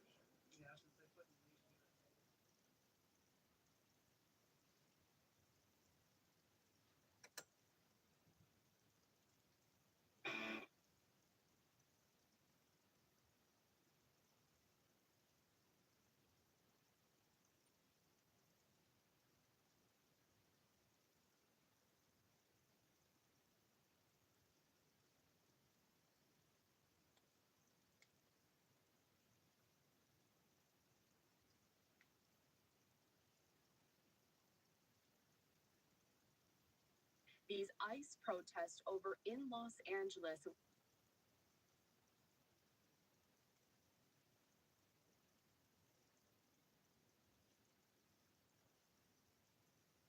Yes, it's already happening. The gates of Nintendo's guarded kingdom are starting to collapse. If you're not aware,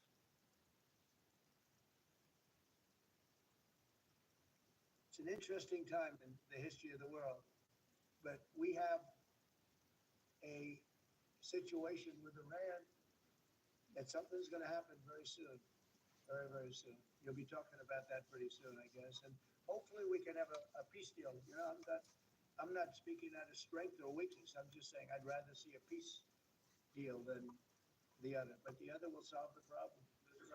Your allies are calling on you to pardon Derek Chauvin. Are you considering pardoning Derek Chauvin? No, I haven't even heard about it. No. Mr. President. You know that I love CPK, but ever since they turned 40, they have been acting insane. what's good? Is that you were nominated for the Nobel Peace Prize. And the reason for that was the work that you led on the Abraham Accords. I spoke yesterday with the member of parliament, the Norwegian parliament, that nominated. And he said, what the Nobel Committee is looking for from you, Mr. President, is security guarantees for Ukraine. Is that a possibility, Mr. President? So, before I even think about that, I want to settle the war, get it finished. Because if I'm not here, nobody's going to settle it. And President Macron has said that. Every president, everybody said that. The prime ministers are presidents. We're pushing very hard. That's all I'm thinking about now. As far as the question about security later, that's the easy part. The hard part is getting it settled. We got to get them. We're losing 2,000 human beings every week. More than that, actually. 2,000 nice, young, although they're getting older because they're drafting much older now. In the case of one country, much older, because a lot of the young people have been killed. It's very sad, and I'd like to see if I could stop that. And I'd like to also see if we could stop making these massive payments from the United States. I mean, Biden gave away money like it was water. No anything, got nothing for it. Europe did it in the form of a loan. They get their money back, we don't. So that's how we came up with the rare earth deal. But we started, behind the eight ball. He could have gone to Europe. He could have said, come on, you got to put up money with us. You got to put up money with us. But he never did that. They just kept handing money out because he was grossly incompetent. All right, thank you very much, everybody. Thank you very much.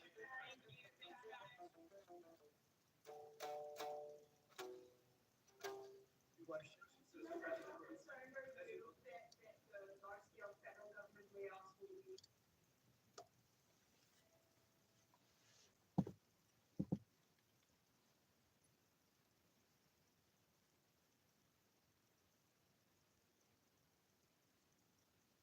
Vladimir Putin has just ordered the Russian central bank to blow up the Russian economy.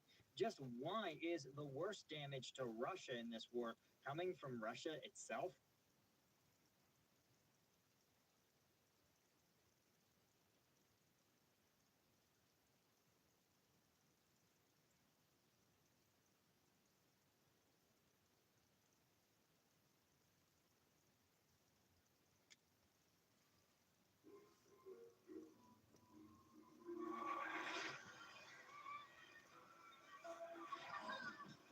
Whoa!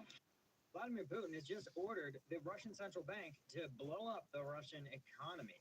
Just why is the worst damage to Russia in this war coming from Russia itself? Plus, we are going to talk about Putin's trolling of the Trump-Elon Musk feud. I'm Paul, U.S. Army combat veteran. Let's get into it. Okay, so this seems like one of those stories that's boring, but I promise you it's not. Russia has cut its interest rate for the first time since 2022.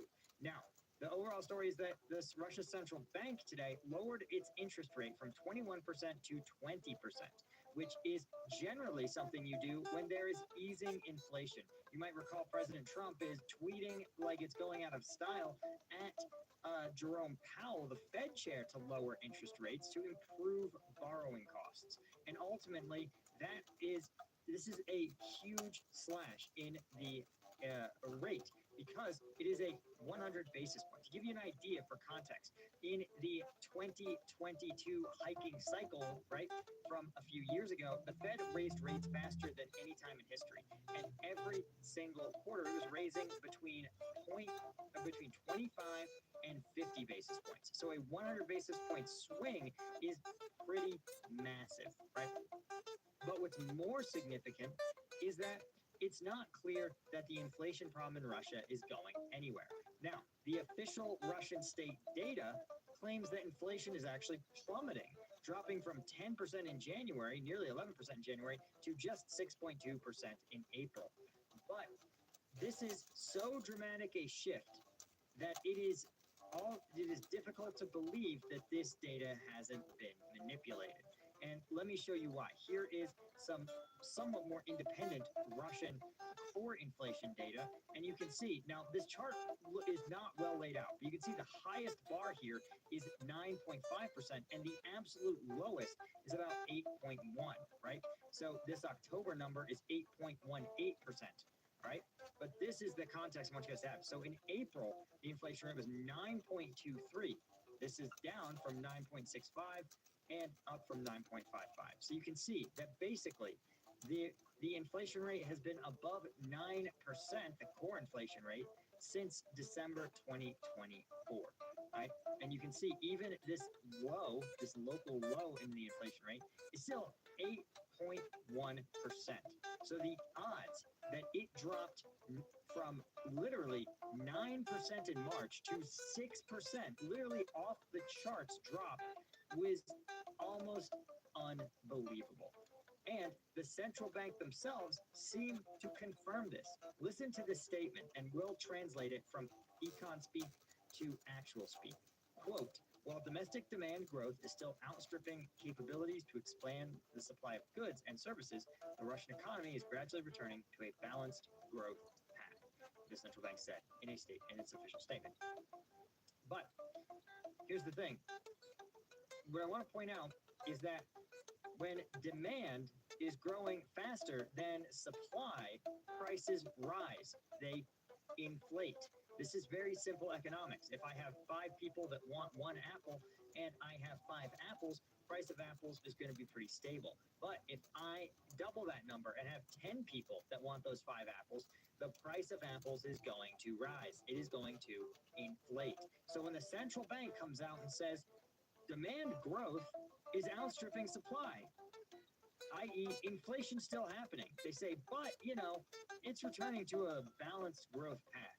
Guys, the only thing the central bank is trying to balance right now is staying on Putin's good side, because Putin has made it eminently clear by opening actually an investigation into Elvira Nabiullina, the central bank chief of Russia, that she is on the chopping block. And in Russia, when you run afoul of Vladimir Putin, you don't end up on a proverbial chopping block, right? You end up literally pushed out of a window.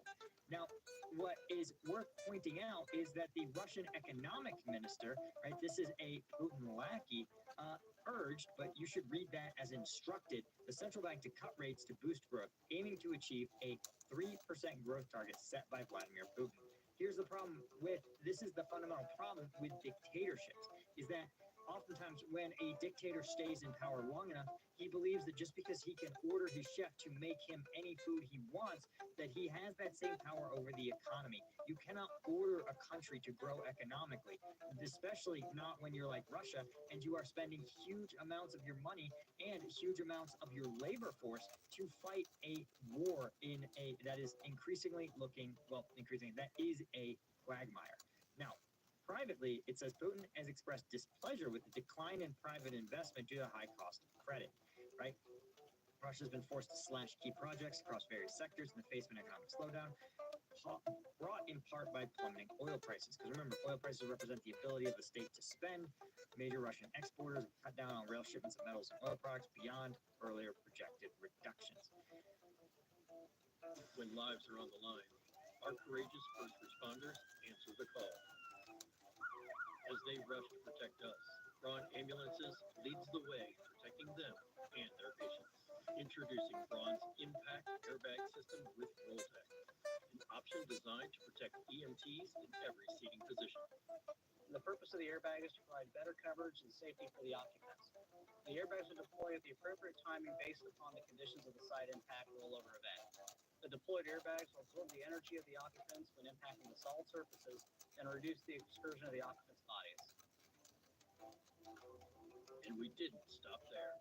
Braun's Impact Airbag System also features progressive resistance padding and head strike points, and advanced restraints on the CPR, head, fore, and aft edge seat. That's safety with impact. Braun has always been known for safety. The new Impact Airbag System with Rolltech technology builds on that legacy and advances Braun's mission to protect the greatest asset we have in this country. This is the problem, is that what Putin's war economy runs on is credit. But more importantly, what the oligarchs of Russia who control these business assets, what they run on is also credit. They need the ability, right? Private investment means somebody is buying stakes in your company. And so if you are a Russian oligarch, remember, Vladimir Putin needs two entities to be okay with him, or that he needs to balance to remain in power. The first is the state security apparatus, right? These are the military, the police, the FSB, right? And certainly they are compliant because they are tied up fighting in Ukraine. But you also have the Russian oligarchs. Russia's oligarchs control major business interests, and they are beholden to Putin, but they are also propping him up. And if enough of them get together and decide that the way he's running the country is unacceptable, they will vote him out via a good shove out the window. So the fact that this private investment is in decline, right?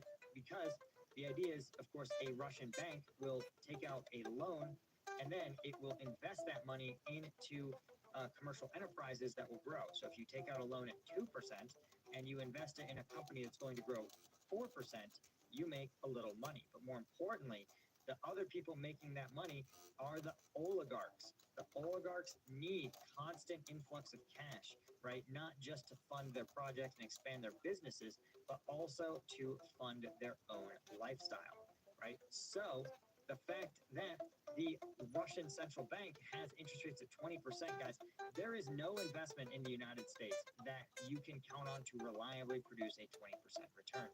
It literally doesn't exist. And it's unlikely that there's such an investment in Russia, certainly not given the collapse in many of these of oil prices. That means that if you want investment to go into Russian state companies, state affiliated companies like gas and oil concerns, you need that interest rate to be really low. And so this is a gimme to the Russian oligarchs. There's just one problem. When you cut rates and you have a high inflation environment, inflation is going to get supercharged. And that's the direction things are headed, right? We already saw the Russian central bank was already ordered not to hike interest rates beyond 21%. Now they're being ordered to cut interest rates. I think it is a disaster for the Russian economy in the making. But before we talk about Putin trying to exploit the U.S., well, it's not even a disaster. The U.S. beef between Trump and Elon Musk, plus the White House's own cope for the Ukrainian drone strike that they didn't get told about, I want to mention one thing, and that is combatvetnews.com. If you guys are fans of the channel, you know that I am really constantly getting demonetized. I get very few sponsors, and it's because I am willing to speak truth to power. This is not a great time to be criticizing the person in the White House today, and I was also critical of the person in the White House before. So I am not sitting here saying, oh, I have this grand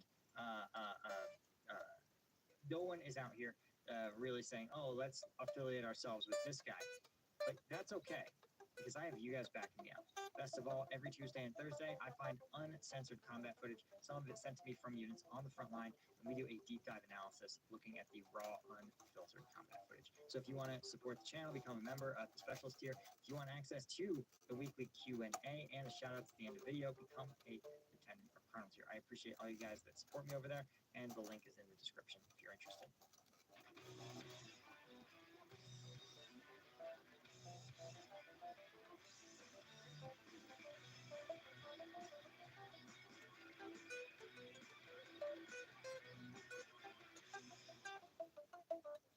Okay, so one of the things, guys, I want to point out that Vladimir Putin claims to be sincerely and genuinely interested in peace, but then none of his actions reflect a sincere desire for peace. And I want to point out that Elon Musk is now beefing pretty hard with President Donald Trump, right?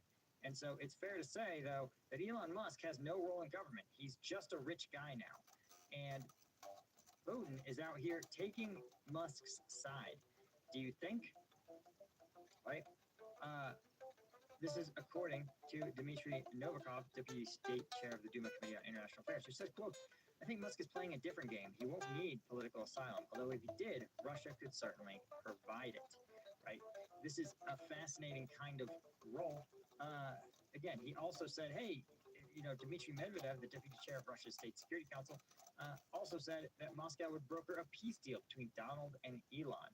FYI, guys, he added, don't fight, guys, Medvedev wrote. This is important, I think, because remember, this is a country that is involved in negotiations, ostensibly committed to achieving peace, and simply cannot find a way to do it, you know, to get around the, you know, officially the Russians say the Ukrainians are the ones who are the obstacle to peace. So do you think if you were interested in peace, you would go around trolling the president of the United States, the person who keeps organizing these peace talks? Don't you think it's a little weird that despite constantly organizing round after round of peace talks that only Russia snubs and Ukraine takes seriously, that the Russians are now out here trolling him, offering asylum to his political adversaries?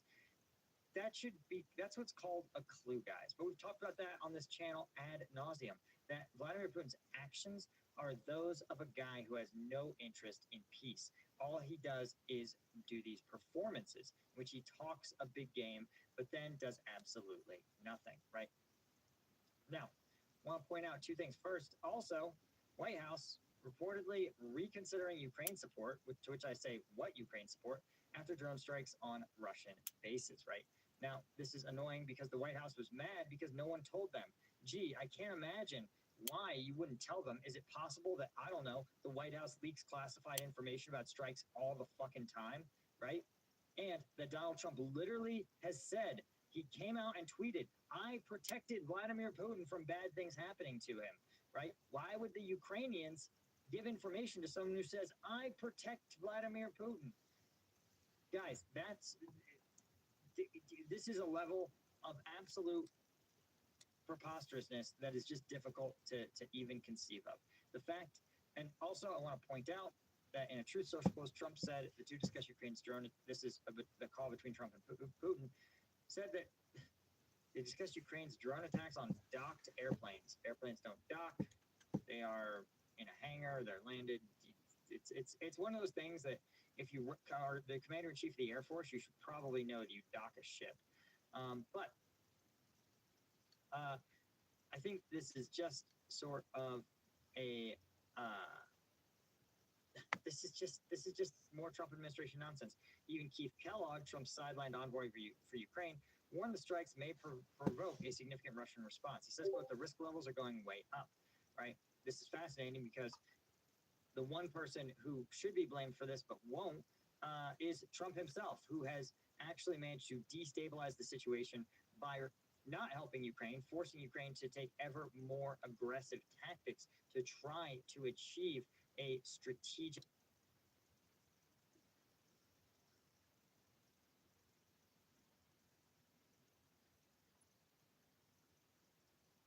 I just found this video where a guy named Coyote Peterson lets a black widow crawl all over his arm.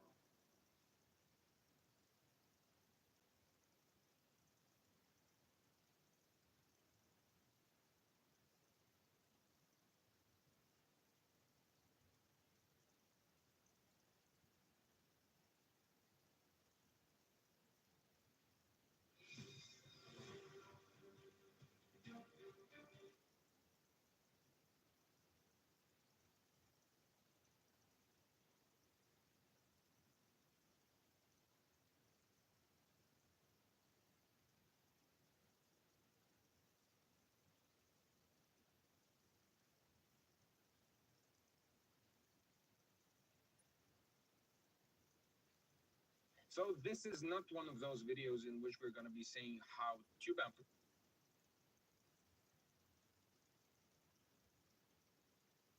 Odds are, if you're an electric guitarist, you have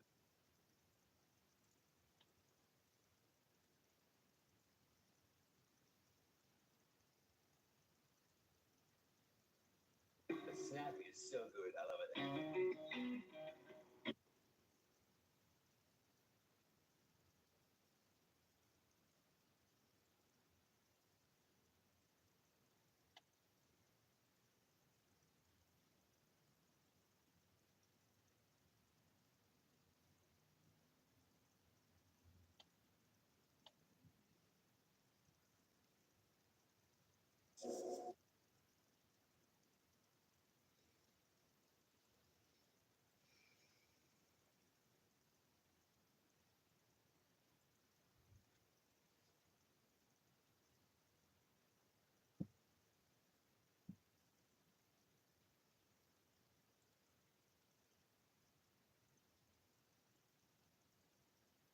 these ICE protests over in Los Angeles and what the Trump administration is now doing to try to tackle that entire situation. I want to take a look at some of this footage over in that area, some aerial footage courtesy of our partners there at Fox 11 in Los Angeles. Take a look at this. President Trump deploying 2,000 California National Guard troops to LA over the objections of Governor Gavin Newsom after a second day of clashes between hundreds of protesters and federal immigration authorities in riot gear. Confrontations broke out on Saturday near Home Depot in the heavily Latino city of Paramount,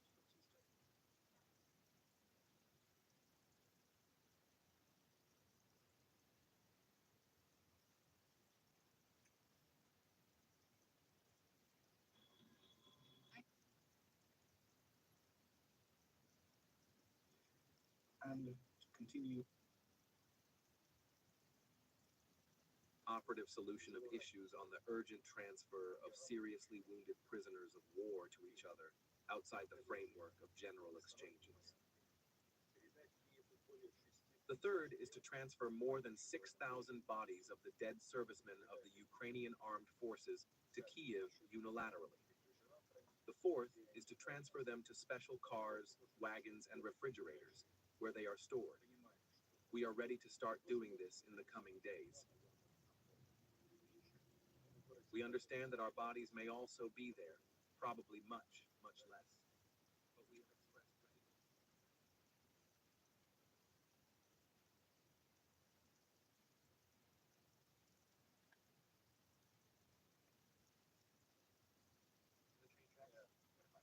Have you? You hang around the train track? There was an abandoned train track around my.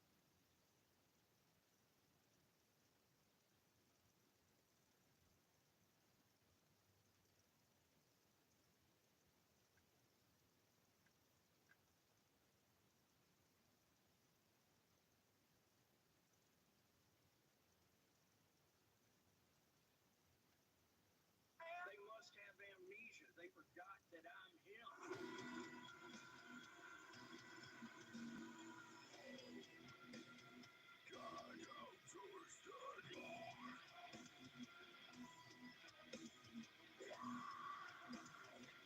They must have amnesia.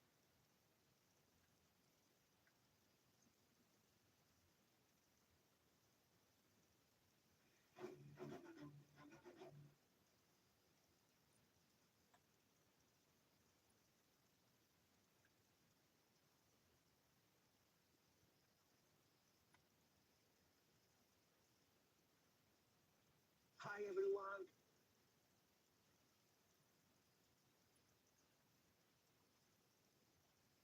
the invader humbucker.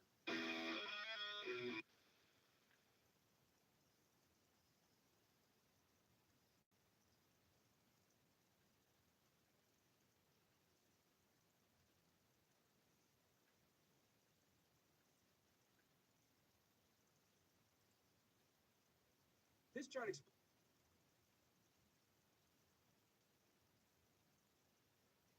Hey, it's Levi. Welcome back. In today's video, we're going to be taking this Marshall 1960 cabinet. We're going to take everything off it, stripping it down to the bare bones, and I'm going to show you every.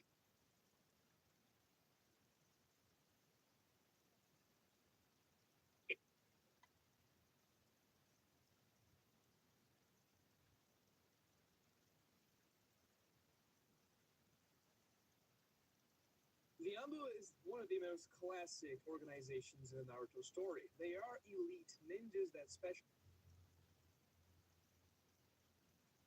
So MC Hammer made a video debunking one of my videos, and I figured I would debunk his debunking of me. It's about my Why Naruto Has So Many Retcons video. I usually don't do videos like this, talking about other YouTubers, people that are...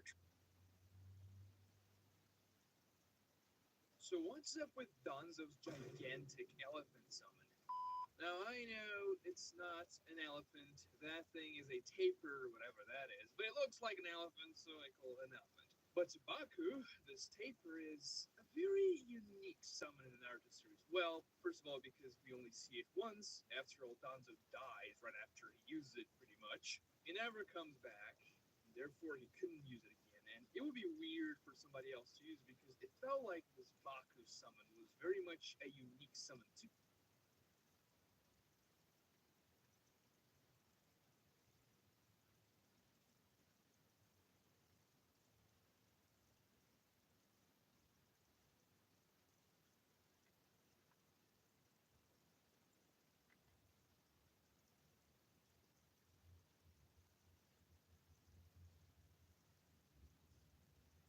Que tiene. Segundo, salud mental.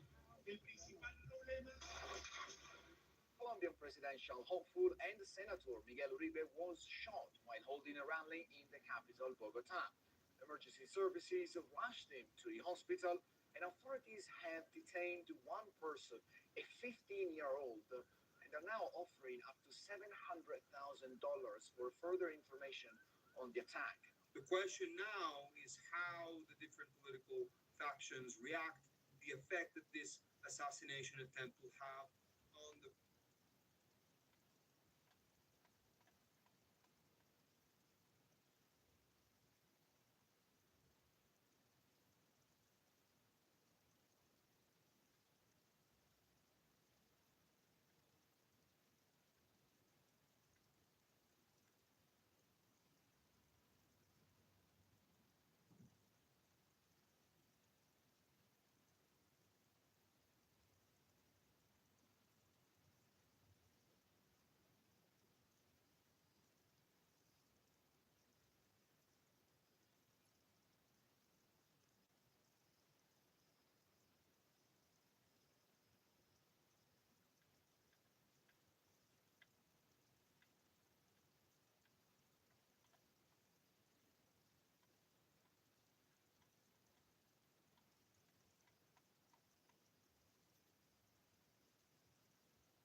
My honest.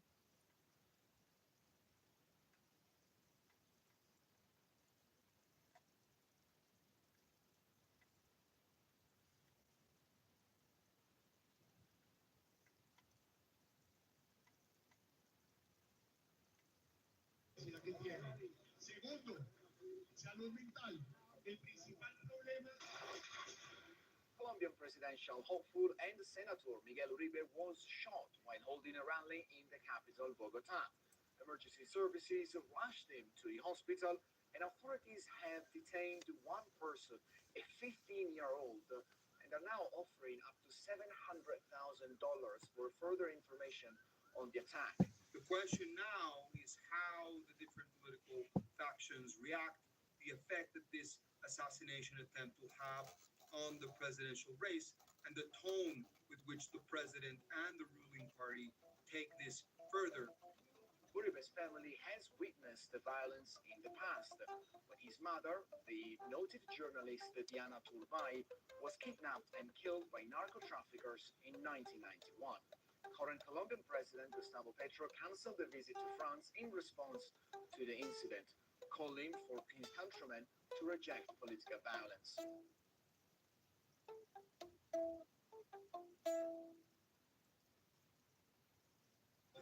LA Care Health Plan and Blue Shield Promise Community Resource Centers are here to help you with your health and well-being. Stop by your local Community Resource Center and visit us today at communityresourcecenterla.org.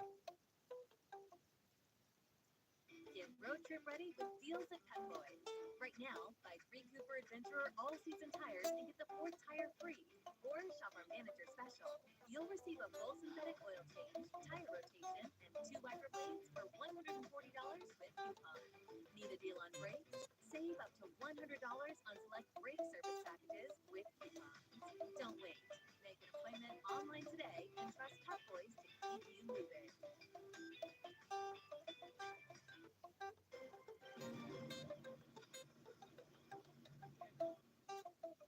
Breaking news, a car goes up in flames right in front of Dale's Donuts as protests in Paramount get out of control and spill into Compton.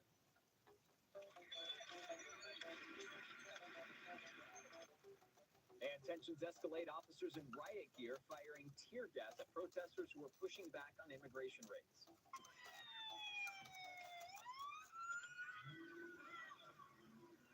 Then people throwing stuff and banging on Border Patrol cars as they pass through crowds.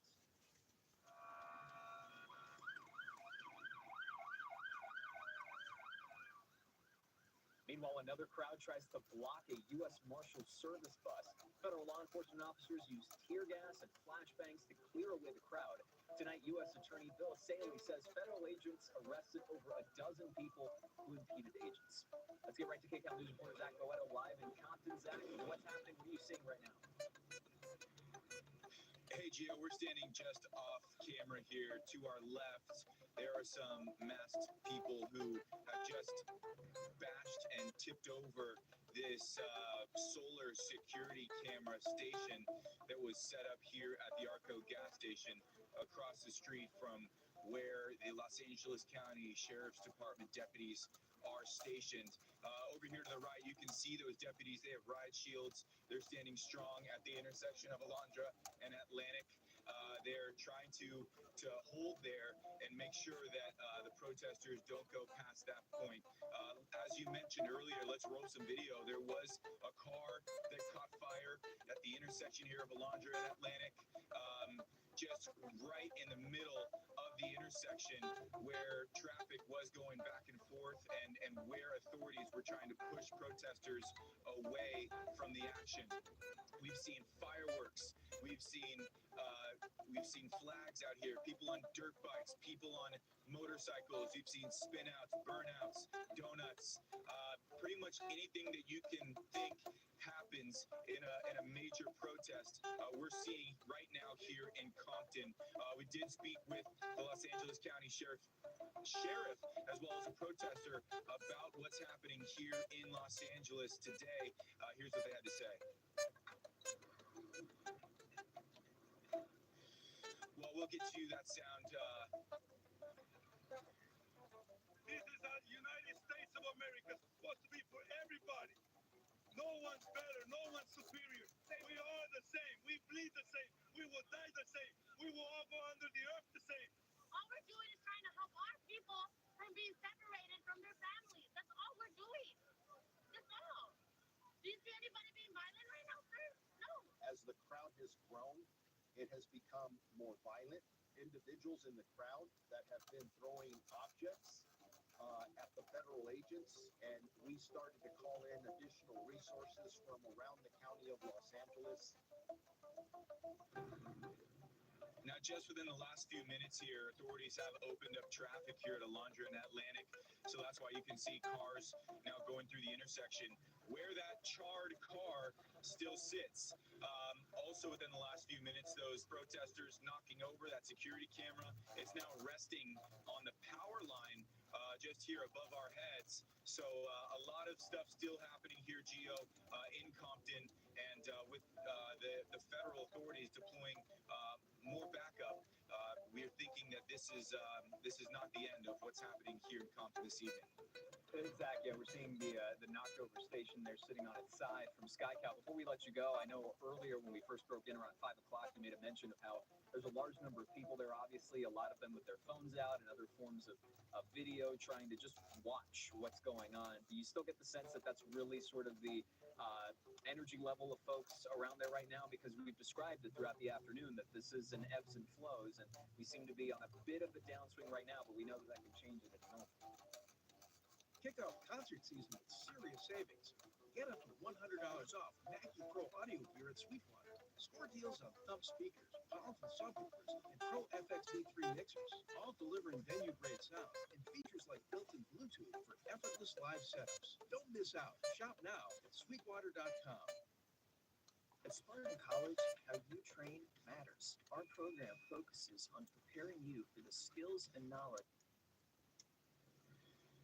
Yeah, Gio, I would say about 90% of the protesters that are here have their phones out and are observing what's happening. There's another 10%, and the sheriff said maybe 300 to 400 protesters here, so maybe about 30 to 40 people who are causing a lot of the damage, who are responsible for tossing over this security camera station, who are doing the burnouts, who are lighting cars on fire, lighting fireworks, but still a very active scene. And like you said, it ebbs and flows here. We just saw, I would say, the deputies here, the number of Los Angeles County Sheriff's deputies double within the last 15 minutes. So we're here. KCAL's on scene. We're watching. We're reporting. We're talking to protesters. We're talking to the sheriff. And as everything plays out here this evening, we'll be here to make sure our viewers know what's happening. Absolutely. Zach Bowen, live in Compton. Zach, thank you. And breaking news, Governor Newsom says that President Trump is moving to deploy the California National Guard. The National Guard is controlled by the governor. But Governor Newsom says the federal government is moving to take over the California National Guard and deploy 2,000 soldiers. Newsom goes on to say that move is purposefully inflammatory and will only escalate tensions. President Trump posting this on Truth Social, saying, quote, if Governor Gavin Newsom of California and Mayor Karen Bass of Los Angeles can't do their jobs, which everyone knows they can't, then the federal government will step in and solve the problem. Riots and looters the way it should be solved. Earlier, not far from the Compton scene in Paramount, protesters clashed with law enforcement, with protesters trying to block vehicles and throwing objects at cars. Officers using pepper spray and firing rubber bullets. Take a listen to this.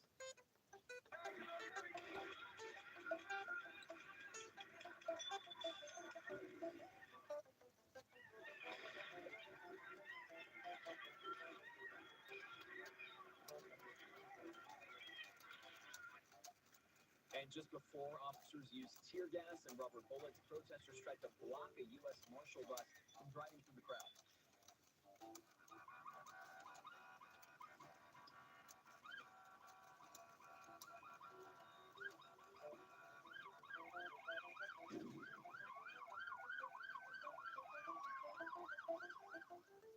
See the horn honking, the face-to-face between the bus and the protesters, not to mention the flashbangs going off in the background.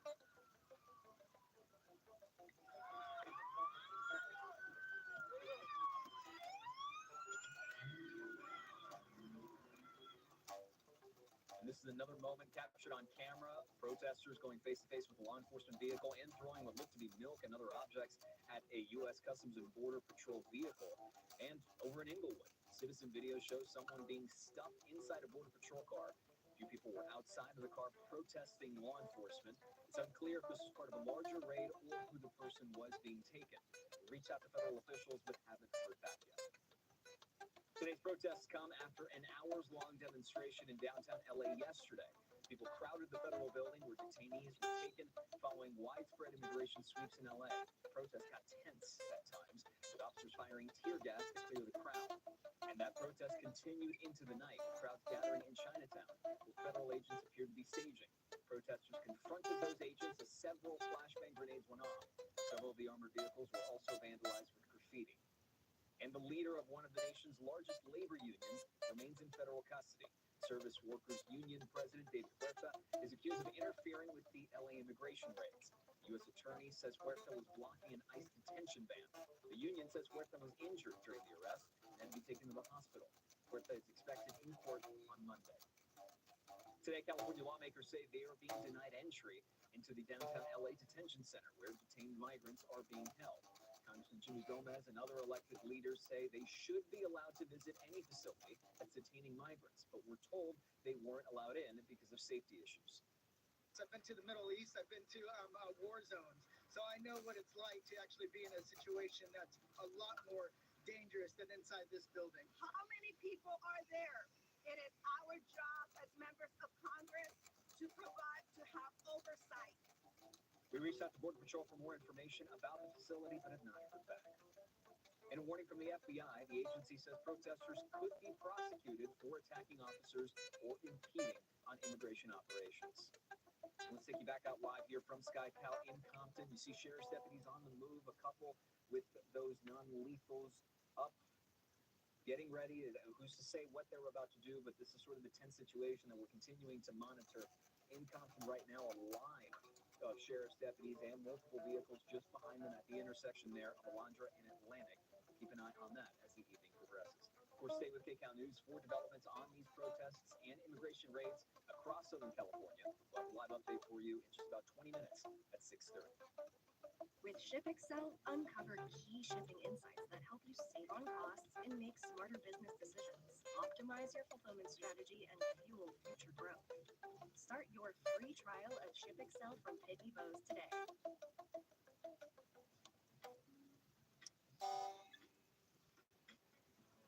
There are deductions and credits. Here I'll focus on tax credits.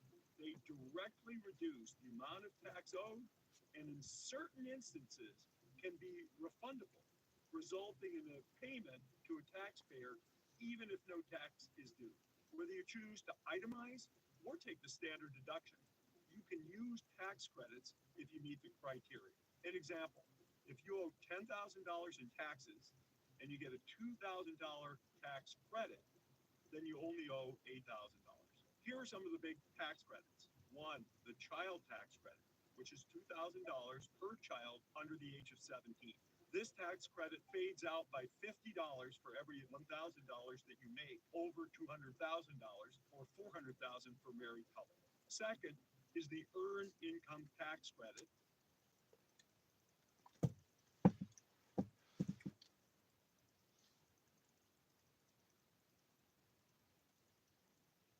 My honest anticipation, what I expect will happen, is that China will make a legal move on Taiwan.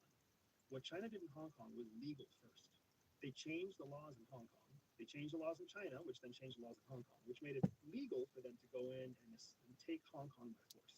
In 2019, right before COVID hit, the whole world watched, and it happened.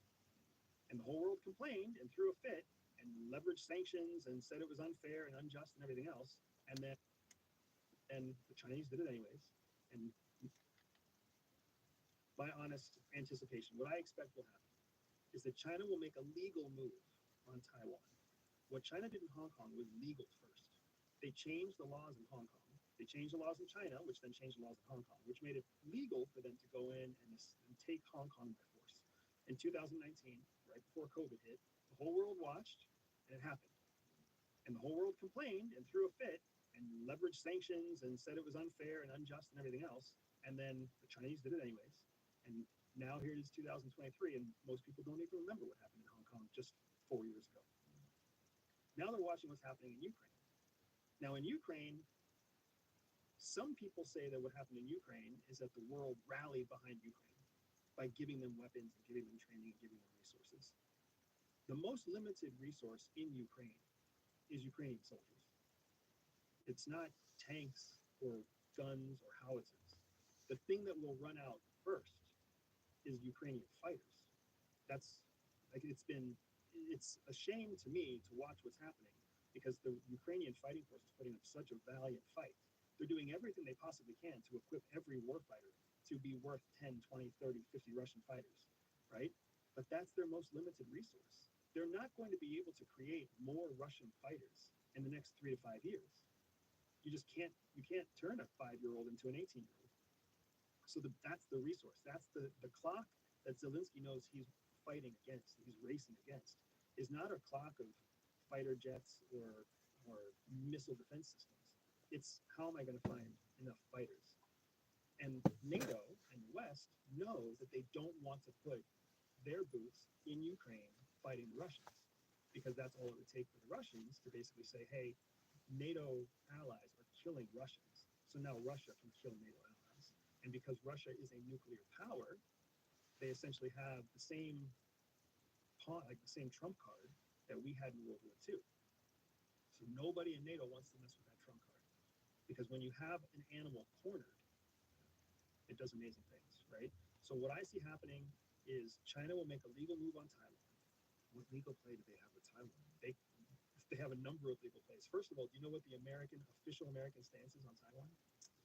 It's something like we're not going to do anything, but don't like touch them. It's so like bizarrely vague. Yeah, it's called the One China, Two Systems policy.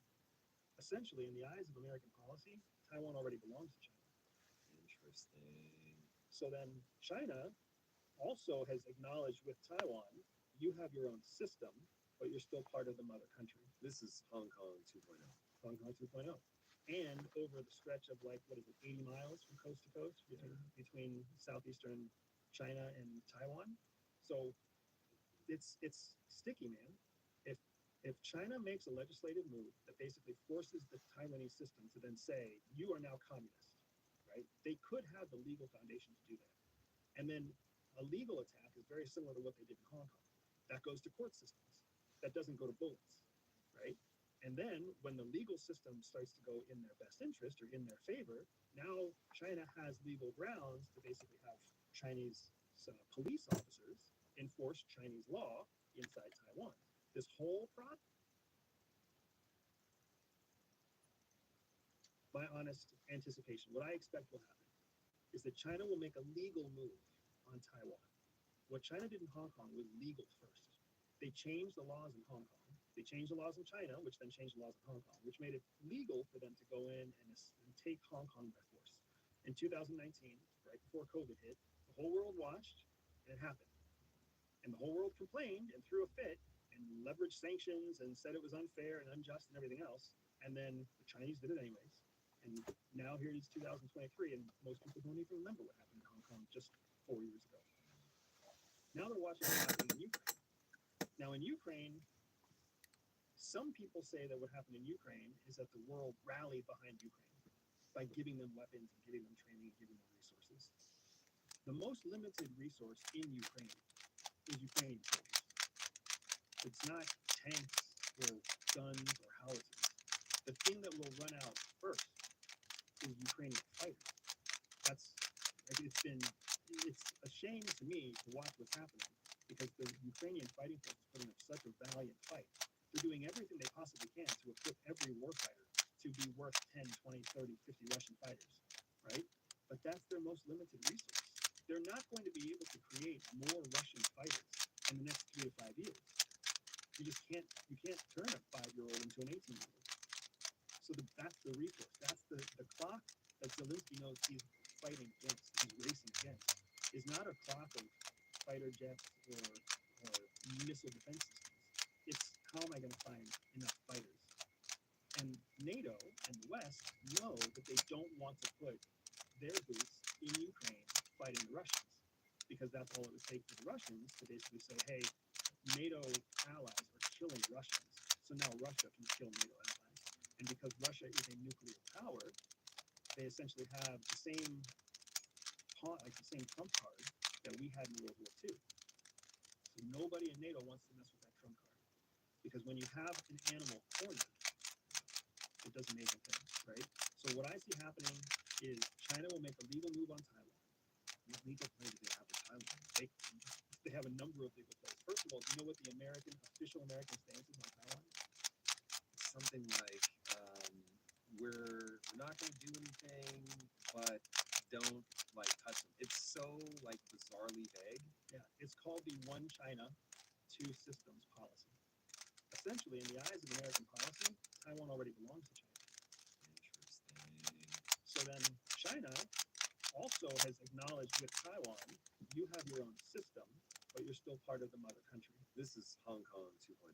Hong Kong 2.0. And over the stretch of 80 miles from coast to coast between southeastern China and Taiwan. So it's sticky, man. If China makes a legislative move that basically forces the Taiwanese system to then say, you are now communist, right? They could have the legal foundation to do that. And then a legal attack is very similar to what they did in Hong Kong. That goes to court systems. That doesn't go to bullets, right? And then when the legal system starts to go in their best interest or in their favor, now China has legal grounds to basically have Chinese police officers enforce Chinese inside Taiwan. This whole process, what the hell is the United States going to do? There's no missiles, there's no guns. You can drive through the straits all you want. It's a legal issue, it's not a military issue. So I anticipate China making a legal move on Taiwan that will be supported by key members in the UN. Why? Because how many of the BRICS are in the leading countries in the UN? All of them, right? If you look at the Ukrainian conflict now, the news media oversimplifies everything. So media says that the UN passes resolutions that condemn Russia. That's true. And the UN passes resolutions with a large majority. 140 countries, condemn Russia. That is also true. What they're not telling you is that the countries who are not condemning Russia are the largest, wealthiest countries in the UN. China is not condemning Russia. South Africa is not condemning Russia. India is not condemning Russia, right? Even inside NATO, you have Belgium and Hungary who are not condemning Russia. Really? So even NATO is not unified on this, right? China's seeing all of this, and China's seeing it for what it really is, not for what American media is telling the American people it is. And the American media they're not trying to, they're not trying to lead us astray. They're just trying to run a business. They're trying to get people to read their newspaper, click their links, see their ads, so that they can pay their employees the next pay cycle. That's all media is trying to do. They're not trying to lead us down the wrong path. So once there's an administrative takeover in Taiwan, China has all the rules all the cover it needs to basically start shipping National Guard troops, police officers, even military units over to Taiwan. And now Taiwan belongs to China in a bloodless war, very similar to the bloodless coups that we've seen multiple times in places like Thailand or all over Southeast Asia, right? That's how I see it happening, and I see it largely happening in the lead up to the 2024 election, because China is going to benefit from a very confused American base during peak division and electoral cycle. Wow. That's so distressing because that feels very plausible. Okay, so we have a lot of business interest there. So what will our reaction be? Because my first thought was our reaction will be, oh, maybe that's the best way for this to happen. We can be like, we don't have to go and commit our American lives to it. They did it just like just like Hong Kong, where we'll, rant and rave and say this is a problem and how dare you and sanctions, but ultimately be glad that we're not sending people to die. But do we have enough business interest there that, especially in sensitive areas like chip manufacturing, where we can't let it go? Our business interests with China are significantly bigger than our business interests with Taiwan. Wow. Taiwan has the market cornered on semiconductors, but that's not just for the United States. They have like 98% of the market share in semiconductor manufacturing. Who designs the semiconductors? We do. We have all the IP. They just have the plants. That's why one of the big initiatives in Biden's CHIP Act is to actually bring TSMC, TMSC, the name of the country, or I forget the name of the company, the main manufacturer in Taiwan, to actually bring them to the United States. So they're trying to build manufacturing plants for the Taiwanese company here in the flyover states in the United States, so that we can just bring that tool stateside. 10-20 year period. Absolutely. You just nailed it right there.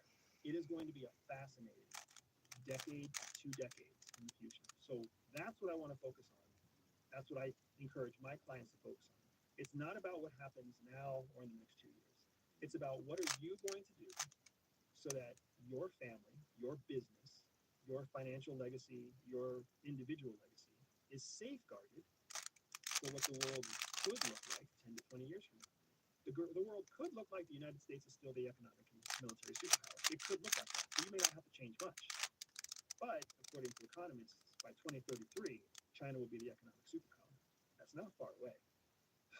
If we print money like crazy, then we could not go to zero, but like every other superpower before us, you really get knocked for 6. It is not a minor thing that happens. Right. And then you lose your ability to print your way out of things, which then you go into austerity. Now you look like England post-World War II, which, hey, England's amazing, but they definitely had some rough years, and they're certainly not the global superpower that we are now. But I've sort of always imagined us falling into the number 2 position where we still maintain some real might, that we have massive influence in other parts of the world, but there will almost certainly be parts like Europe, and look, they're an economic mess, but parts like Europe that are going to be far more aligned, most likely, certainly culturally, with America than they would be with China. And so you get sort of a more like Cold War-y vibe where Russia was a huge player. For anybody that's too young to remember, Russia was a beast when I was a kid. Now, we didn't know that it was a bit of a paper tiger, but like they really, they matter on the global stage, and I imagine will still matter. I think you're asking yourself the right question, right? Knowing that humans are laughably predictable, if China becomes the next global superpower, what is the laughably predictable thing that would happen next, right? The most predictable outcome is that China would take the number 1 spot, we would fall to the number 2 spot. Who's always everyone's target? The guy in the lead. So right now, the world is unified that the United States is enemy number 1. Even if there are allies, we're still enemy number 1. You think NATO likes the United States? No. France and Germany have both come out to say that they don't want the United States in NATO anymore. What? Absolutely. The Chancellor of Germany has said he wants Germany to have the largest army in Europe, specifically so that they can't be bossed around anymore by the United States because everybody's over-dependent on the United States military. Right? The president of France, early in the invasion of Ukraine, shut Biden down and said, you are exacerbating this conflict with the rhetoric that you're spitting in Poland and the United States, when you don't even have, the United States isn't even within the firing range of Russia, right? So France and Germany have had something to say. Biden has been so successful with his policy in Poland because Poland has long had history against Russia. So it's a natural way in. Poland already hates Russia, and Poland will take any help it can get from anybody in NATO. And so the United States comes in and says, hey, we'll help you, Poland. We'll back you up if Poland backs the United States up. But Canada, France, and Russia, and Germany, and the UK, they have a very different story there. We have to talk about France. So I was scandalized in my research to hear you say that when you think about like the most hardcore intelligence agencies, that France, of all places, is like brutal. The DGSE. Yep. What's their shtick? Why France? So there's a couple reasons why France. So one of the biggest reasons why France is because in the late 90s, the United States CIA was caught spying on the French government. Just like in the early 2010s, we were caught spying on the German government, right? Unlike Germany, Benadryl Allergy Liquid. Now, there's a great tasting way to get powerful allergy relief. Bring it. Around here, it's not a patio, it's patio. Oh, I love those chairs. Get road trip ready with deals at Pep Boys. Right now, buy 3 Cooper Adventurer all-season tires and get the 4th tire free. Or shop our manager special. You'll receive a full synthetic oil change, tire rotation, and 2 wiper blades for $140 with coupon. Don't wait. Make an appointment today. No account fees. Where? Get up to $300 when you set up direct deposit. Where? Pass a competitive APY. Where? When he banks with SoFi. Where?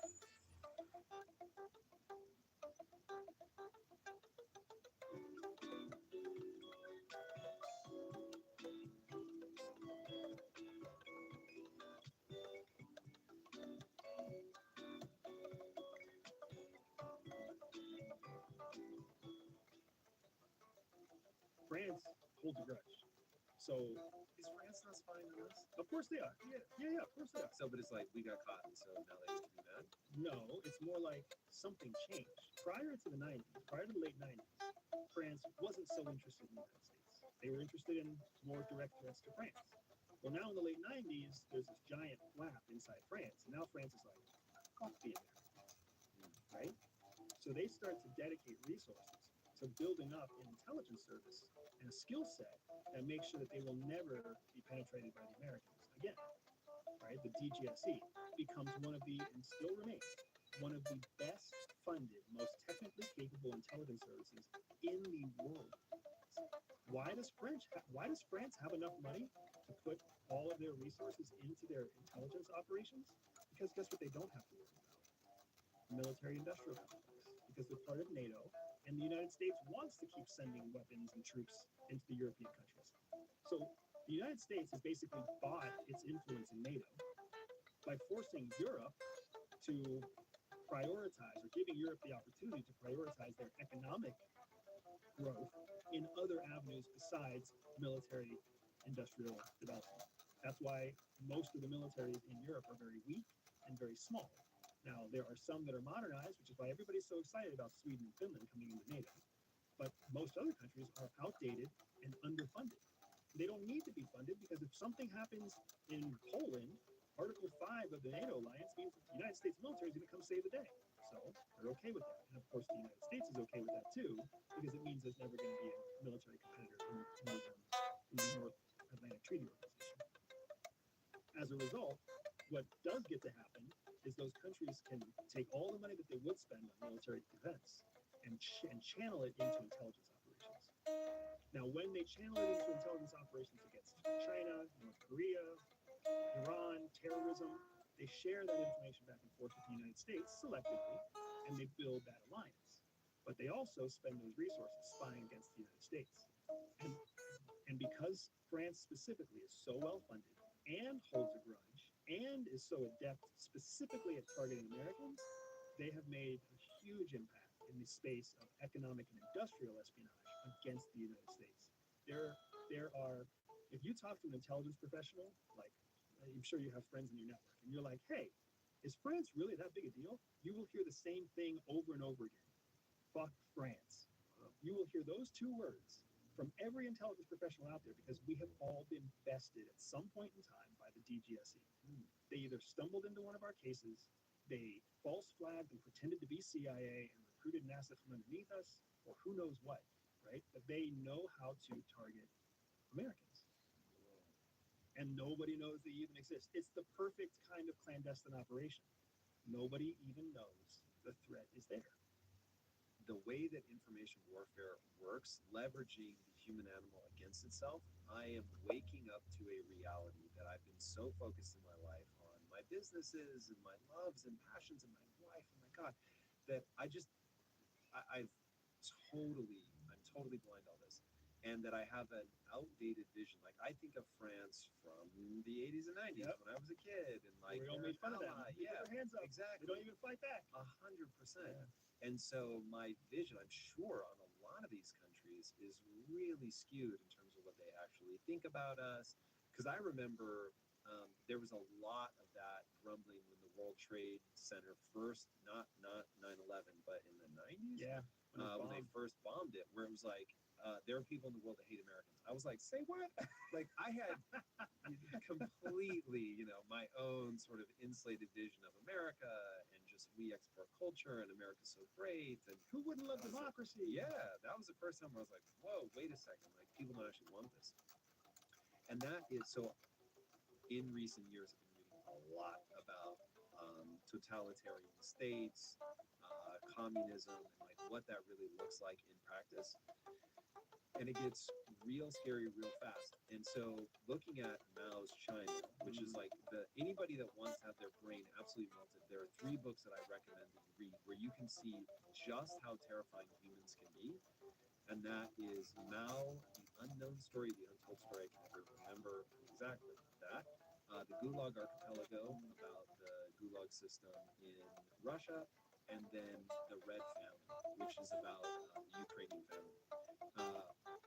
Those 3 books will show you the depths of human evil. Like I don't know how to like it. That's really, really unbelievable. Like what went down.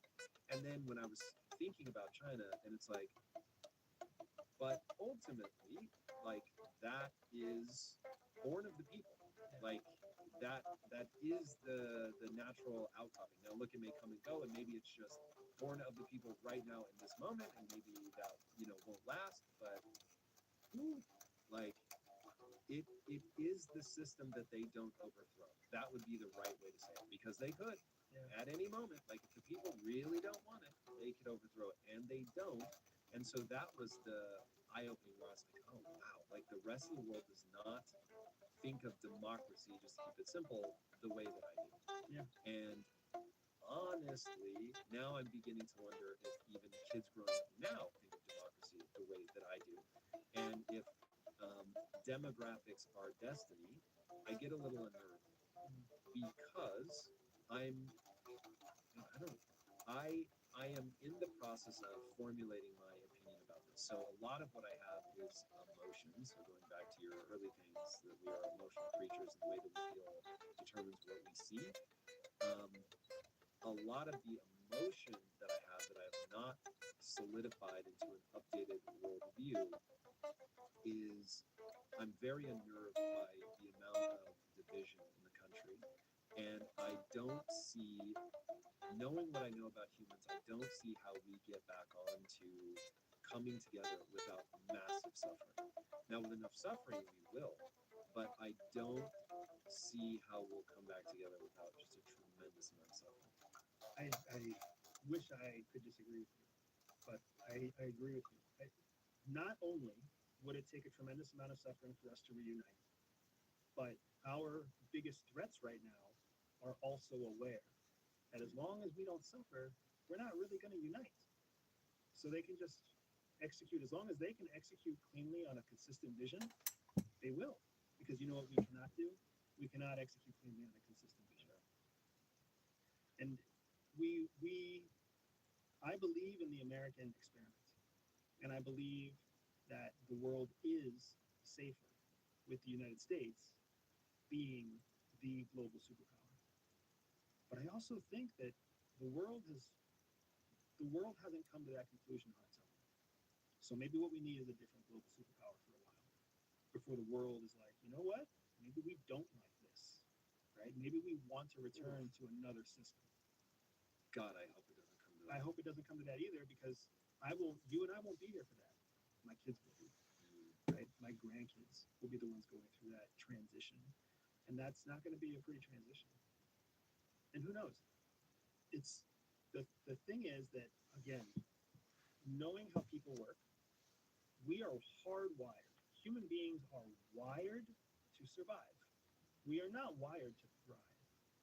We are wired to survive. Ouch.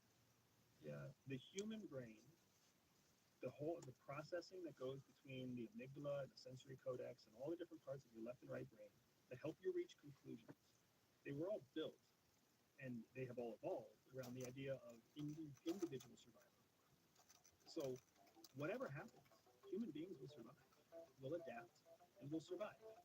We might suffer along the way, but Buddhism says suffering is part of the experience, right? So to avoid suffering is almost contrary to the faith-based, the dominant faith-based religions in the world, right? Islam, Christianity, Buddhism, Hinduism, they all agree. Suffering is unavoidable. But human beings still find a way to persevere. I would love to not have that happen, but if I was in charge of any country that didn't want the United States to be the new global superpower, I would just let the United States continue to pick at its toenails like it does right now, right? We're the fat dude in the corner picking at our hangnail, while the rest of the world is working out, exercising, getting smart, getting ready to go to war, right?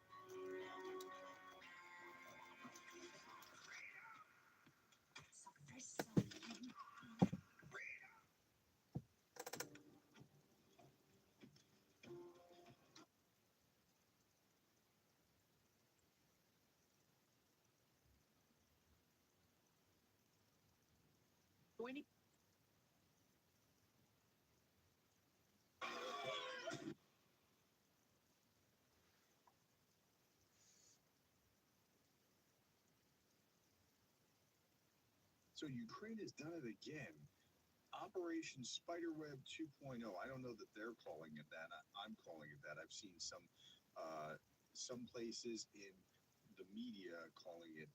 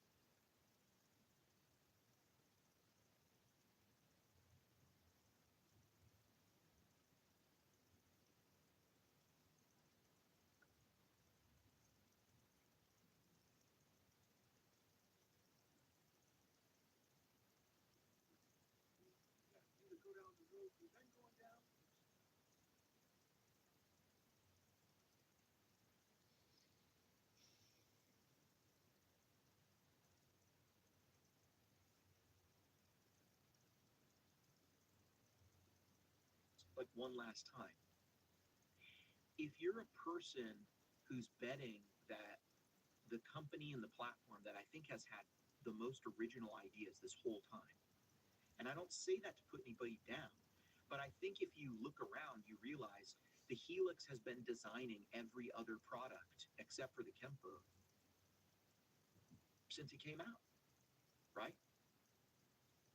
Everybody copies the Helix to some degree. I mean, you could even say Kemper. I don't think Kemper does really, because aesthetically, there's nothing, right? The screens are so different. But everybody else is like, hey, that's a really good.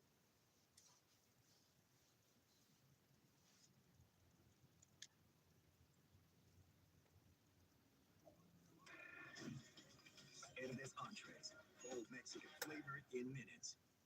Choice Hotels Rewards Program, Choice Privileges, makes it easy for you to earn points to maximize any vacation. As vacation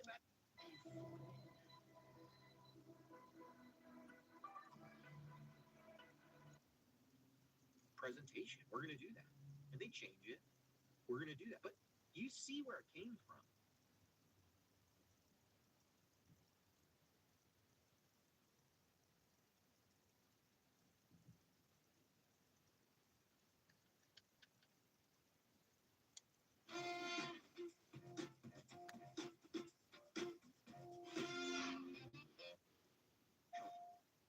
starting at $399.99. Some say you can't have it all. I see a lot of people talking in the comments of like the last video I made, and they're like, oh, this isn't that much of an upgrade, or like, oh, it's just like, it looks better. The Kemper should have done this, should have done that.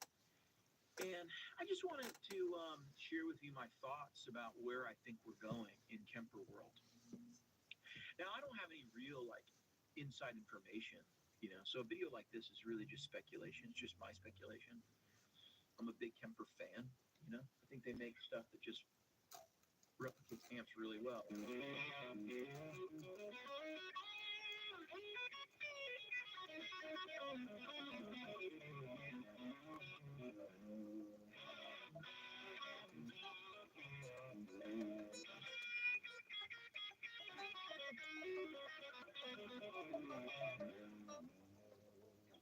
You know,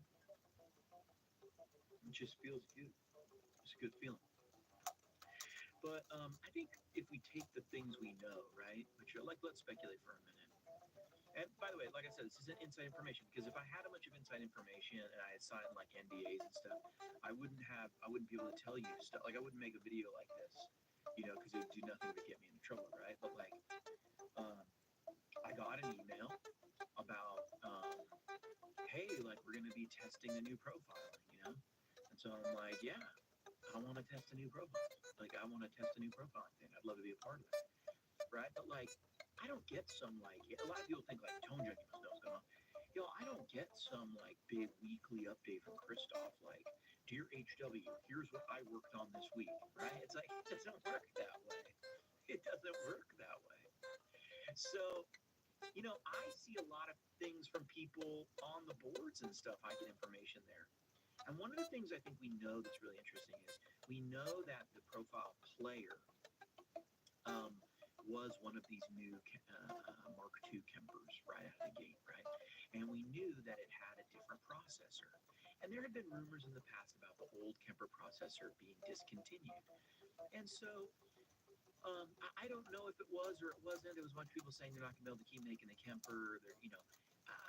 Obviously they just went with a different processor. And I think in going with that different processor, they have more DSP, they have more power than they did, 13 years ago.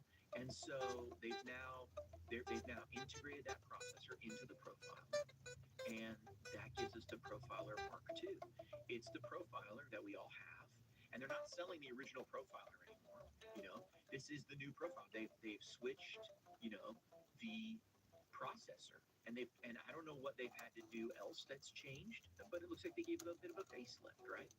And I think with that DSP, that new processing power,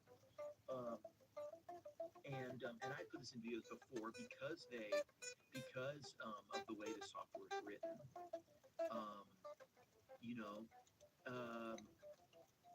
I think they have a lot more horsepower to work with.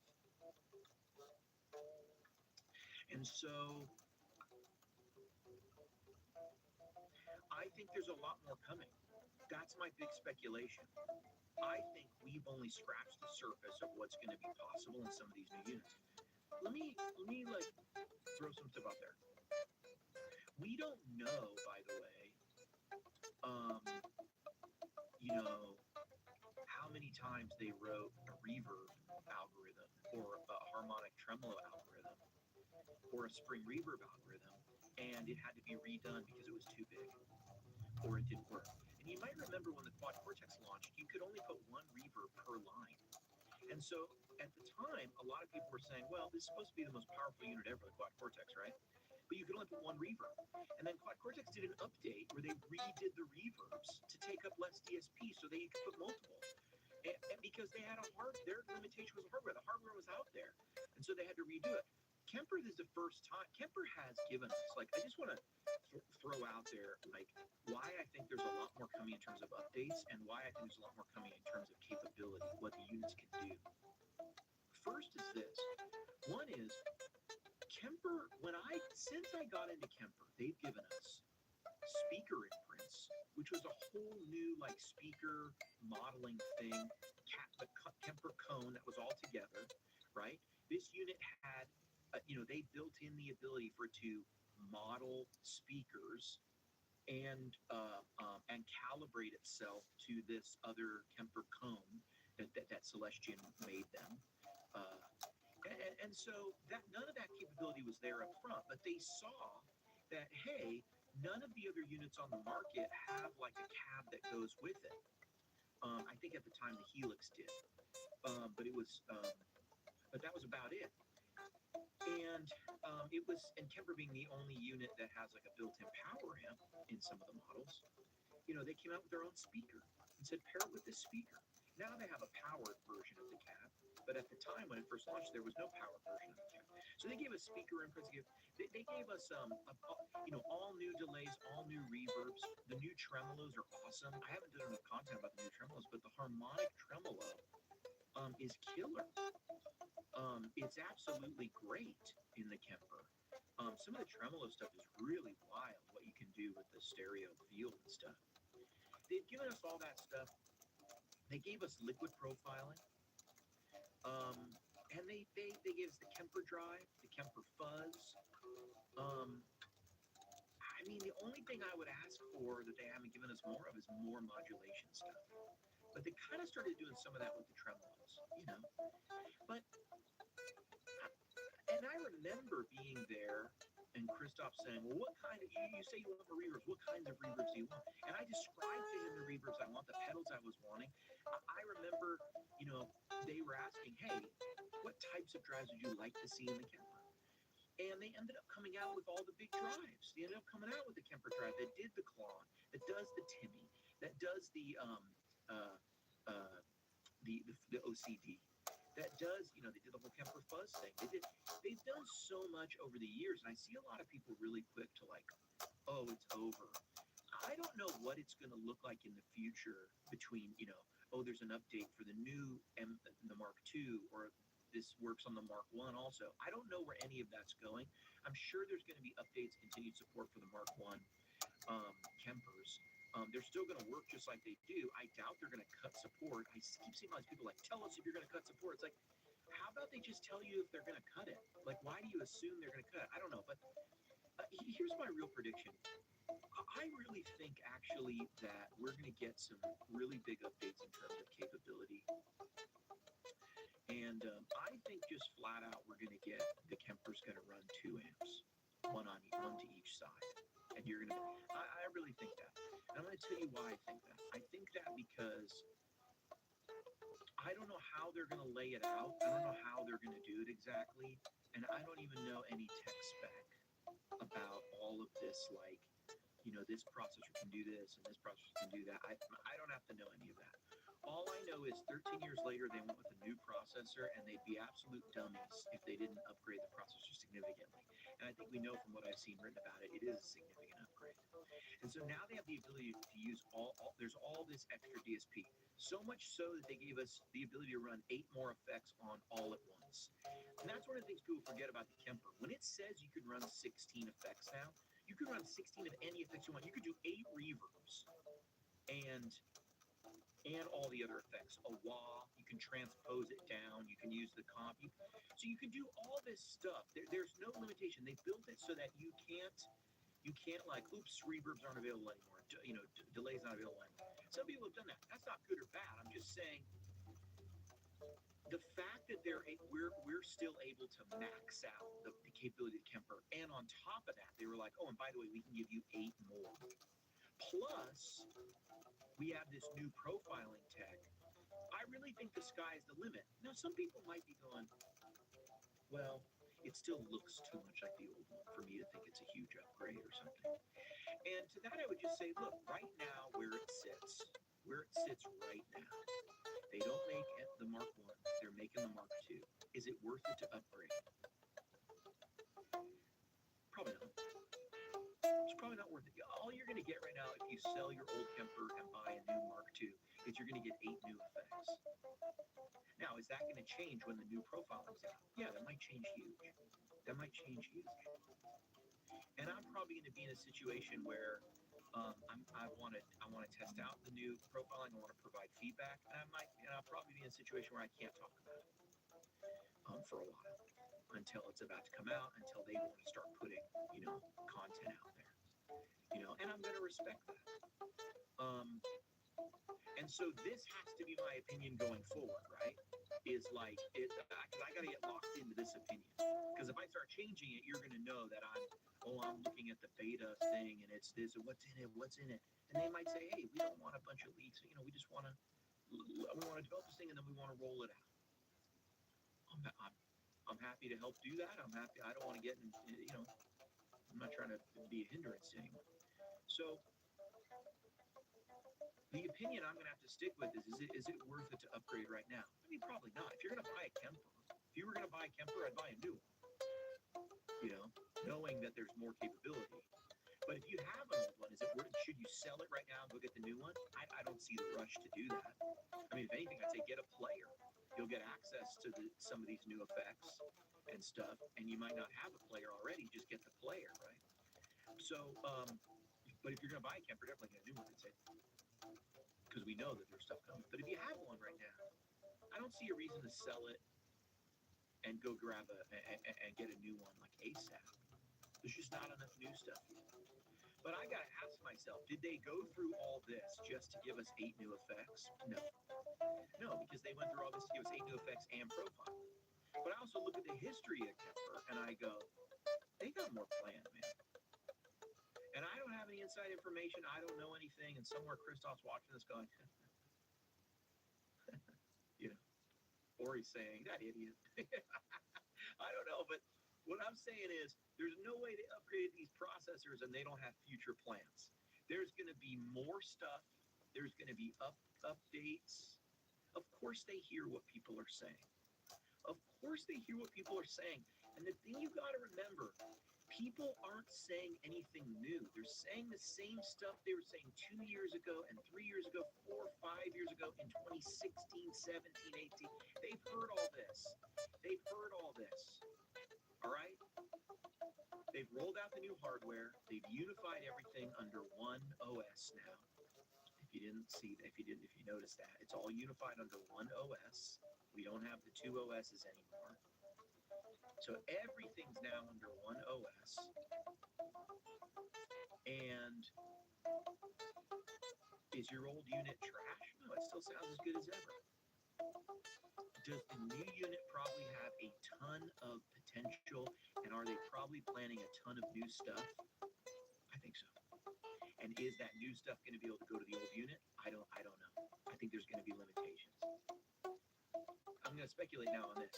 The new profiling, I don't know if it's going to play on the old units. I don't know if it's going to sound the same on the old units. I don't know if, but I can't imagine. I'll tell you, me personally, as a profile maker, I'm not ready to say, hey, I don't support the old Kemper anymore at the Mark I. I only do Mark II stuff. If the new Mark II has better profiling, I'll make the better profiles, and then I'll get the other Kemper out and make the great sounding Kemper profiles that we've always known and loved. I'll just do both. If there is backwards compatibility, or there's backwards compatibility, where the Mark II can of course play all the old stuff. I'm playing one right now. But if the Mark I's, if they do run the Mark II profiles, but maybe there's some limitation, maybe it can run. Because a lot of people have said, oh, well, they're not going to be able to run the unit because, I've heard some people give some explanations about AI and processing power can't run the unit, and I just look at them and I think to myself, do you think that little $150 Tonex unit can train the Tonex model? No, but it can play the Tonex model. See, the compute needed to set up a neural network for AI your iPhone can call up ChatGPT, and it's using to think it uses GPUs somewhere else in the cloud. It's not using the GPU natively on your phone when you get on ChatGPT. You know what I'm saying? But you're interacting with it through your phone. So this is your interface. So when I hear people say, oh no, the old one's not going to be able to play it, I just go, are we sure about that? Because actually, it might take more power, it might take more processing power to create the new things, but not necessarily more to play it. Because then we're saying for some reason there's some reason the Kemper couldn't replay the correct thing. I don't necessarily think that's true. That's just my hunch. That's my hunch. I think we're going to be in a position where the new profiles are going to be able to be played on the old units, and maybe there's going to be parameters we can't tweak. Maybe they're going to sound a little different. Maybe there's some amount of I don't know, fidelity step down or something, or there's going to be less. But I don't think so. I really don't think so. But I could be wrong. I guess it's going to sound way better, but we're going to have to see on the playback.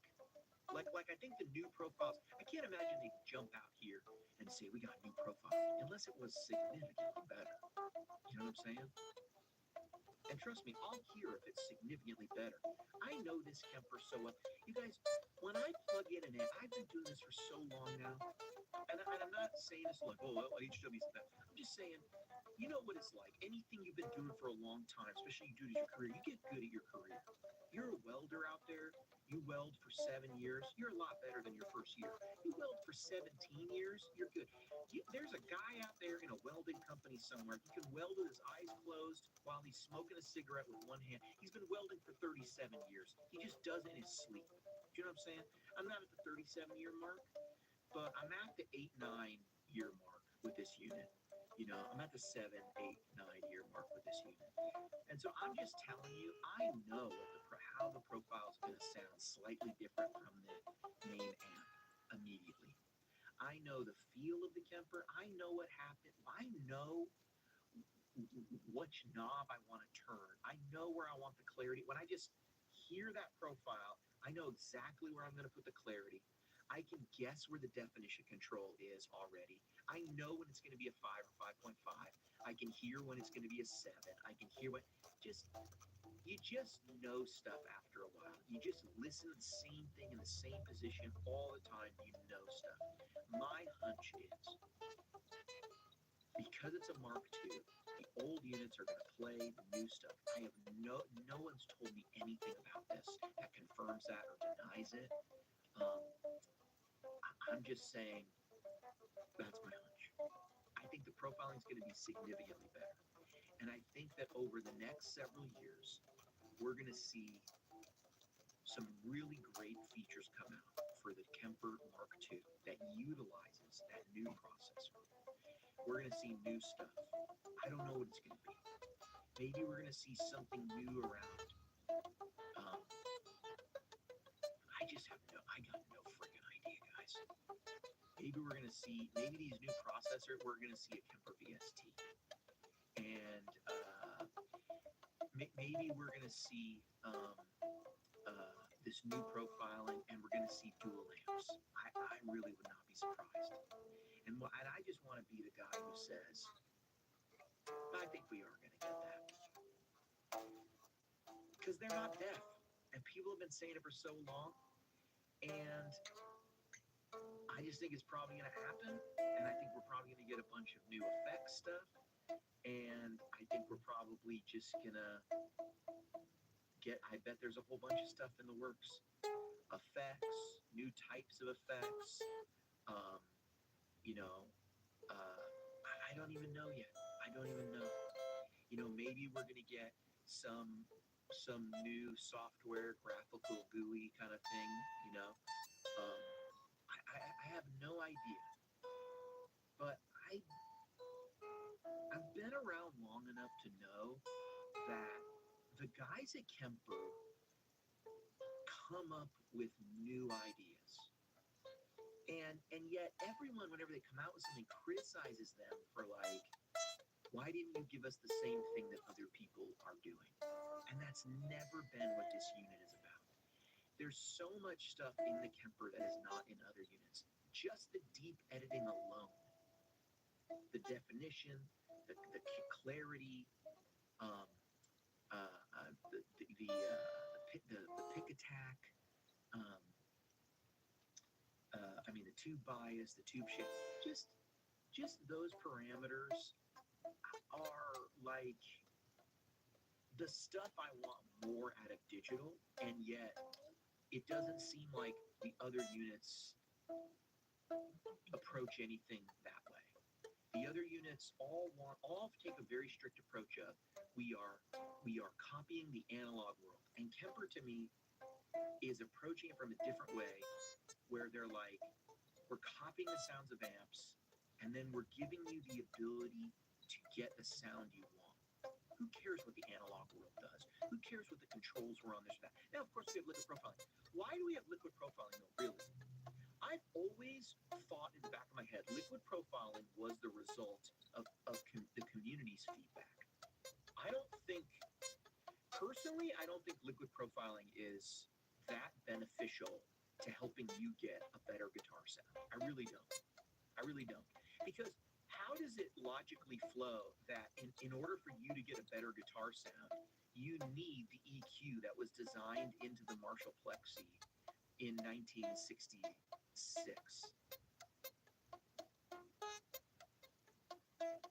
Why would that be the EQ you want?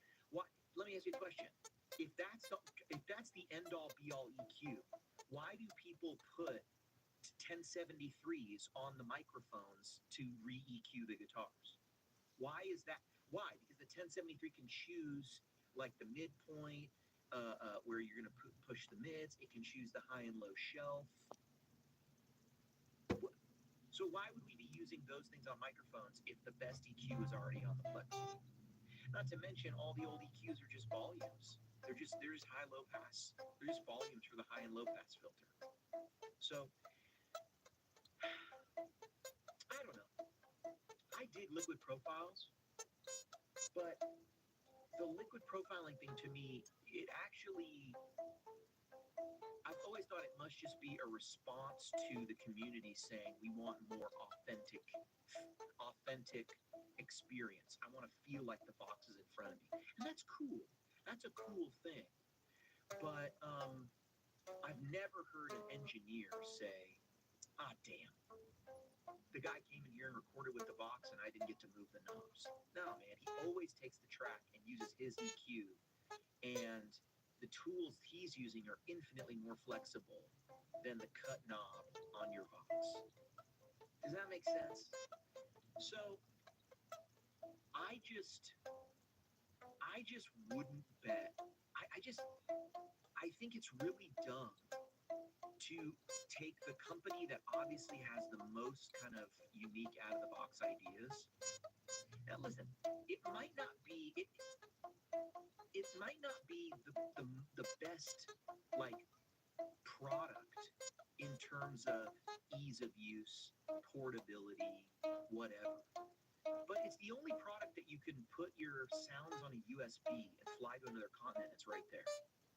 You know what I mean? You can walk up to a stage that has a Kemper, plug in, hit a button, and you got your sounds from literally across the world that was in your pocket. Like, so if there's a Kemper on that side and a Kemper on this side. And why would you think that way? Where would you get that idea? I don't know, backlines? Like, that's how amps were working. And so it's like, that's what I mean, where it's like, but you can't actually do that with other things. You'd have to plug it in to a computer. You have to send it. You see how that's a little more, you see how that's extra steps? It's not impossible. Obviously, it's easier than carrying your amp. It's easier to carry a laptop and, get a Quad Cortex or a Tonex on the other side. But do you see the thinking that goes into, being a touring musician, being a working musician, and how the tool can fit for them? It's funny, like, I remember when the Helix came out with that flux control, where they were like, you can now have the tremolo time ramp up and down. You can choose how long it takes to ramp up and down. They're like this new flux control, and that was for their new pedal. And they're like, and then we're going to introduce, And I remember when that came out, I remember thinking the Kemper has had this for nearly a decade already. There's always been a ramp up and ramp down control. And why wouldn't there be? That's something you'd want to control, and it's on analog gear. So, of course, it's built into the Kemper. But, of course, it doesn't have, those values can be zero. Like, because it's the digital world, you can do more. But you can sound like you're doing it like the sounds we're all used to in the analog environment. So I'll just say this like one last time. If you're a person who's betting that the company and the platform that I think has had the most original ideas this whole time, and I don't say that to put anybody down, but I think if you look around, you realize the Helix has been designing every other product except for the Kemper since it came out, right? Everybody copies the Helix to some degree. I mean, you could even say Kemper. I don't think Kemper does, really, because aesthetically, there's nothing, right? The screens are so different. But everybody else is like, hey, that's a really good presentation. We're going to do that. And they change it. We're going to do that. But you see where it came from. You know what I mean? It's the same way that you see all the cell phones out there they've seen the iPhone. All the Samsung line, they know about the iPhone. You know what I'm saying? You can see the lineage of ideas going backwards. So to me, I just go, there's this group of people, and by the way, I'm not saying this is the end-all, be-all platform. I think there's other platforms that do things better, right? Like, I like the graphical representation on the Tone Master. I actually really enjoy that. I've talked about that a lot. I do actually feel like I have all that gear in my collection. Whereas the Kemper, I don't feel like I have all this gear in my collection. I don't feel like I have all the pedals in the world in my Kemper that are in the Kemper. I just know the sounds are there. It feels much more like a utility toolbox, to me. And I know how to use it well. And so I get what I want out of it. But in terms of just like building rigs that are fun to play, and I enjoy seeing the pictures and how good the Tone Master Pro looks and stuff. And I go, and it's just fun. It's just freaking fun to sit there and like put these rigs together and go, what a cool rig. And like I do in the real world, I find myself pulling in pedals that I think look really cool, maybe more than sound really cool, and pedals that are ugly I sometimes ignore, which is then like a benefit of maybe the Kemper because everything's just sort of a list. You know, Axe is like that too. It's like, you know, there's not too much graphics and fun. Anyway, my point is, I think it's obvious to me that the one platform out there that just marches to the beat of their own freaking drum is Kemper.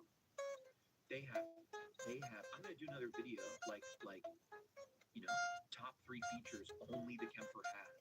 And there's a bunch of stuff they've had for over a decade that is so great and no one else has copied it. And I don't know why. I don't know why. Anyway, I'll do the video, but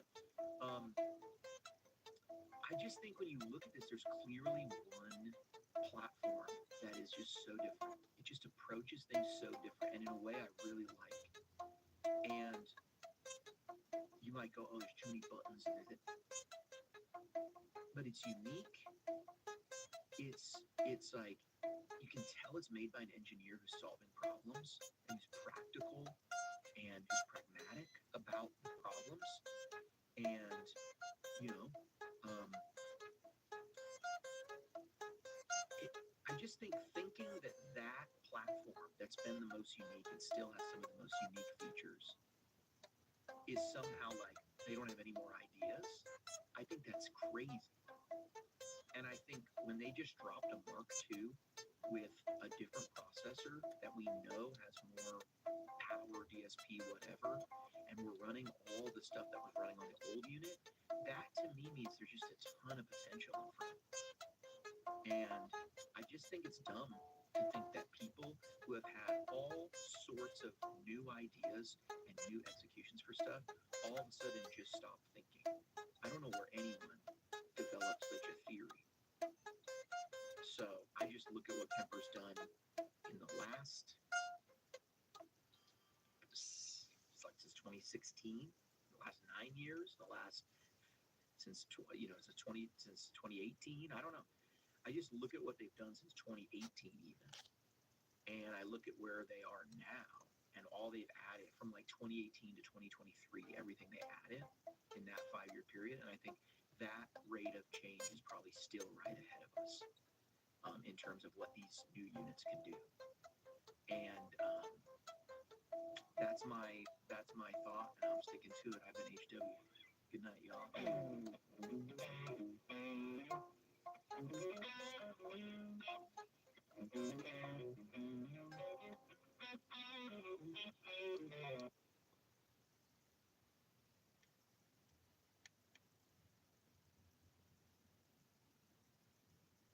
Loa management.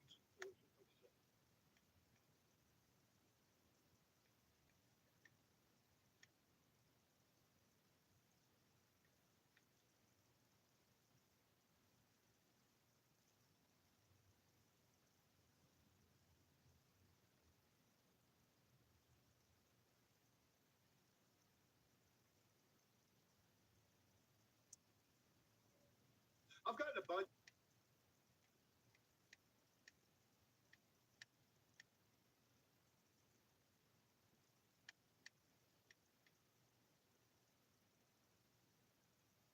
If you're clicking on this because of the thumbnail, yes, that did happen. I've been getting a lot of comments lately. Hey, Rick, will you address the Giacomo Turra scan?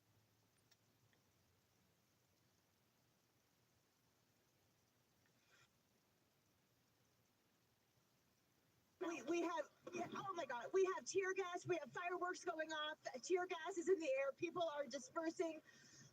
I can't see anything. That was a scene from last night in Los Angeles as the Trump regime quite literally declared war on its own citizens. The Trump regime invoked 10 USC section 12406, which is entirely inapplicable to what's taking place, and it's invalid the way Trump invoked it because it requires a governor's consent, which did not take place here. But the Trump regime issued a memo federalizing the National Guard in California to go against the people of California based on a manufactured situation that the Trump regime provoked by sending ICE to attack communities and to provoke and cause chaos in communities in Los Angeles and in the adjacent areas to Los Angeles. The memo that Donald Trump issued last night while he was at a UFC fight, mind you, is called the Department of Defense Security for the Protection of Department of Homeland Security Functions memo. And as I said, it invokes Section 10 USC 12406, and I'll go and explain to you what that means in a little bit. But let's just go back a little bit. Over the past few days, the Trump regime was conducting ICE raids in downtown Los Angeles to start. They were targeting apparel factories where migrants were hard at work. They were targeting courthouses where migrants were going through a lawful process to have their cases heard. They were targeting neighborhoods where migrants were raising their families. They were targeting areas where migrants were peaceful and contributing to the economy. Home Depot, parking lots. They were not going after criminals or gangbangers. They were going after peaceful, hard-working migrants, which Donald Trump reportedly told his base that he was not going to do, but we all told you that he was lying. So that happened yesterday.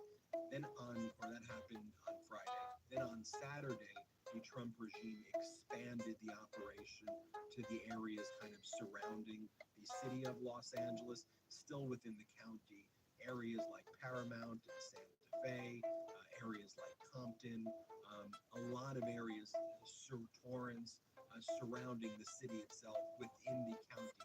And again, they were specifically kind of targeting communities where there were hardworking Latino families just going about working or living their peaceful lives, just trying to raise their families. Why?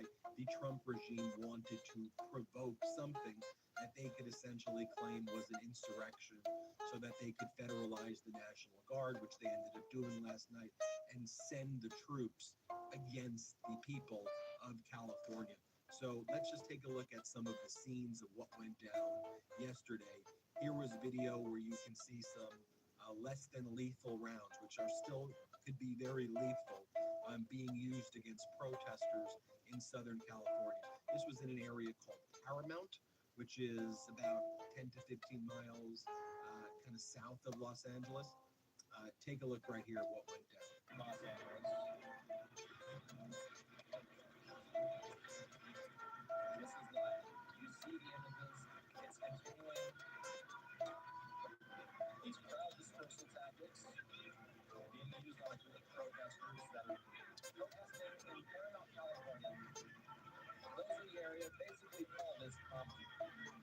It's outside of a Home Depot, where protests began earlier today, and there we see those gas canisters. The people covering their eyes, their mouths, their noses. These pepper balls impact all of the senses. And this is a big show that we're doing here. A big display of the less than lethal rounds. Here's another just insane scene of what we were seeing yesterday with ICE out and about in Paramount. Play this clip.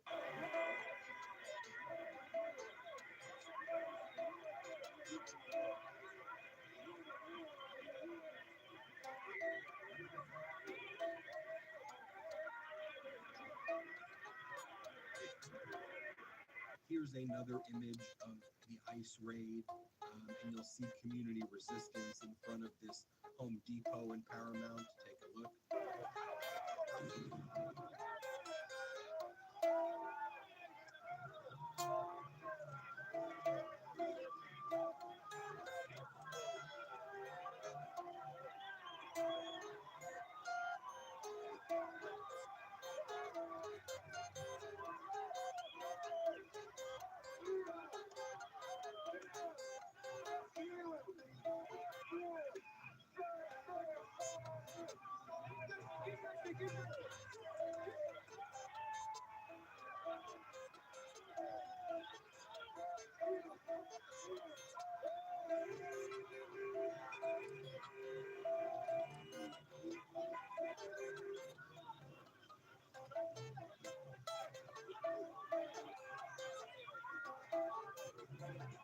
here's another image of what was going down in Paramount. Play this clip.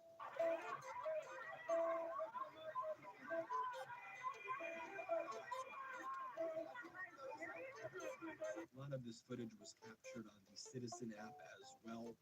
Like here you have new video of some of the ICE attacks on the immigrants. This is in Inglewood from yesterday. Here, play this clip. Déjalo. Hey, just let it be. Déjalo, papá. Déjalo, papá. Papá, déjalo. Está bien, déjalo, déjalo. Déjalo, déjalo.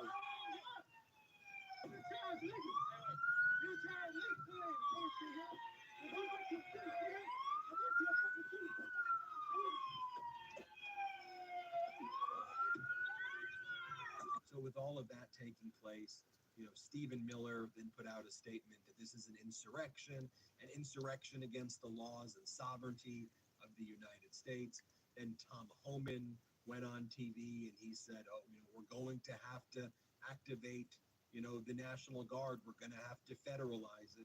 So we were wondering, are they going to federalize the National Guard? Are they going to invoke the Insurrection Act? They actually technically didn't invoke the Insurrection Act. They invoked another act that allows you to federalize the National Guard if you're the president, but you have to work with the governor, and it's under very narrow circumstances. So I'll go and break that down. So while Donald Trump was at a UFC fight, he posted the following: if Governor Gavin Newsom of California and Mayor Karen Bass of Los Angeles can't do their jobs, which everyone knows they can't, then the federal government will step in and solve the problem of riots and looters the way it should be solved. Just take a look at this map here. You can see all of the areas here with potential ICE sightings, and you see, really from downtown Los Angeles, it kind of expands out. Let's talk briefly about the statute that Donald Trump invoked, 10 USC section 12406. It's not the Insurrection Act. The Insurrection Act is 10 USC section 253.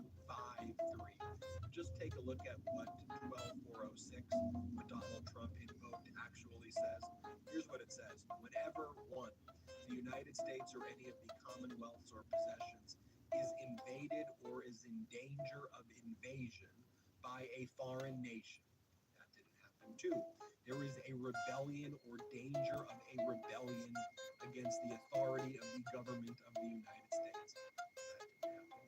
3, the president is unable with the regular forces to execute the laws of the United States. And again, that didn't happen.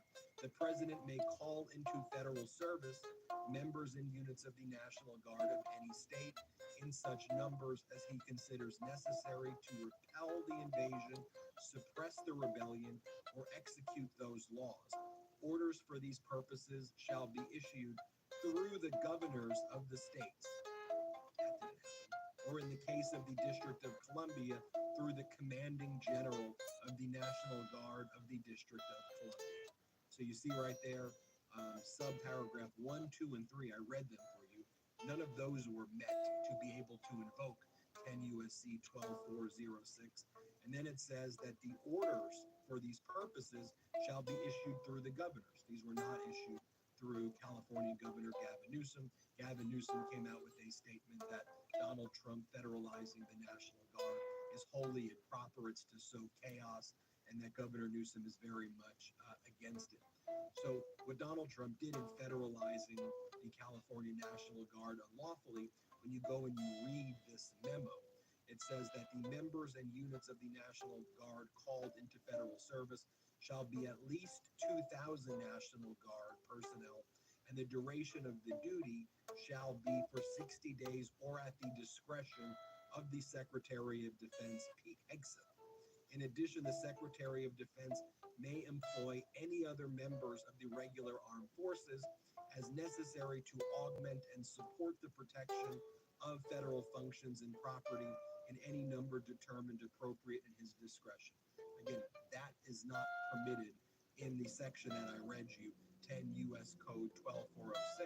All that was in there is federalizing the National Guard, not that Pete Hegseth can send the Navy or the Marines or the Air Force or the Army against the United States citizens.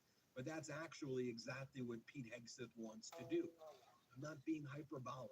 Pete Hegseth posted that he is considering putting the Marines, active duty Marines at Camp Pendleton, will be mobilized.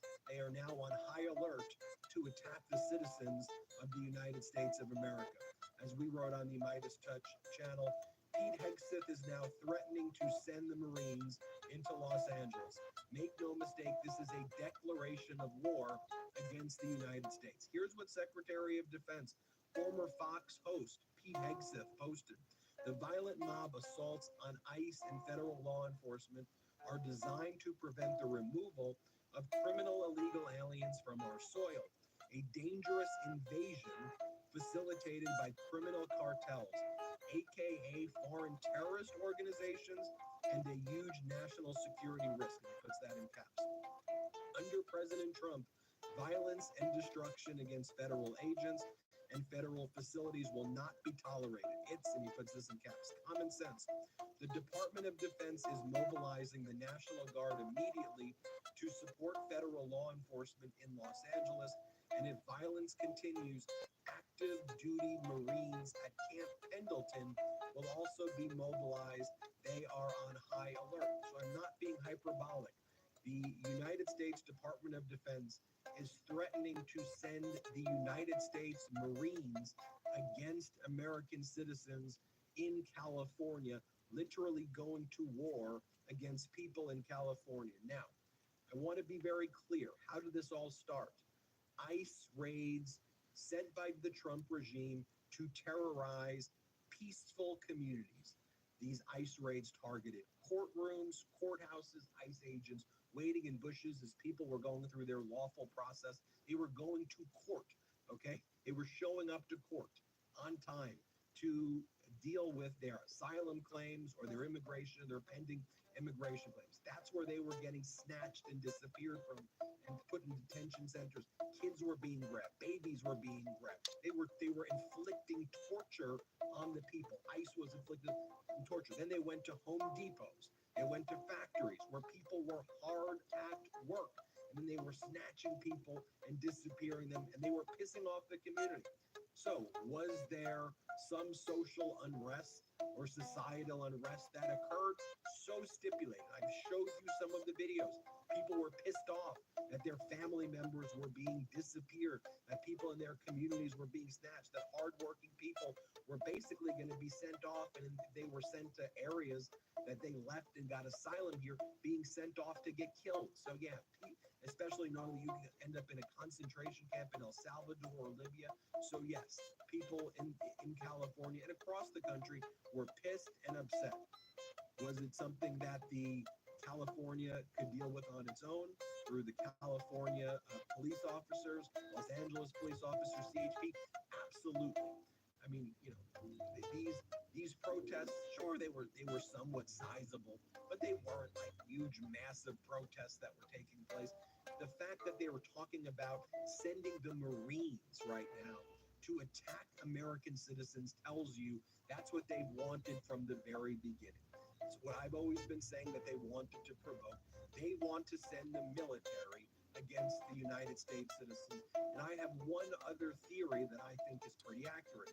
So next weekend is the Trump regime's birthday party for Donald Trump, where they are doing the big dictatorship military parade. We've never had that in America with tanks and, going through Washington, D.C., and displaying missiles and things like that. How anti-American is that? But that's what Trump wants on his birthday, a big Kim Jong-un, Vladimir Putin-style dictator parade for himself on June 14th for his birthday. What else was June 14th? The No Kings protests were going to take place across the United States of America, and I expected there to be literally millions to tens of millions of Americans attending the No Kings protest. So what I think also the Trump regime is trying to do is I think they're trying to create a situation of martial law. I think they want the military to suppress all of the citizenry in anticipation of Donald Trump's dictator parade, where I think Donald Trump wants to show the dictatorship power that's never existed in the United States. He wants that display. And I think this escalation that we're seeing right now, leading up to his dictator parade, I don't think that's coincidental. There's a lot of other videos I can show you. I think you get the point from that, what was taking place. They were raiding downtown LA, raiding the surrounding areas within the 10, 15, 20-mile radius of downtown LA, going into the factories. Community members were pissed. And then the Trump regime immediately invoked, and I read you those categories, unlawfully, Section 10 U.S. Code, Section 12406. I hope I broke it down for you in a way that you understand. That's what we know for now. We'll keep you posted every step of the way. Hit subscribe. Let's get to 5 million subscribers. Love this video? Continue the conversation by following us on Instagram @MidasTouch and help us blow past 1 million followers.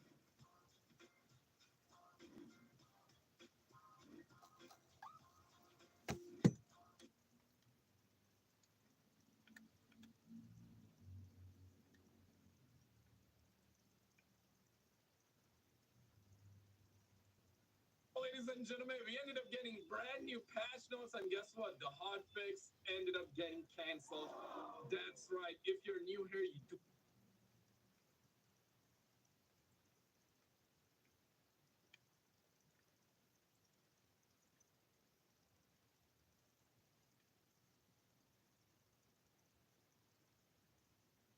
The United States is the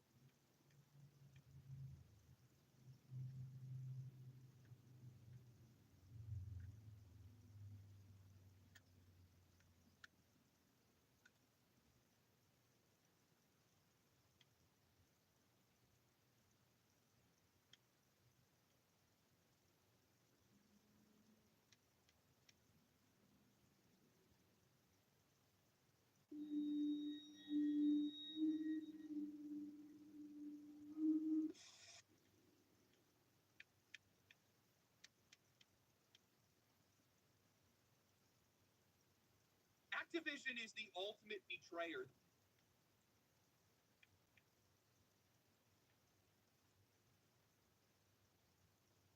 Activision is the ultimate betrayer. They are the avatar of greed. They are a cancer in the gaming industry. I don't think that there is a single publisher outside of EA that's more hated than Activision is. That's for a good reason, because these guys used to be the most celebrated publisher in the industry. They came out with some of the most beloved games in the history of the hobby, but now they're one of the ones that's the most responsible for the state that it's in today. They are arguably the best example of a company and a selection of studios that continues to release games at a lower and lower quality, ignoring their audiences at every single turn and paywalling every aspect of their.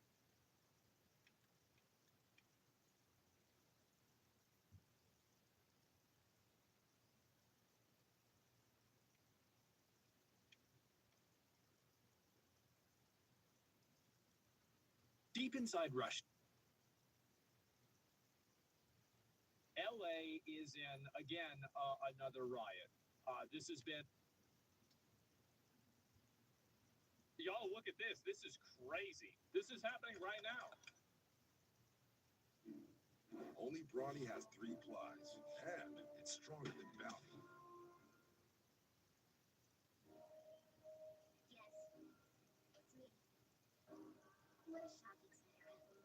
Y'all, look at this. This is crazy. This is happening right now.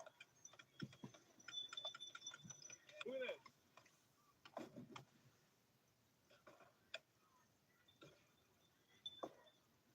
It's supposed to be a first world country. You got on there people acting like fucking apes. It's embarrassing. This is crazy.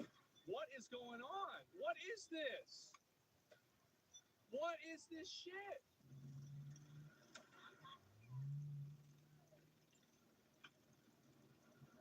They're just random cars.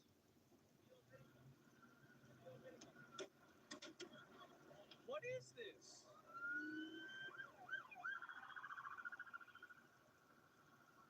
Like, the That's just that's a regular ass car.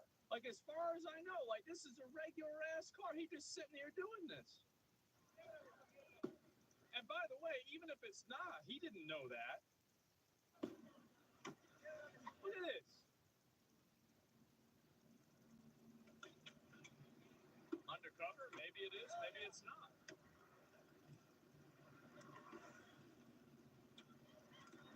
Yeah, arrest him. Yeah, he's not discriminating. But you can put this dude in jail. Like, this is the thing. Why is this guy not being arrested? He's openly attempting to kill federal agents in LA. And you don't even know about this shit. Then they're actively looking for this guy throwing rocks. Really? Well, which one? There's 50 fucking guys. I strongly suggest you turn yourself in. It's only a matter of time. But where the fuck is the police? So you got this. Look. They actually went and turned this shit into a just shoot him. I'm gonna be honest. You sitting there throwing bricks at people and they shoot you, I say that's a rip bozo. You should not be throwing bricks at cars. Throwing bricks at cars? Get the fuck out of here.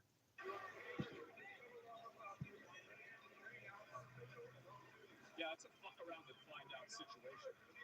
A self-defense? Yeah. It's attempted murder, yeah. Like, I don't know how we let this shit happen. Like, this is not a big deal at all. I'm Giovanna Lala. You're taking a live look at one of the protests. This is from yesterday. I want to go to the ones from today. Because there's more of them. Obviously, like there's a whole new one. Let me see if I find a new one. And this is 2 hours ago. Here's another one. Let's get it.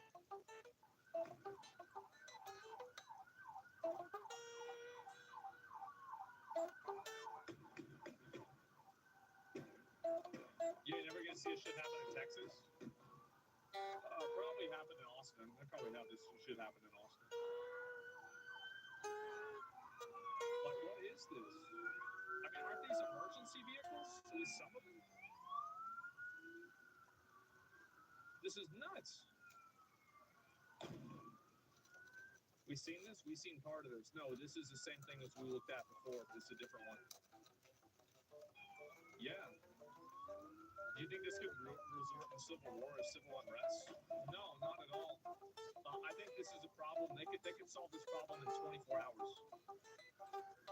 Like, this is a 24-hour solution. But they just don't want to do it. Easily, yeah, easily. And they have time left over. It's a GTA 6 tour? Yeah. People don't realize an insane minority of people doing this? Yeah. Well, that's the problem, is that, like, you have this one, like, in my opinion, I think this is, like, pretty much a single-digit minority of people that are doing this. And, like, how do you let these people run wild? Yeah, this is nuts, man.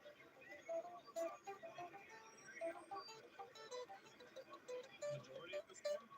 It's not. This is like, where's it? Let me turn this off. Sorry, I thought there was something else going on. Yeah. See, they go and they say this shit, right? They say shit like this. Let us be clear. Anyone who assaults or impedes a federal law enforcement officer or agent in the performance of their duties will be arrested and swiftly prosecuted to the full extent of the law. Where are they? Where are the prosecutions? Where are they? When? Like tomorrow? Like next year? Like, this is insane. This is third world country bullshit? Yeah, exactly. Praise leftist, tries to block. Look at this. Look at this. We can't watch that. I don't want to watch a guy get run over. But, like, I mean, honestly, this is insane. Like, you're trying to get in front of a car like this. And I got to tell you, I don't have any fucking sympathy. You are trying to get in front of and stop a car like this. This is insane. A U.S. Marshal bus. You have to get these people and put them in fucking jail. He survived. You can't win them all. What's this? All of this is playing out right now where our ground camera is. Look at this. We're going to have to get through this. Oh, here we go. Two of those SUVs are now essentially going around this. This is nuts, man. This really could turn extremely. This is crazy. Seeing one of the doors open. Oh, they're shooting out the window. On one of those vehicles. What is this? It's hard to tell if that's. Look at, he's out. He's playing around. see some agents with the federal government come out and they're trying to make way for this bus right now. Yeah, kidnappers, not protesters. Yeah, bro, this is not like, and this is the problem is like, it's really a vocabulary problem. This is not a protest. Like whenever you're whenever you're destroying property and throwing bricks at people and like, fucking getting in the street and making sure people can't drive, this isn't a protest anymore. Like this was a protest. Now it's not. And so that you got even more of this. Vantage point that we Look at would not this. have without having helicopters there in the sky. Look at this, Austin. Mexican flags? Mexican flag, the line of law enforcement agents there Yep. during this face-off. Can you imagine how fucking annoying this is if you're trying to drive home? Holy shit. Appears to be a face-off. Yeah, and it's tough to tell. Look at this. From a distance, but it looks to be the color of the sheriff's deputies that are creating that wall there. Looks like they're trying to create a. Oh, do you think a police person crashes out and the protester gets shot? Well, that's what's scary, right? Is like, in my opinion, this is what I support, right? I mean, obviously, I don't want them to run people over, right? But I support self-defense. I think that if you assault a police officer with what could be a deadly weapon, you should expect a proportionate response in force. I see no reason that us as a society can morally or ethically tell police officers, you have to tank bricks being thrown at you. That is outrageous. Nobody should have to tank a brick. Nobody should have this happen. Blocking someone's way is also self-defense. Can you stop me from going where we're trapped there? What am I supposed to do? Yeah, no, I get it, but like, I don't want to see people get hurt, right? I mean, I can make a joke or say some bullshit, right? But like, I don't actually want to see this happen. But the reason why it happens is because nothing else happens. Like, the escalation is the problem. It would have never gotten to this point if these people had gotten arrested right as soon as they started popping off. The problem is that they haven't gotten arrested. They've been able to just kind of run wild and with no consequences do this stuff. I'm surprised no one's been shot yet. Yeah, exactly, right? And so that's really the issue. No one wants anyone to get hurt, but if you're right-minded, you got to take people in their lives more seriously. If they find themselves in front of a moving vehicle, yeah, exactly. This is the new normal unless they get arrested. Exactly. Yeah, and I live in LA, and the people organizing these riots with buses are giving instructions to people how to get weapons on Facebook, other similar websites. It's extremely funded. Well, the problem is, like, so if it's so funded, why can't the FBI figure out who's doing it? Why can't they, if there are instructions of getting weapons to go to like a protest on Facebook, why can't they find out who's doing that on Facebook and arrest them? For the McLaren Formula One team, success starts by tracking over 14,000 parts with Smartsheet. With AI-powered workflows, every piece comes together to compete for championships. Smartsheet helps drive the future of racing. Tidy Cats Bahama Sunset. Enter for a chance to win a vacation to the Bahamas. Hey everybody, I'm Rick Beato. Today I'm heading up to Nashville to visit the studio of country music star Brad Paisley, one of the most gifted guitarists and songwriters in modern country. Not only are we going to talk about his killer guitar playing, Brad's also going to show me his amazing collection of guitars and his unusual method for relicking them. Here's my interview. Hey, Brad. I'm so glad to have you here. Thank you for inviting me here. Thank you. I'm sorry we blindfolded you. On the way. I have no idea where I am. No, yeah, somebody threw him in a van, blindfolded him. And I just ended up right here on this couch. Mm-hmm. First of all, your sound is amazing in here. But what is this guitar? Thank you. We're in my studio, so it's mic'd up the way I like it. Which is We're going to talk about that too. Yeah, I'm gonna ask you about that's that. its own process of like getting something that, to me, partially the room is part of the sound of this place. But for this is this is what we call the Lost Paisley. Fender just came out with a replica of it, and this is a very, very cool. This paper, this this, well, I say paper, but it's foil. This cling foil is from 1967 and neck and body. And this is a 67 Telly with a color they never offered. And we realized when they made these Paisley Tellys at Fender, we got a whole story on that. But it's just really fun that there's a lost color. This is like an Indiana. So they did make these. I mean, I think what they would have had to, because there's no way they just picked the pink, did that. I think they probably mocked a few up and went with the floral, the blue floral and the pink paisley. This cling foil is like a printed aluminum foil that Yes. had sticky back on it. Yeah, it's simply contact paper that they marketed as you can make anything in your house psychedelic. You have this awesome space age substance that's like aluminum foil pressed and embossed with these on it. And you can see it's really shimmery and cool. Yeah. And it looks like these have depth. And so, you know, it was Borden Chemicals made the thing, and like, it's the strangest idea, but they were chasing that whole flower power movement, both Borden, I guess, and Fender. Mm-hmm. And somebody at Fender was like, hey, I bet they were like, my mom put this on her toaster. Right. It probably looked good on a telly. And that's what they did. Like, it was a really crazy idea to think we're going to offer a premium instrument that's like $100 more, I think, added to the price if you got this finish, which at the time would have been $1,000. Yeah. And then market it to the people who had no money, which was the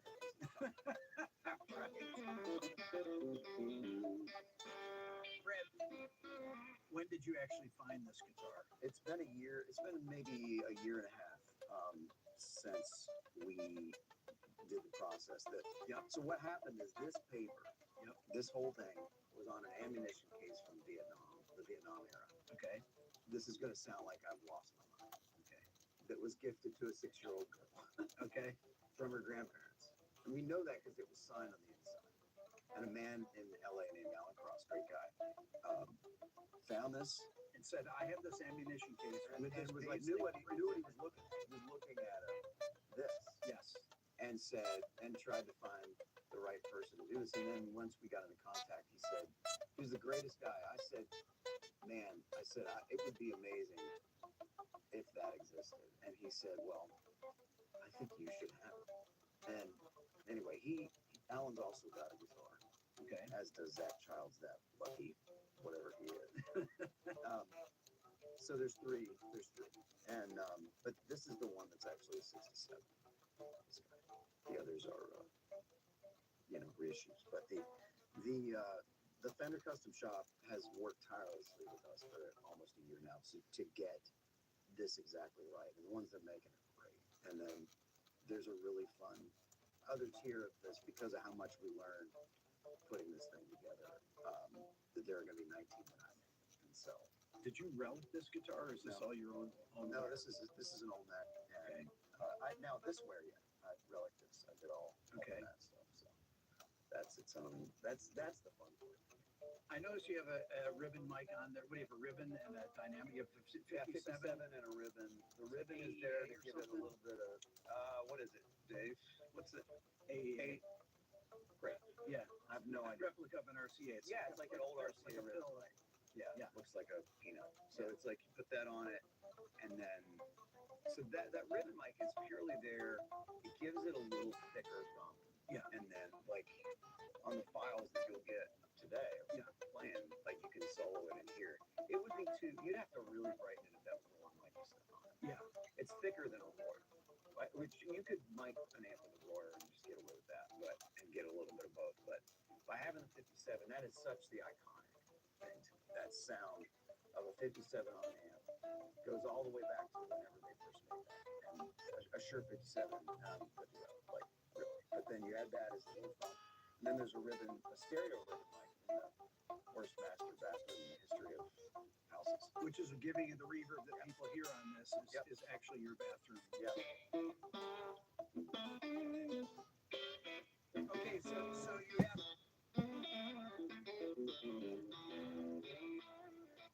the mics on two different speakers. and the cabinet is a 63 box cabinet, correct? Yeah, that's what it's limited to now. There's a lot of options. That's what I use quite frequently. I've got some Dr. Z caps in there. Like if I use certain ones that they're a little bit stouter sounding in a great way. The one that's in right now, I've got the heads running through. It's a silver and a blue. They both sounded good. And what head are we hearing? You're hearing train wreck.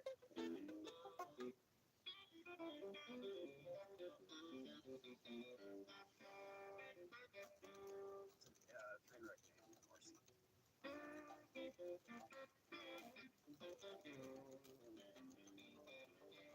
Your quest for tone, when did this start? Oh man, in the womb. When I was probably, I know your story about getting 2-box amps and everything. Right. So in the 80s, everybody had a rack. I didn't. For a while, my first amp, my grandfather gifted me Fender Deluxe. Okay. Old Silver Face Deluxe. Good as they get. Yeah. What a first amp. Great first. Wasn't a gorilla. Wasn't like a practice amp. It was truly an amp you could gig with if you had to. He was all afraid I was going to blow my ears out with a Fender Deluxe. He was rolling over his grave since then. I promise. But like the amp and the guitar, actually the first guitar I ever got was a Silvertone acoustic 2-band. Okay, that was really got that. They're amazing. You might as well be set up for slide. Right. The action was that high, but but that was what got me started. Eventually got a better electric to plug in musical deluxe, and then got some rack gear for a while. Got my first Fender from Joe Glaser in high school. That's another story. Became friends quickly after because of my stuff. Joe's standing about 5 feet from He is, but it's like my dad had stuck one of my PR photos as a high school kid, like the me like posing with the guitar, senior photo type thing, right? In the guitar, I got a bender put in. And when I moved to Nashville, I called Joe and I said, I've just always wanted to see your shop, and he's like, why? He was down at Hoover's Fork in this old garage, really. I said, it's the magic place where Ricky Skaggs and Steve Wariner and Vince Gill have guitars worked on and made and kind of listen. Yeah, all right. So I drove over and walked in his shop. Oh no, when I called him, I said, my name's Brad Paisley. He said, Brad Paisley from Glendale, West Virginia, star of the Wheeling Jamboree. And he starts rattling off facts about me. And it had been years since I got a Fender. And I'm like, how do you know who I am? I'm thinking I've made it already. I just moved here. He's like, come on down. And I come down and he's got the 8x10 my dad stuff. Oh my God. In the case up on the wall of his shop with all the stats on it. I'm pretty sure it's a joke. Because here he is working on Clapton's guitars. He probably had it sitting there. He's like, I'm going to put it up here for when he comes in. He's working on Clapton's guitars, and he's got this high school kid's photo on the wall. None of Eric Clapton. Before we go any further, I want to quickly interject that 57% of you watching right now are not subscribed to my channel. So please hit the subscribe button now. Thanks. Fenders have kind of a scoop mid-range, okay? And you like this box, this forward sound. I like the mid-range, that dirt that you get in a box that doesn't sound like it's sort of, it still sounds clean. This, we were talking about the mud all the time. So yeah. You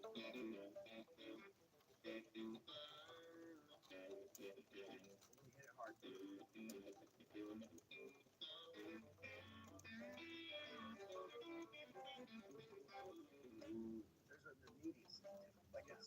Like when you hit it, it's got, I don't know what it is. It's jangly and it's twangy, but it's also crisp and thicker in the mids, not in the lows. Like a great Fender with a Telly with the right pickup is a beautiful sound that I'm envious of, but I've never been satisfied with it.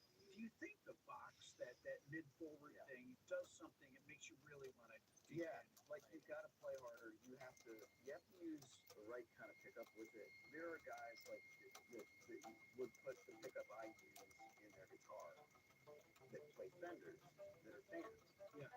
and they would tell me it just didn't work out for me. I had to go get, a different CEO, whatever, if it's real, if it's black card, because it wasn't, because they played through the twins. Yeah. And certain things, there's a magic alchemy, as we know, to these things. And for me, it's like if you have the right sort of pickup going through an AC30 style amplifier, whether that's something as behind as a train wreck or as like what I use a lot with Dr. Z's. Dr. Z does a great job of making, like he and Fisher worked together to make an amp, first of all, for me that was very much along those lines, but then also it's evolved over the years with these other things. And when you have that sound, like I'm playing through some combination of that sort of thing live, it really doesn't bring out this sound that's me, that's become me, for better or for worse. There are certainly people watching this that are like, yeah, no, interested. It sounds like that at all. How loud is your stage volume? Pretty loud. I have two 30-watt Dr. Z's going. And that doesn't sound loud, but 30-watt class A. Okay, so this is something I want to talk about. So people, I think, don't realize when you say 30 watts, they get like a Vox AC30. How loud Vox AC30s are. AC30s are not as loud as twin, and they're not even as loud, honestly, as like a 50-watt Marshall. But they are loud. Like it's a different thing. It's different loud, and it's like there's not a moment. With a Fender, there's a moment where it's dirty. Yeah. It's like, oh, now it's dirty. And you either want clean or you want dirty, one or the other. I don't feel like there's ever that sweet spot. There's a little one, maybe on tweed amps, but like with this right here, like I can just keep going on this volume, and then it'll get a little dirty, and at some point it's dirty, and it's sort of not at all. It's not something you can. I mean, it's dirty from the moment you turn on a little bit. It's the perfect kind of dirty to project to me. It's this. The birds. It's just 60s. Yeah. So you hit that, it's like. But then if you want clean, it's.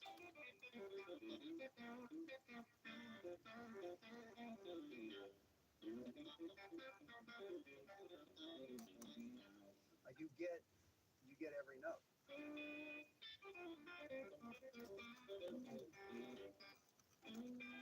And that's not, there's nothing on there. There's no compression after the circuit. The only thing I'm going through is I have a DD2 old delay pedal.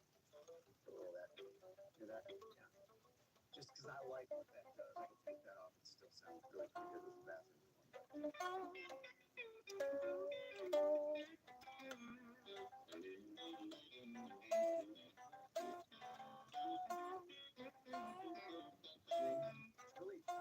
really a responsive dial hard. Yeah. Even though it's set pretty clean, like if I'm back here, it's pretty much just a different part.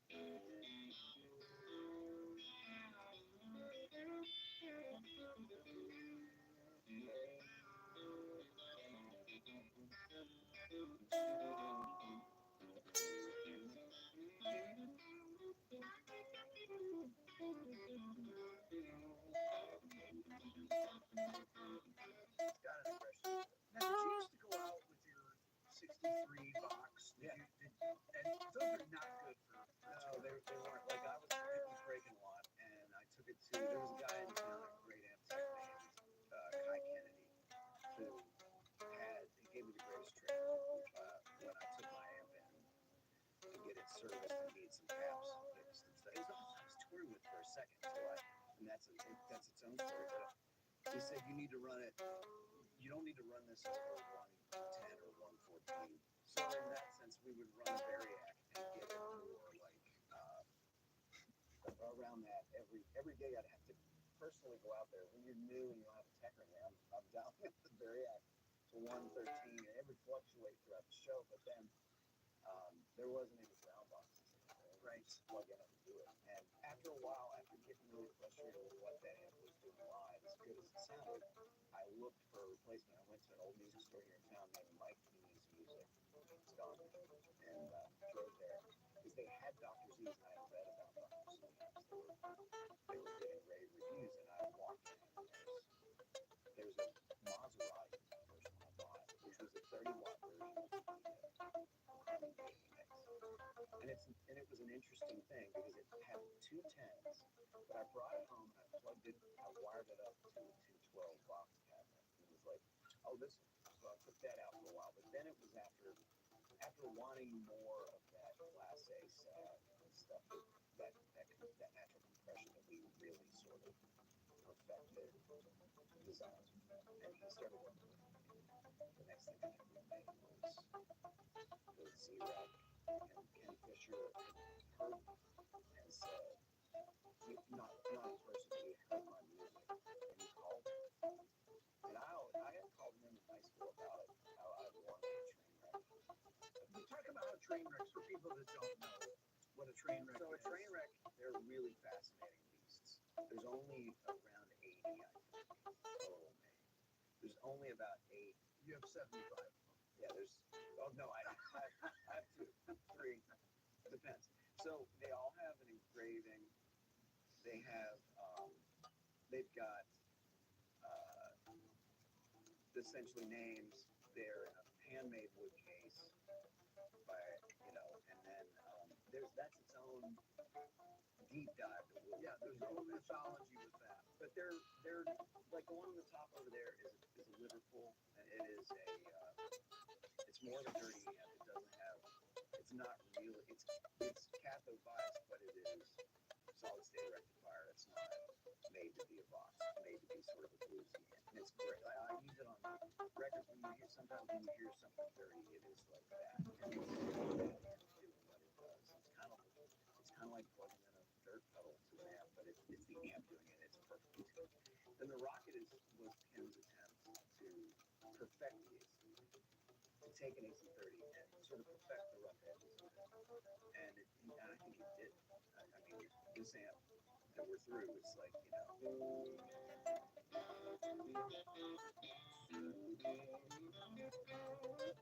just that, I don't know what it is, that nasal. I just call it the perfect mid-range. Yeah, that.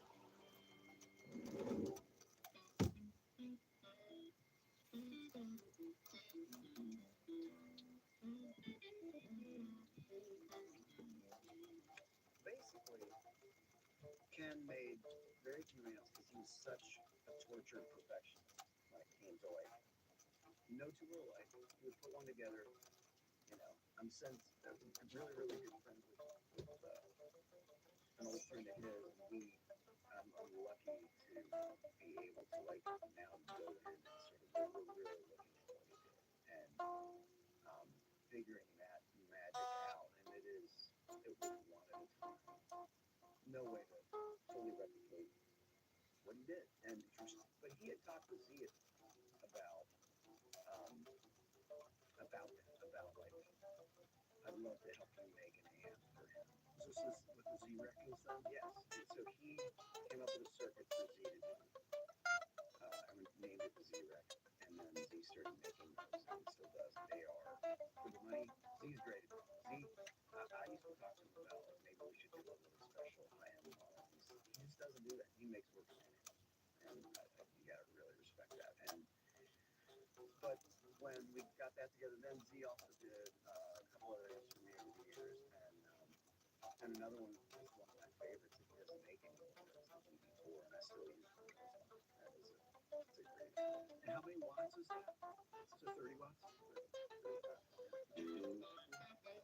On your records, when would I have heard boxes? When do I hear C's? When do I hear So by Mud on the Tires, you're hearing some Dr. Z's on it. Okay. For that, by the first 2 records are all the red box. Me through that red box. Sometimes through 63 box. Yeah, if it's a telly. If there's a lot of songs. There's things like I played the ES335 on the Jazz 10 on the first record. Oh,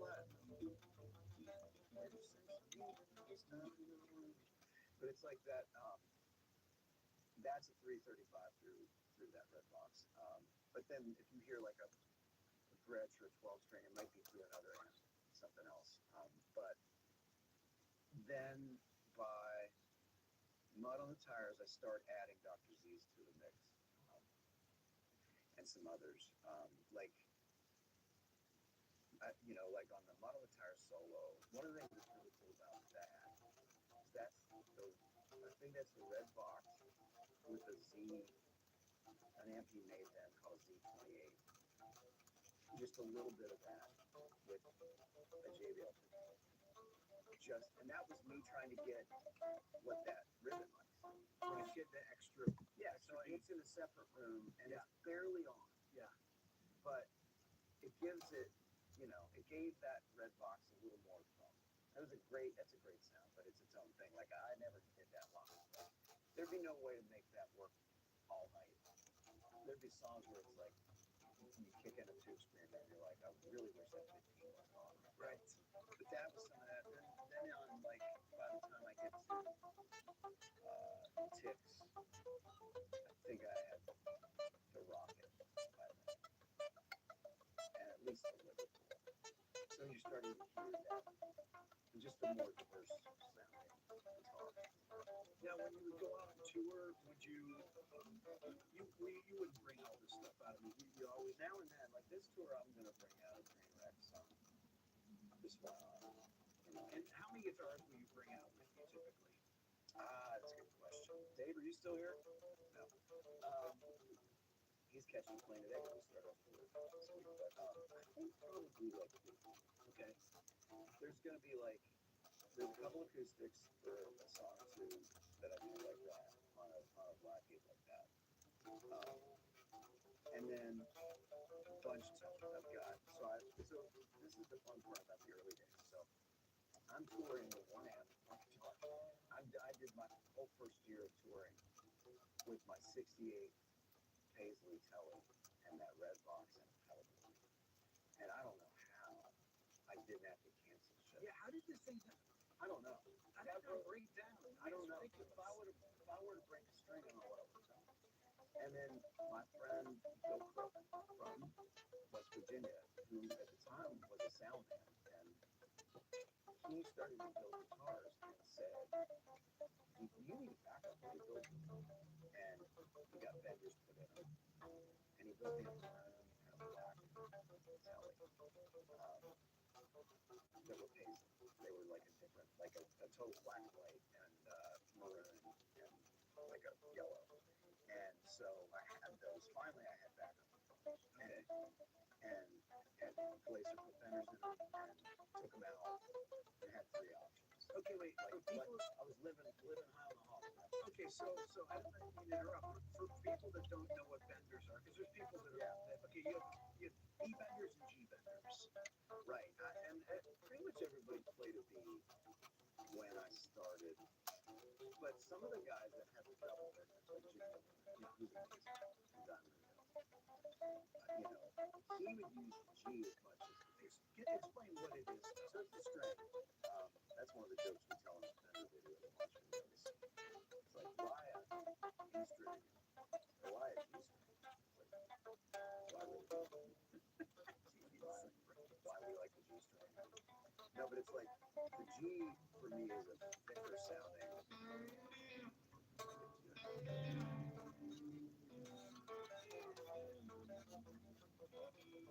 It's more throaty, a little more, The B is a great sound. The B would be bending the B string, which is this thing. You hear on Eagles records and you hear on Ricky Skaggs and Brett Mason. That'd be what it sounds. Yeah, that's very identifiable. Peaceful. But for me, it was like I wanted to sound unique. Like I wanted to be able to. My goal when I was making the records was you would hear a guitar and know it's my record before I sang. That would be the goal. Yeah, like if you heard, like on the first album, track 1 is Long Sermons, is the song.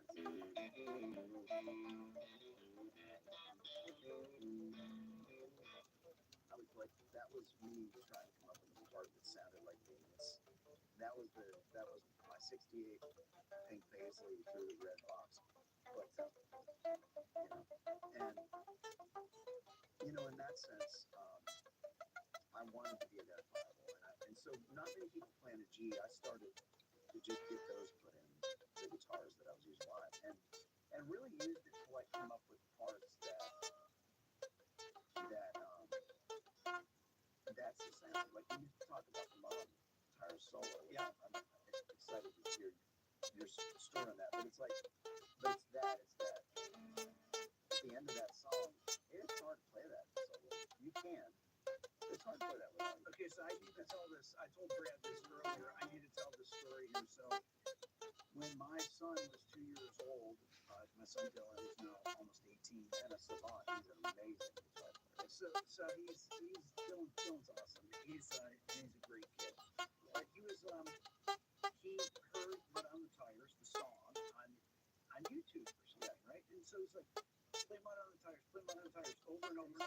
He's two, and he'd sing it. He knew all the lyrics, and he was either on the right path or the wrong path. But then when it got to the end of the song, he started singing the solo, and I was like, what? This is. I say to my wife, I was like, Dylan's singing the guitar solo at the end. My wife didn't know that was odd, so I called my brother Ray. My brother John is a great guitar player. He's like, check this out. And Dylan's singing this. He's like, that's amazing. And I had no idea why that. And it's not smoke on the lawn. No, it's an incredibly hard solo to sing. Yeah, that idea of like, gotta get a little more time.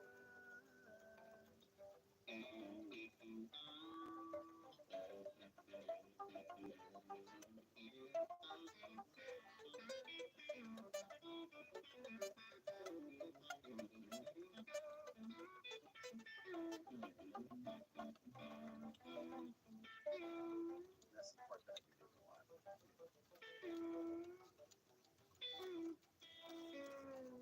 I can't even now see it stop. It's all I can do it. But it's, wherever we are.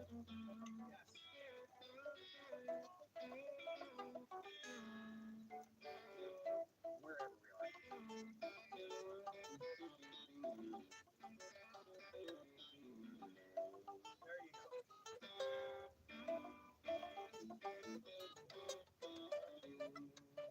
Okay, so it's like a golf swing. You can't stop and think about it. Okay, so just so people are, when they're watching this, Brad is actually pulling down on the strap, which produces the bending. Yeah. And you can go like this. It's different sound. There's a mechanical thing about a steel guitar when you hear, and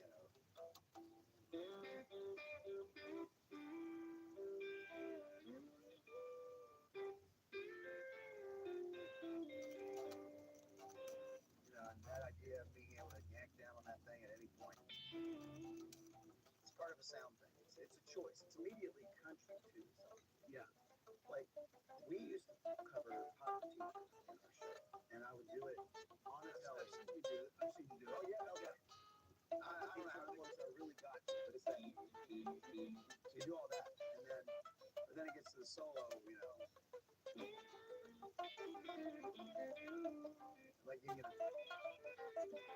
The minute that you do that, like I said, it gets into it. So, yeah. Do you practice still? No, I just play all the time. We write songs and record them like half gigs. There are times when I have to practice a little. Mostly it's learning something I play. Yeah, like these days, like with the songs we've just been cutting, there's all these new guitar parts, and I kind of record just like we're doing right now, and it's stream of consciousness. And so I got to go back and go, what is that? What did I do? You almost need to film it as you're doing it. You're probably right. Are there solos that you go back to, or songs that you're like, okay, well, I know I'm not playing it exactly right, but I'm close?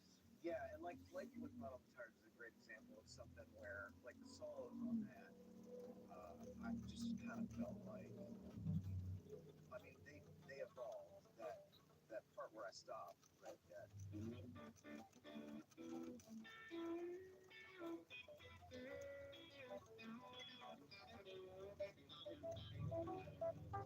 how I do it now. And so the old dog, I mean, I could, but it's kind of fun to just play it the way I play it.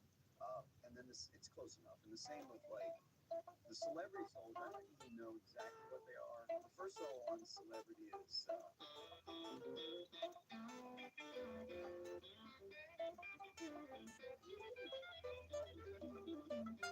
and it's like, and then the second solo is the one I'm proudest of because everybody thought I did it on like a Gretsch with a whammy bar or something. And it's here we come.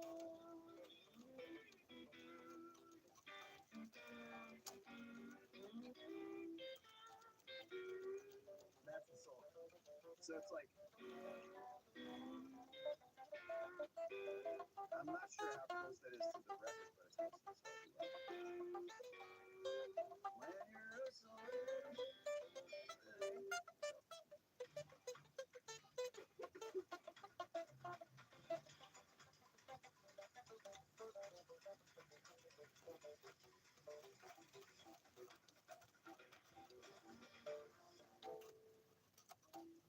Hey, you're ready? 20 smell pretty good for a guy. Now get out there and track.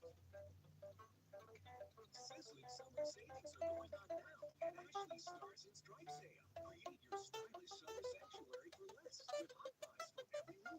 Now just $6.99. Plus, for a limited time, you can save up to $1,000 off your entire purchase. Don't miss upgrading your patio. Save up to 20% on select outdoor furniture. And buy now, pay over time with 0% interest until 2030 when you buy in store. Shop more Stars and Stripes deals in store. Shop online today. Only at Ashley.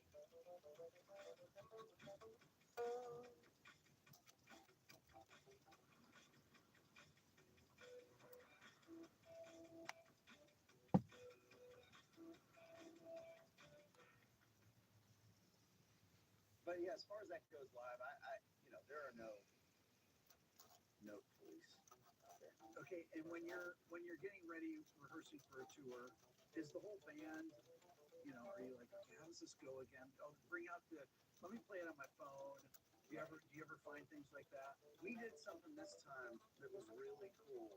We set up here and recorded the whole show. Okay. So we rehearsed with video. We have some video content that's got to sync up.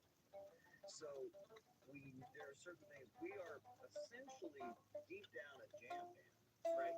So we build in, like, if there's video content for something like Celebrity, there's really funny footage for that song this tour. Same with there's funny footage for something like the song Online. It's sort of like that whole song is at this point is all bad AI version. Like we basically really went to AI and said, make Brad Paisley literally a sexy snowboard. And it's like that's what you're gonna see, and it doesn't look at all like it. Okay, but it does, and so it's like that's gonna be behind us because I don't love AI, so we're making fun of it, and it literally ends with AI sucks. It's that thing. We're making a little statement, but the idea of like, but here we are actually. I guess we're self-defeating, but we have to like sit down and learn some old stuff if it's been years. But then sitting together, this band and I've had the new member in the band is my steel player, and he's been with me since the year 2000. So he's still getting paid. He's great. Oh my God. No, but it's like so we are. When you guys were we know each other's songs. When you were rehearsing, are you down in the like the living room area? No, we did it in the studio. Okay. We actually hit record, set everybody up. Drummer's in the drum room, but other than that, we were all in here. And the drum room, you have the video screen in there. I saw that. Yeah, where we can see each other. So. But it was a great way to do it. It's the first time we've ever done it. Usually we just kind of rehearse in the living room for a little while, then we go to the main stage and we do it. And it's a lot harder to figure out. And this way we finished and we had versions of the songs that they're able to sort of make sure they couldn't get away. Yeah. And do you guys go back and listen after? Does everybody kind of get a recording? Or do you? Yeah, we did this time. Yeah. You say that like we've done that before. That's the first time we've done it. I don't know why it took us this long to figure out how to do it that way. But we play this week. We will mess it up pretty good the first 2 nights. And then we play Red Rocks this weekend. So it's the first time I ever played there. So how many by Red Rocks? Okay, so how many gigs in typically does it take for the band is really humming? We can be. I mean, the first night's usually better than the second night because we're like on edge. Like we're gonna like nail it tonight, and we do it, and we're all like we're like, we got this, and we just let our guard down. And the second night is when we make, it's like, oh shit, right? We're supposed to go to that there. And we're all looking at each other like, you know how it is. You're out of the ball. Okay, so you're such a tone guy. What is your in-ears? What do they sound like? I've got a good ear monitor guy who has spent years with me too, and he's like, that is easy. Yeah, but I need him because of the way that the show. I'm not a stationary guitar player. I mean, there's ramps. I love to run over here and play. I love to go over here and play. I use this as a way to reach the crowd. Yeah, when you're stuck at a mic, it's one thing. And we have mics at other places on stage where I can sing out of the empty thrust, or I can sing in the edges.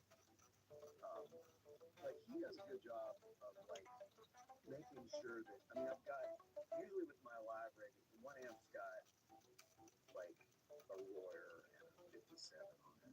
There's 57s on everything, but there's a couple of rhythms, and then they blend that in, and then you don't need a free mic in a live gig. And you've got, and I'll pop an ear out a little bit and be able to hear them for real. They're behind me, blasting, and a lot of guys that sit in with me, that are guitar players for other people, have been like, how do you get away with this stage volume? I said, well, the singer's not going to fire me, right? Sound man deals with it, but we've got it. Like it's not bleeding very much. I sing into an S58. It's pretty good at rejecting it. I kind of get dismayed when I see people moving away. Not in country music, but when I see rock bands moving away from using amplifiers. We've got to get some stage volume. That is the magic. The bleed is part of it. Think about those old Beatles records or any. Yeah. They're in the same they're in the same room, and there's barely a partition between them. Or partition, but it's like anything. That's the sound. Yeah, I'm with you. That's one of my problems with like as cool as the bass here is, they don't allow any amps. Yes. Which to me it's like, what would it hurt to see, the Edge with his Ace. Well, I heard that was a real problem when they started, because he couldn't. I'll bet. And then he had to go to the UA device, the boxes or something like that. But he said I think it was really disorienting to not have his rig there. Yeah. I don't know the philosophy on why that's got to be that way. Maybe it's science, but at the same time, if it's for the look, I'd like to see a box sitting on top of some. I would too. So, if I were to say, Brad, what is a perfect song? It could be any song. Oh, a perfect song. It depends on the genre, really, because there's any genre. What is I think in rock, it's Layla. Okay. And it works as the ultimate,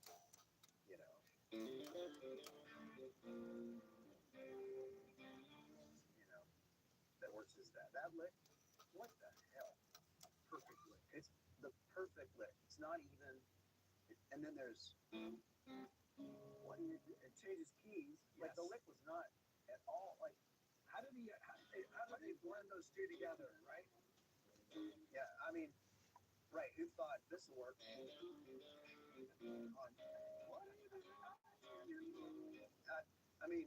perfect. And then there's the outro. Whatever that is. That's a third song. It is a third song. That reminds me of, I talked to Joe about this, Joe Walsh, another perfect song. Yeah. My God. There's one song. Yeah, and he even told me, he said, that whole, that is its own thing. That's its own song. And then he put them together and made one song. He was ready to put them simultaneously as different things. And then the words of that too. Layla, I love the words of that. What it is amazing. And that's a heartfelt blues rock song. By the way, I named my youngest daughter Layla. Oh, good for you. Favorite rock song. It's the achievement we all look for as somebody writing a meaningful rock ballad. And then the same with like with Life's Been Good, it's as good as a lyric get.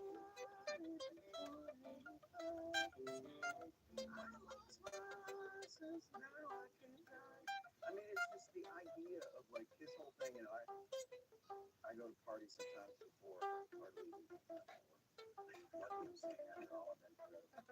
mean, it's just so good. Joe's so smart. So those are perfect rock songs. I feel like, you know, and then like Life's Been Good blurs the line. It's almost a country song if you did it for mandolin and banjo, right? And then with country, there's many. There's the icons that you think of, at least I love every day. Chisel and Stone, or those. I mean, to me, a perfect song in country that's not typical is The Chair, George Strait. Doesn't even ever say The Chair in the song. It doesn't have to. It doesn't have any reason to be one of the greatest songs ever written. D. Dillon. It's so much his melody and what I think of with him. That, excuse me, but I think you got my chair. And then at the end, you realize he's like talking to this girl. It's like, it's all right, you sit there, I'll sit here. And then they talks to her for a while, and at the end, he comes clean and says, you know, oh, I don't mind it. I like to tell the truth.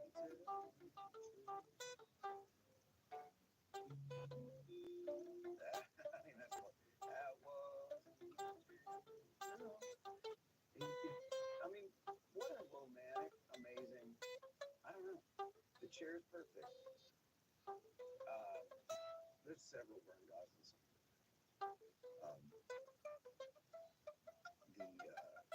There's a song called If You're Gonna Do Me Wrong, Do It Right. It's just, I mean, you know, I always like to ask people too, when you're growing up, you had a couple guitar teachers. One guitar teacher, what? yeah, several. Really angels. The first was the daughter of this local legend, a man named Hank Carter. His daughter was teaching guitar. She really was just kind of a player that played off the page. And so I took from her for a while, but she went to her dad and said, Dad, he's beyond me already. And so Hank was this guy that he was nicknamed Hank after Hank Garland because he sounded so much like him. And he was my grandfather who started me on the guitar. He was his idol, local. And Hank was this guy. I mean, it was all that, you know. It's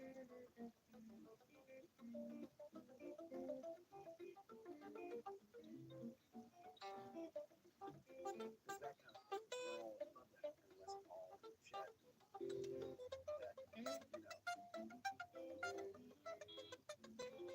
Those kind of things. And jazz stuff. Like he was just like, he would start to just like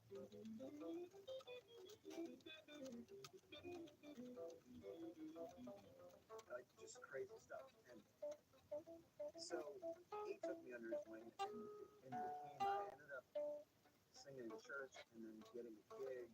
They're like, can you put a band together and play the church picnic?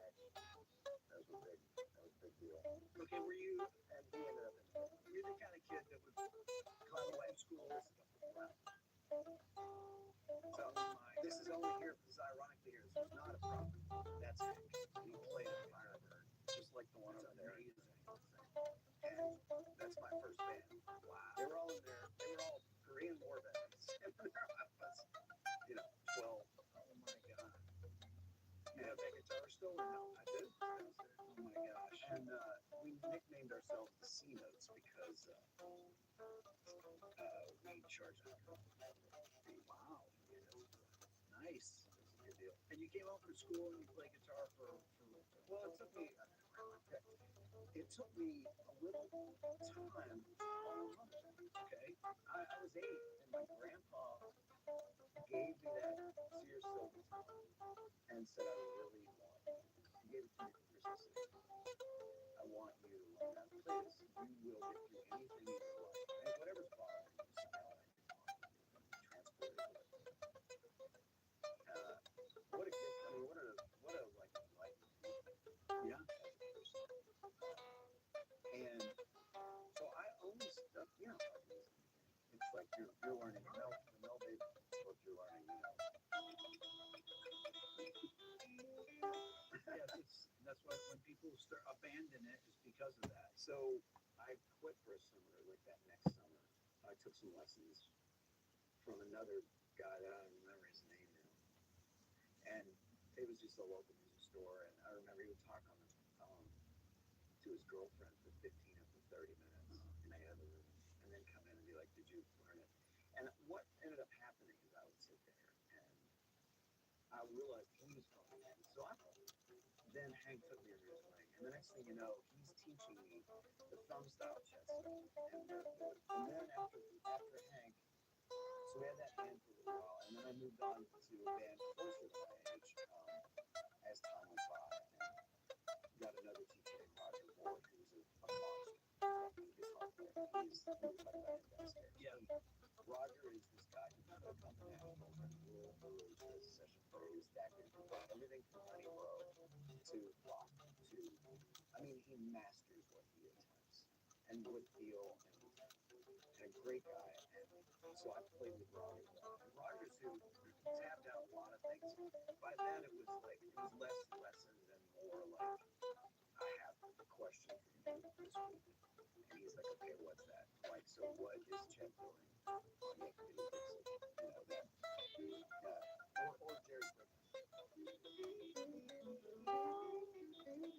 So it's like so he would be like, he could play almost anything that I would mention. So he would be able to help me through what I was trying to learn. And what an asset, long before YouTube, to have a guy that can sit there. He was your YouTube for me. Okay, without him, is there the inspiration to have become who you are? I don't know, because I mean, that's a trick question in the sense that he was the lead guitar player for the Wheeling Jamboree, is how I got to know Roger. And Roger was like so intriguing in many ways. He and Zane Baxter, the music director, were the two guitar players in the band. And Zane was who gave me a shot when I first was invited to play on the Jamboree as a kid who wrote a Christmas song. I played their Christmas show, and then the next show I got, he said, "Why don't you open for the Judds?" And it was the Judds. And it's what it sounds. It wasn't like the Judds before you knew them. Right. They were Judds. They were about to be Entertainer of the Year Judds. Like, absolutely. And here's a 13-year-old kid. I got to open for them at 13 years old. And so that was a path, thanks to Roger and Zane Baxter and these guys, that gave me those chances. And same with Hank and those guys, that, like, I wasn't that good. I really wasn't. Like, everybody like, were you good? It's like, no. When I look back, like my dad said, you were cute.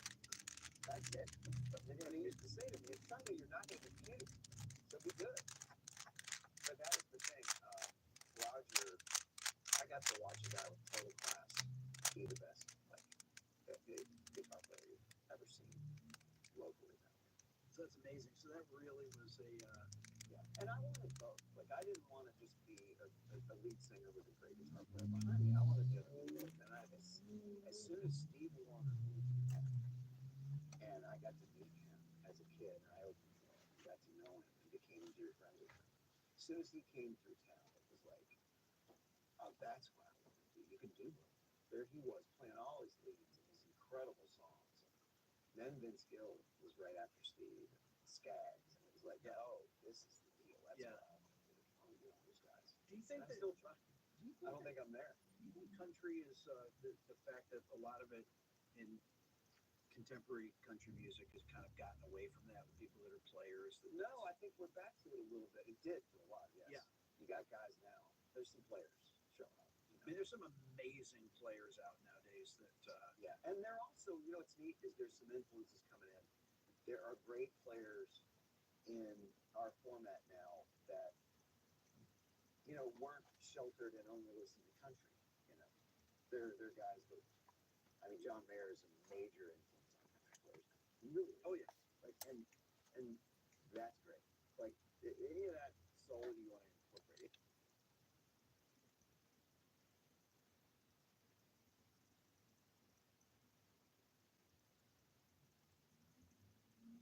You're taking a look here at some of those troops that are already down there on the ground. We do want to update you on our breaking news this week.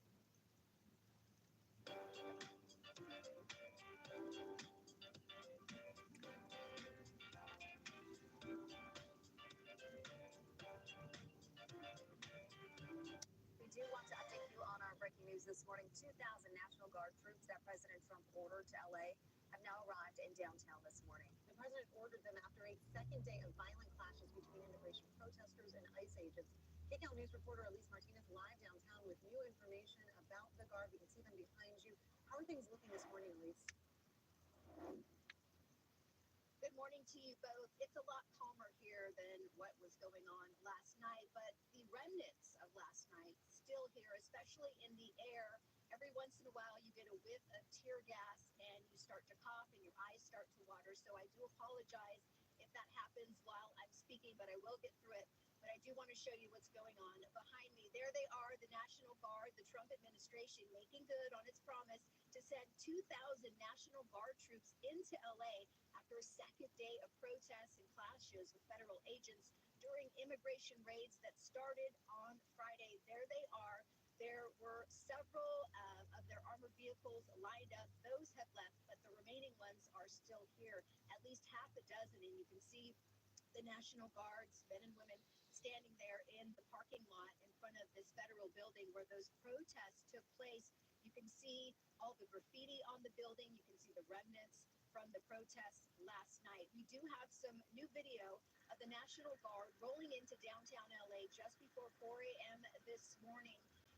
They're reported to have been at two locations, at least City Hall and the federal building here, and we believe they're moving throughout the city and to areas that experienced unrest during those raids. Now, the move marks a major escalation in Trump's crackdown on illegal immigration. Mayor Karen Bass and Governor Gavin Newsom both speaking out, saying this is unnecessary and will only escalate tensions. Newsom also saying local law enforcement is already mobilized and there is no need for this extra support. Now, tensions flared in downtown Los Angeles last night as a group of protesters gathered outside a federal detention facility. Video showing flashbang grenades and tear gas being deployed by law enforcement soon after the protests. Police declaring an unlawful assembly, and around 10 p.m., half a dozen protesters were being detained by officers. We're still trying to get numbers on how many people were detained and or arrested.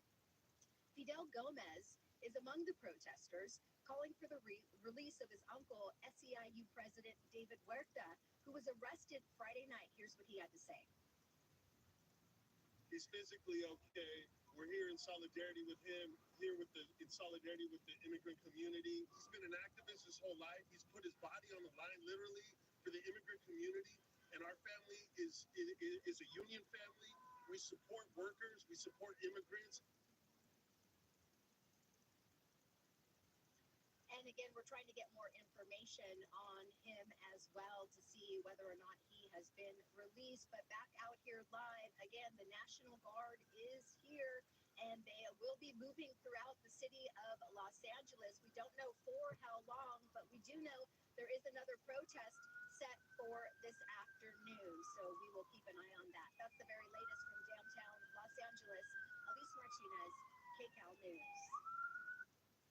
Elise, thank you so much, and please stay safe out there this morning as well. California lawmakers say they were being denied entry into the downtown LA detention center where detained migrants are being held. Congressman Jimmy Gomez and other elected leaders say they should be allowed to visit any facility that's detaining migrants, but we are told they weren't allowed in because of safety issues. I've been to the Middle East, I've been to war zones, so I know what it's like to actually be in a situation that's a lot more dangerous than inside this building. How many people are there? It is our job as members of Congress to provide, to have oversight. We've reached out to Border Patrol for more information about the facility, but have not heard back. And a warning from the FBI. The agency says protesters could be prosecuted for attacking officers or impeding immigration operations. Stay with KCAL News for developments on these protests and the immigration raids we've been seeing across Southern California. You can also get the latest information on kcalnews.com. At Spartan College, how you train matters. Our program focuses on preparing you for the skills and knowledge needed for a career in aviation.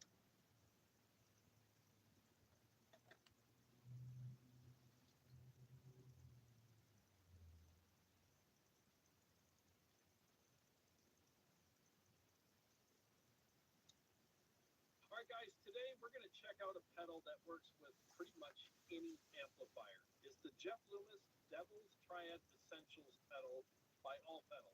Let's get started.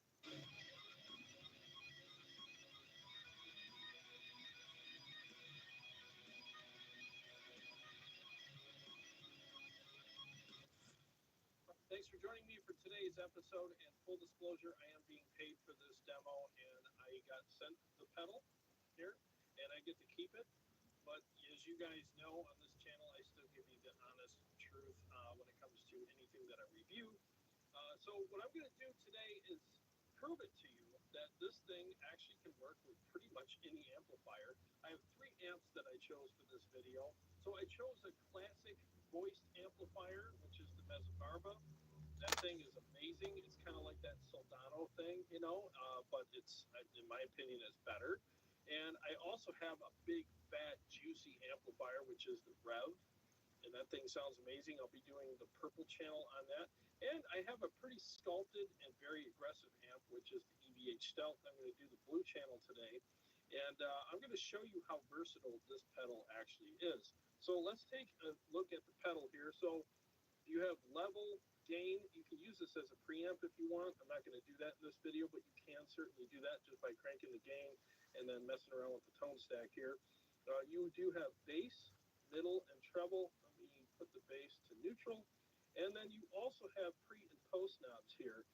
So basically the pre is basically going to boost your signal going into the pedal, and post is going to boost it going out of the tone stack, and it just kind of makes the tone stack even more active to my recollection. Now, if I'm wrong on that, I'm sure somebody is going to be correcting me in the comment section, but to my recollection, that's pretty much how this pedal works, and that's what makes it so versatile. And I will be messing with these knobs quite a bit when I dial it in for each amplifier. So let's go ahead and get started with, let's start with the Rev right now. So we'll go ahead and do that. Let's fire that up. Boom, there it is. So the pedal's off right now, so just kind of watch what I'm doing with the knobs as I'm dialing it in.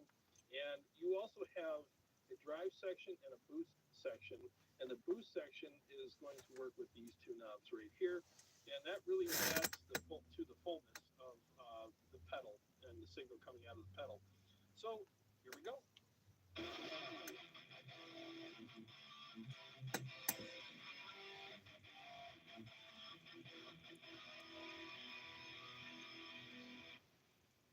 Great sounding amp, awesome freaking sounding amp. I love this freaking amplifier. So let's go ahead and engage the pedal and tighten it up, make it more aggressive.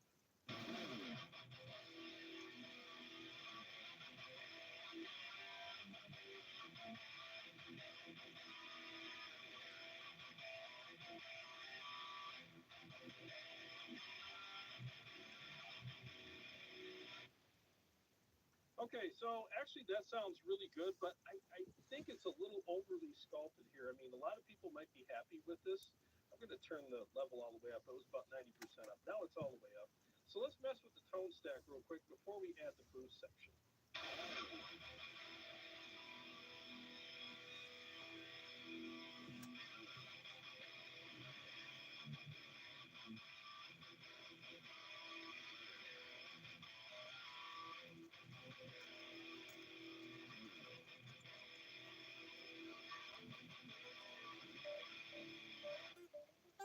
All right, now a lot of people would be satisfied with that, but let's go ahead and engage the boost side of the pedal and show you what that does. And I'm going to really fine tune this and maybe get a little better feel out of it if needed.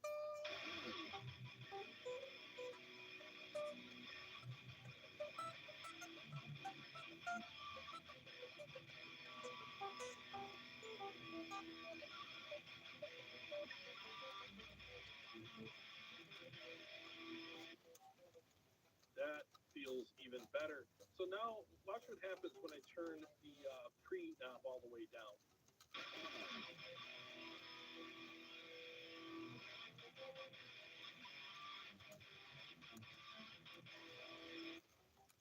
So it gets a little empty. So that's what that knob does, and it just adds some fullness. So let's add that back in. That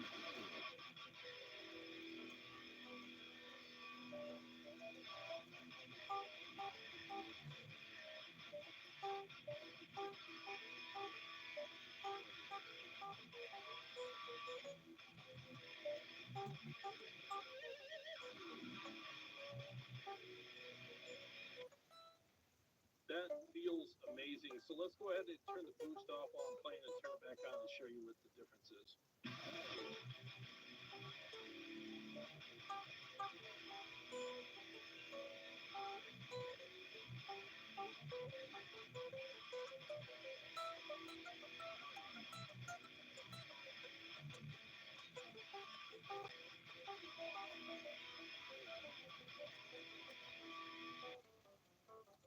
Well, if you ask me, that sounds awesome. Now, I want it to be a little more aggressive, a little tighter, so let's turn the bass down now that I have the boost section engaged and really fine tune this now.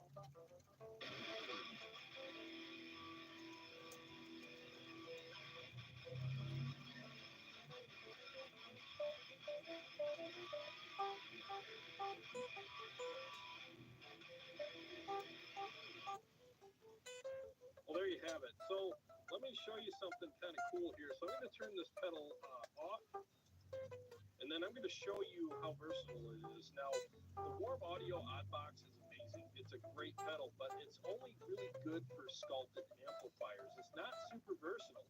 As much as I love that pedal, it is a bit of a one-trick pony. It's great for sculpted amplifiers that aren't so fat like the Rev is, you know.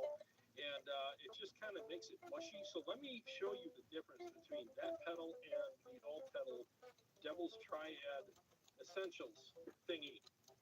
Too many words. You guys got to shorten your freaking names here. All right, so no pedal right now. So I'll show you the Oddbox and how that affects the amp, and then we'll go back to the all pedal Devil's Triad Essentials.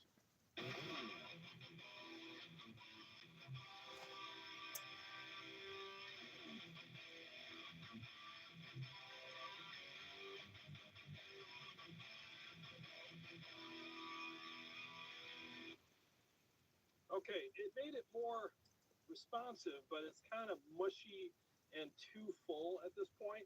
So now let's switch back to the Devil's Triad.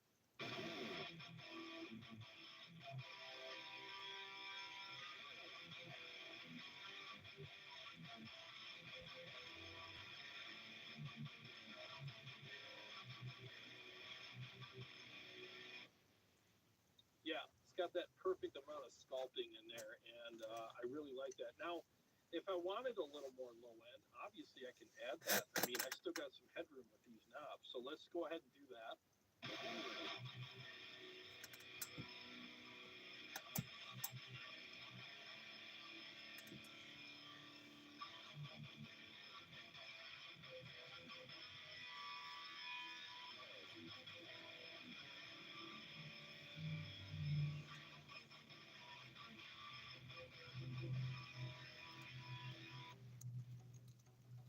That sounds freaking great. So this works perfectly with a really big, fat, amazing, aggressive amplifier. So if you haven't gotten a Rev, you're really missing out. I mean, that is a fantastic amplifier.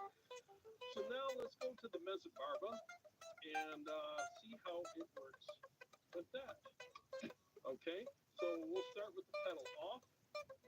And I'll play a few riffs and then I'll engage the pedal. We'll start from where we left off with the pedal on the Rev and just show you how different I'll have to dial this in for the Mesobarba. Maybe I'll have to dial it in quite a bit different, maybe not. We'll see.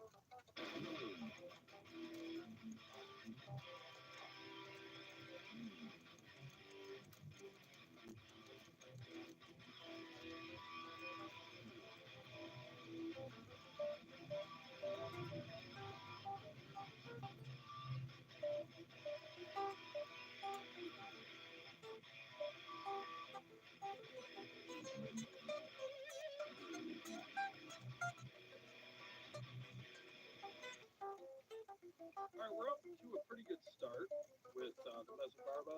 By the way, I'm on the Crutch channel, which is channel 2, and I have the negative feedback at 1 o'clock on that amplifier. So here's the tone stack, here's where it is, and then I don't even have the boost section engaged yet. So let's go ahead and turn that on and really fine tune this pedal for that amp.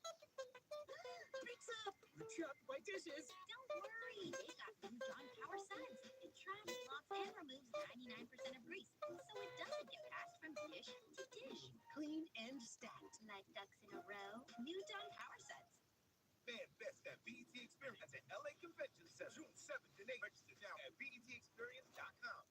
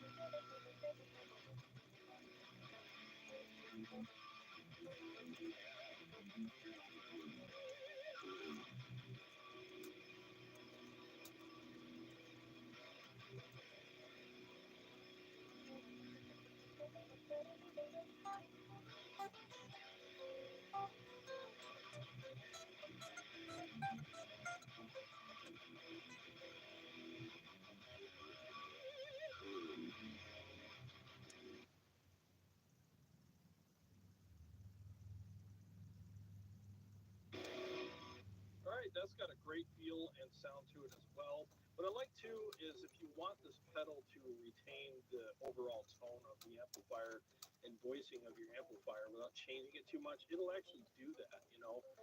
The only thing you're going to hear out of it is maybe a little more aggressiveness, but and obviously a tighter sound, but the voicing of the amp won't change unless you really want it to. Let's prove that now. I'll turn the pedal on and off and show you.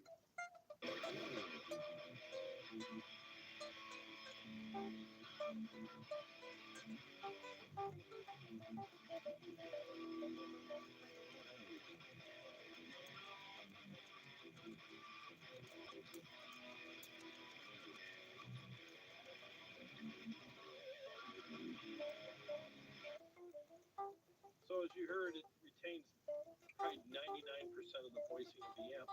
So with this particular amp, I can use the boost section or not, depending on what I'm looking for. So if I want a little more fullness, I can have it, or you know, by turning the boost on, or I can not have it. So let's see the difference here. It's off now.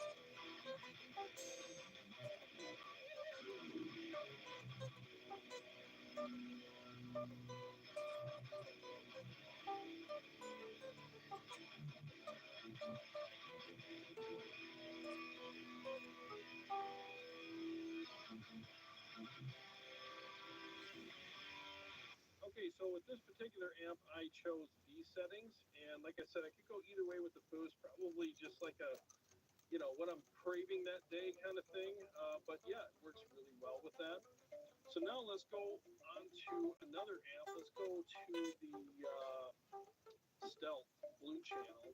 Now this is a pretty sculpted amp, so I'm guessing I'm gonna prefer the boost section on and then really fine tune it and get that nice full sound along with some aggressiveness. So let's hear it with it off, and then we'll turn it on and dial it in from there.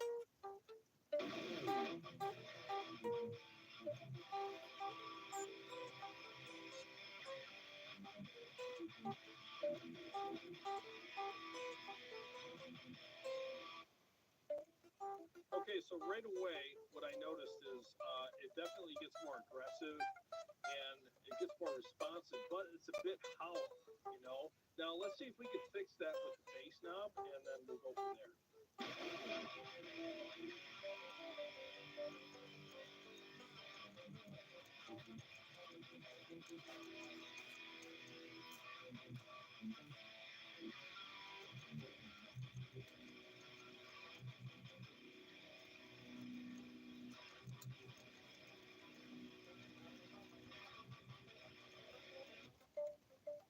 Okay, it helps, but I'm still wanting some more fullness, and the bass knob's not going to give me everything I'm looking for. Now, normally, if this pedal didn't have the boost side, I would say, well, this pedal's pretty cool, but it's not going to work for a more sculpted amp like the Stealth. But let's see if we can fix that.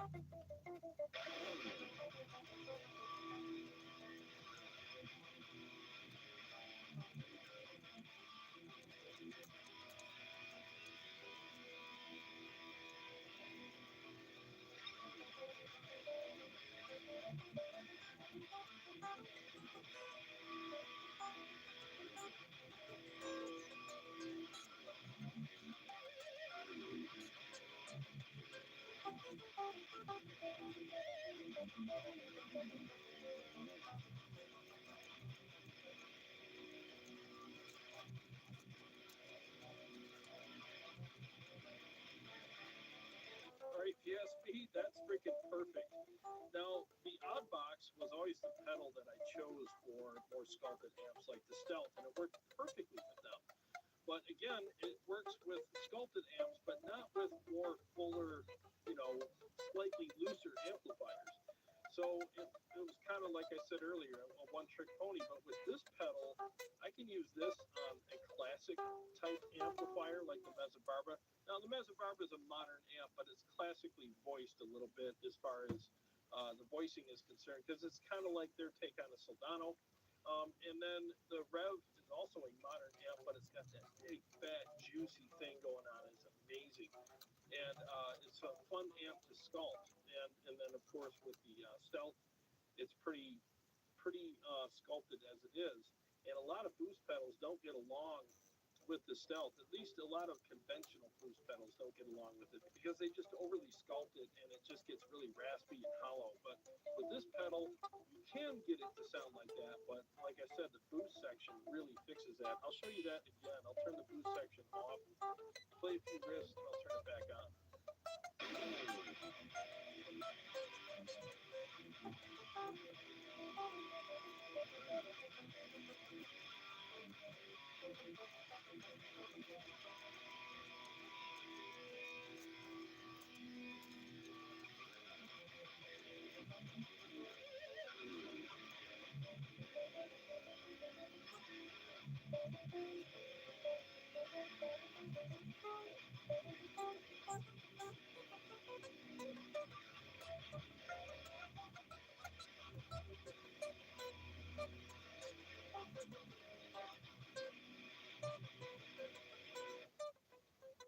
You really notice it on the lower notes quite a bit more when you have the boost section on and off. So I feel like the amp has more authority when you have it, the boost section engaged. It's got a bigger, fuller sound, and it doesn't feel so hollow and raspy. And it is a little more responsive with those settings as well. So anyways, well, I really do like this pedal, and if you have a collection of amplifiers and you're tired of sorting through pedals that will work with them, I would say give this pedal a try. I really think they did a great job on it. And Jeff Loomis is definitely no slouch of a guitar player. The guy's amazing and he knows what he's doing, you know, when it comes to dialing in tones and stuff. So the fact that he had a lot to do with, you know, the voicing and the features of this pedal says a lot, you know.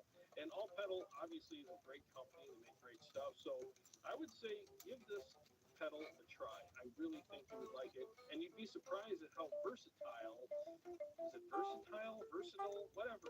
You'll be surprised at how versatile it is with all the different amplifiers that you may have in your collection. Or when you buy another amplifier down the road or trade in the one that you have or whatever, you don't have to go buy a new pedal. I mean, this pedal will most likely work with any amp that you either have or will purchase in the future. Well, again, I want to thank All Pedal for sending me this amazing, very flexible overdrive / boost pedal so I can demo it for you guys. I hope you liked the video. Also, there is a link below to Motor City Guitar if you want to get one of these. They will send it to you faster than anybody else. It's an affiliate link. It helps me out. It helps you because you get an amazing deal on an awesome piece of gear. And you're also helping out a lot of great people at Motor City Guitar. They're my favorite store. They're awesome people. And give them your business. You know, they deserve it because they're amazing. And you'll get it faster than you would if you bought it anywhere else. Well, guys, I hope you enjoyed the video. And like I always say, I'm just here to show you stuff, not sell you anything. If you like it, great. If you don't, that's fine too.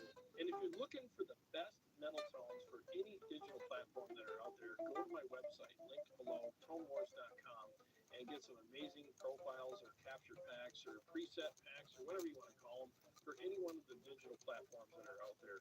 People are raving about them. They say they're amazing, and I really appreciate all the great feedback that I get from everybody. To all my Patreon supporters and subscribers, thank you guys so much. I really appreciate you guys. And if you're new to the channel and you like what I do here, which is basically give you unbiased reviews and give you unprocessed audio on your side, there's no compression, there's no EQ, there's no processing at all. It's all raw, real audio. If you like that, feel free to subscribe and click the bell so that you don't miss upcoming episodes or live streams. I got a lot more stuff coming up for you guys, and I'll see you on the next one.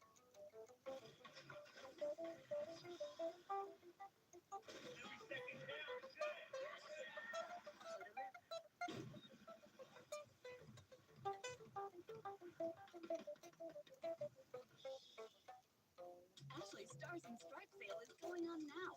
Create your stylish summer sanctuary for less with Hot Buy.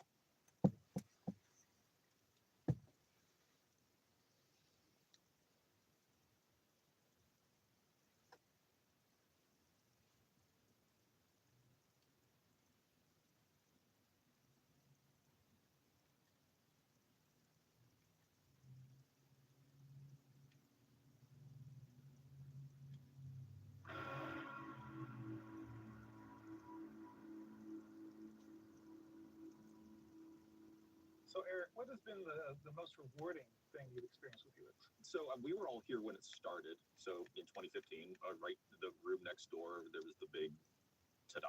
And at the time, we thought it was going to be, 3-4 year effort, with maybe a few updates. And then it's out. And we do Helix 2 or we do something completely out, HD 8000 or something. And the fact that it's now spawned 11 different hardware SKUs and it's become this big platform, and the fact that there are 19 of firmware updates and how many 105 amps. We started with how many to start? 16 amps. Started with 30 some effects, and now we're at 250. No, I don't know. It's been nuts. It's been nuts. How is that for you over the years, Brandon? No, I agree. Yeah, Building all this stuff. Yeah, you look at it like over 10 years, it's super rewarding that, we started with this 16 amps, 30 effects, and we've been able to see something that we put so much work into up front and just keep adding to it, just making it better and making it better. And, we've been able to sustain it, and people have kept supporting it and kept buying it. And just the ability to build this platform and just keep adding more to it and making it better and adding more effects and more amps and learning more and just continually improving has been really rewarding. And had we known that it was going to be 10 years, how many changes would we have made back then? Yeah, similarly to me, this was my day job. You know, like it's so it's everyone has bad days at work, but if I can take a step back and realize, oh, I get to go in here and I get to make cool gear, either model something or invent something, or yeah, sure, I go to a few meetings, but then I get to make this cool like guitar tone. I'm like, this is astounding. I always try to think if my 18-year-old self could see where I was now, they'd be like just freaked out. Like that's so.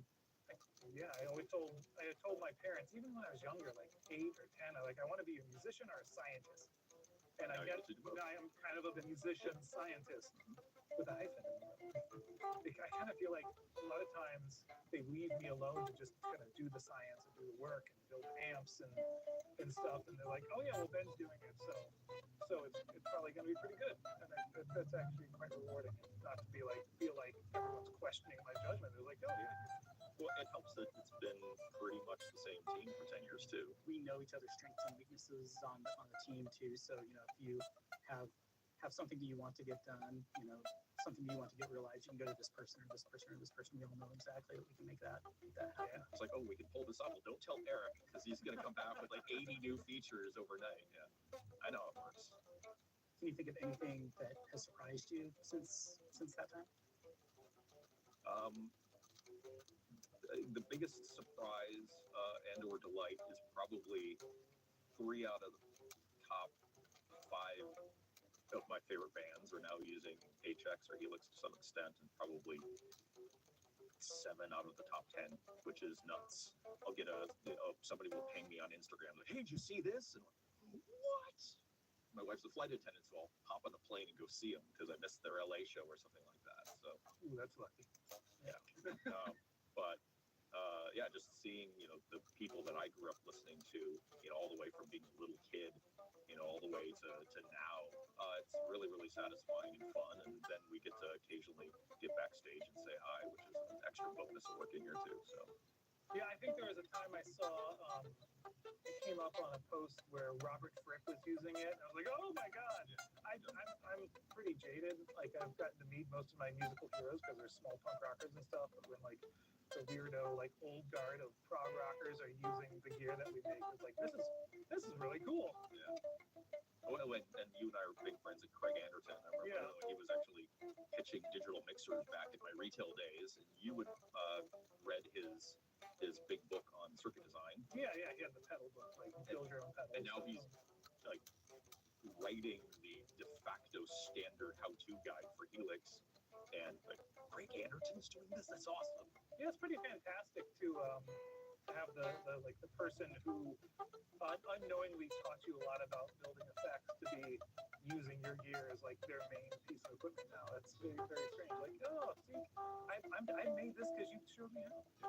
So 10 years later, there have been 19 notable updates, not just like little bug fixes. So that's an update with models, features, quality of life improvements, things like that. Is there one particular model or feature that pops in your head that might be something that means a lot to you, or you think, oh, that's what made the biggest difference? The one that immediately comes to mind for me is our overhaul of our cabinet engine. So, we had customers asking for a long time for, we want more, we want better cabinets, and for a long time we've been thinking of, we would love to be able to capture more and more cabinets with, the microphone in more and more positions, but it was just a really, just a lot of work to be able to do that.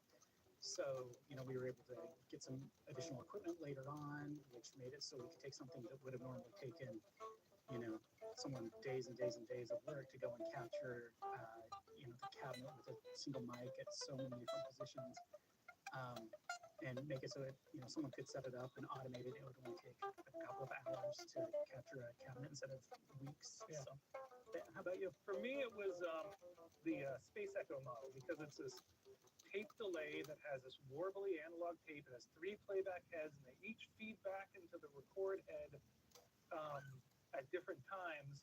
And you can't really model like, oh, if you put in A, you get out B because there's so much interaction happening, and you get your blunt. So I had to kind of recreate the entire playback system in the model and kind of hope that what came out was analogous to what was put in and what happens in the real model. And there was always really good. I even modeled where the tape splice was, where it kind of gets caught and changes the pitch. pitch, you can adjust the delay time and do a whole like when the sound will shift down, and it's like an organic musical instrument more so than just like a way to affect your guitar. And then after that is one day I was here, I was in this very studio with my own amplifier that I use for my loud, noisy, abrasive punk rock band, and I was doing some mods to it and tuning it up, and one of my friends here was like, "That sounds awesome. Like, what amp is that?" I'm like, "Oh, this is my amp that I've just been, modifying for the last 10 years." And he's like, "You should model that and put it in Helix." I'm like, "Really? People want this?"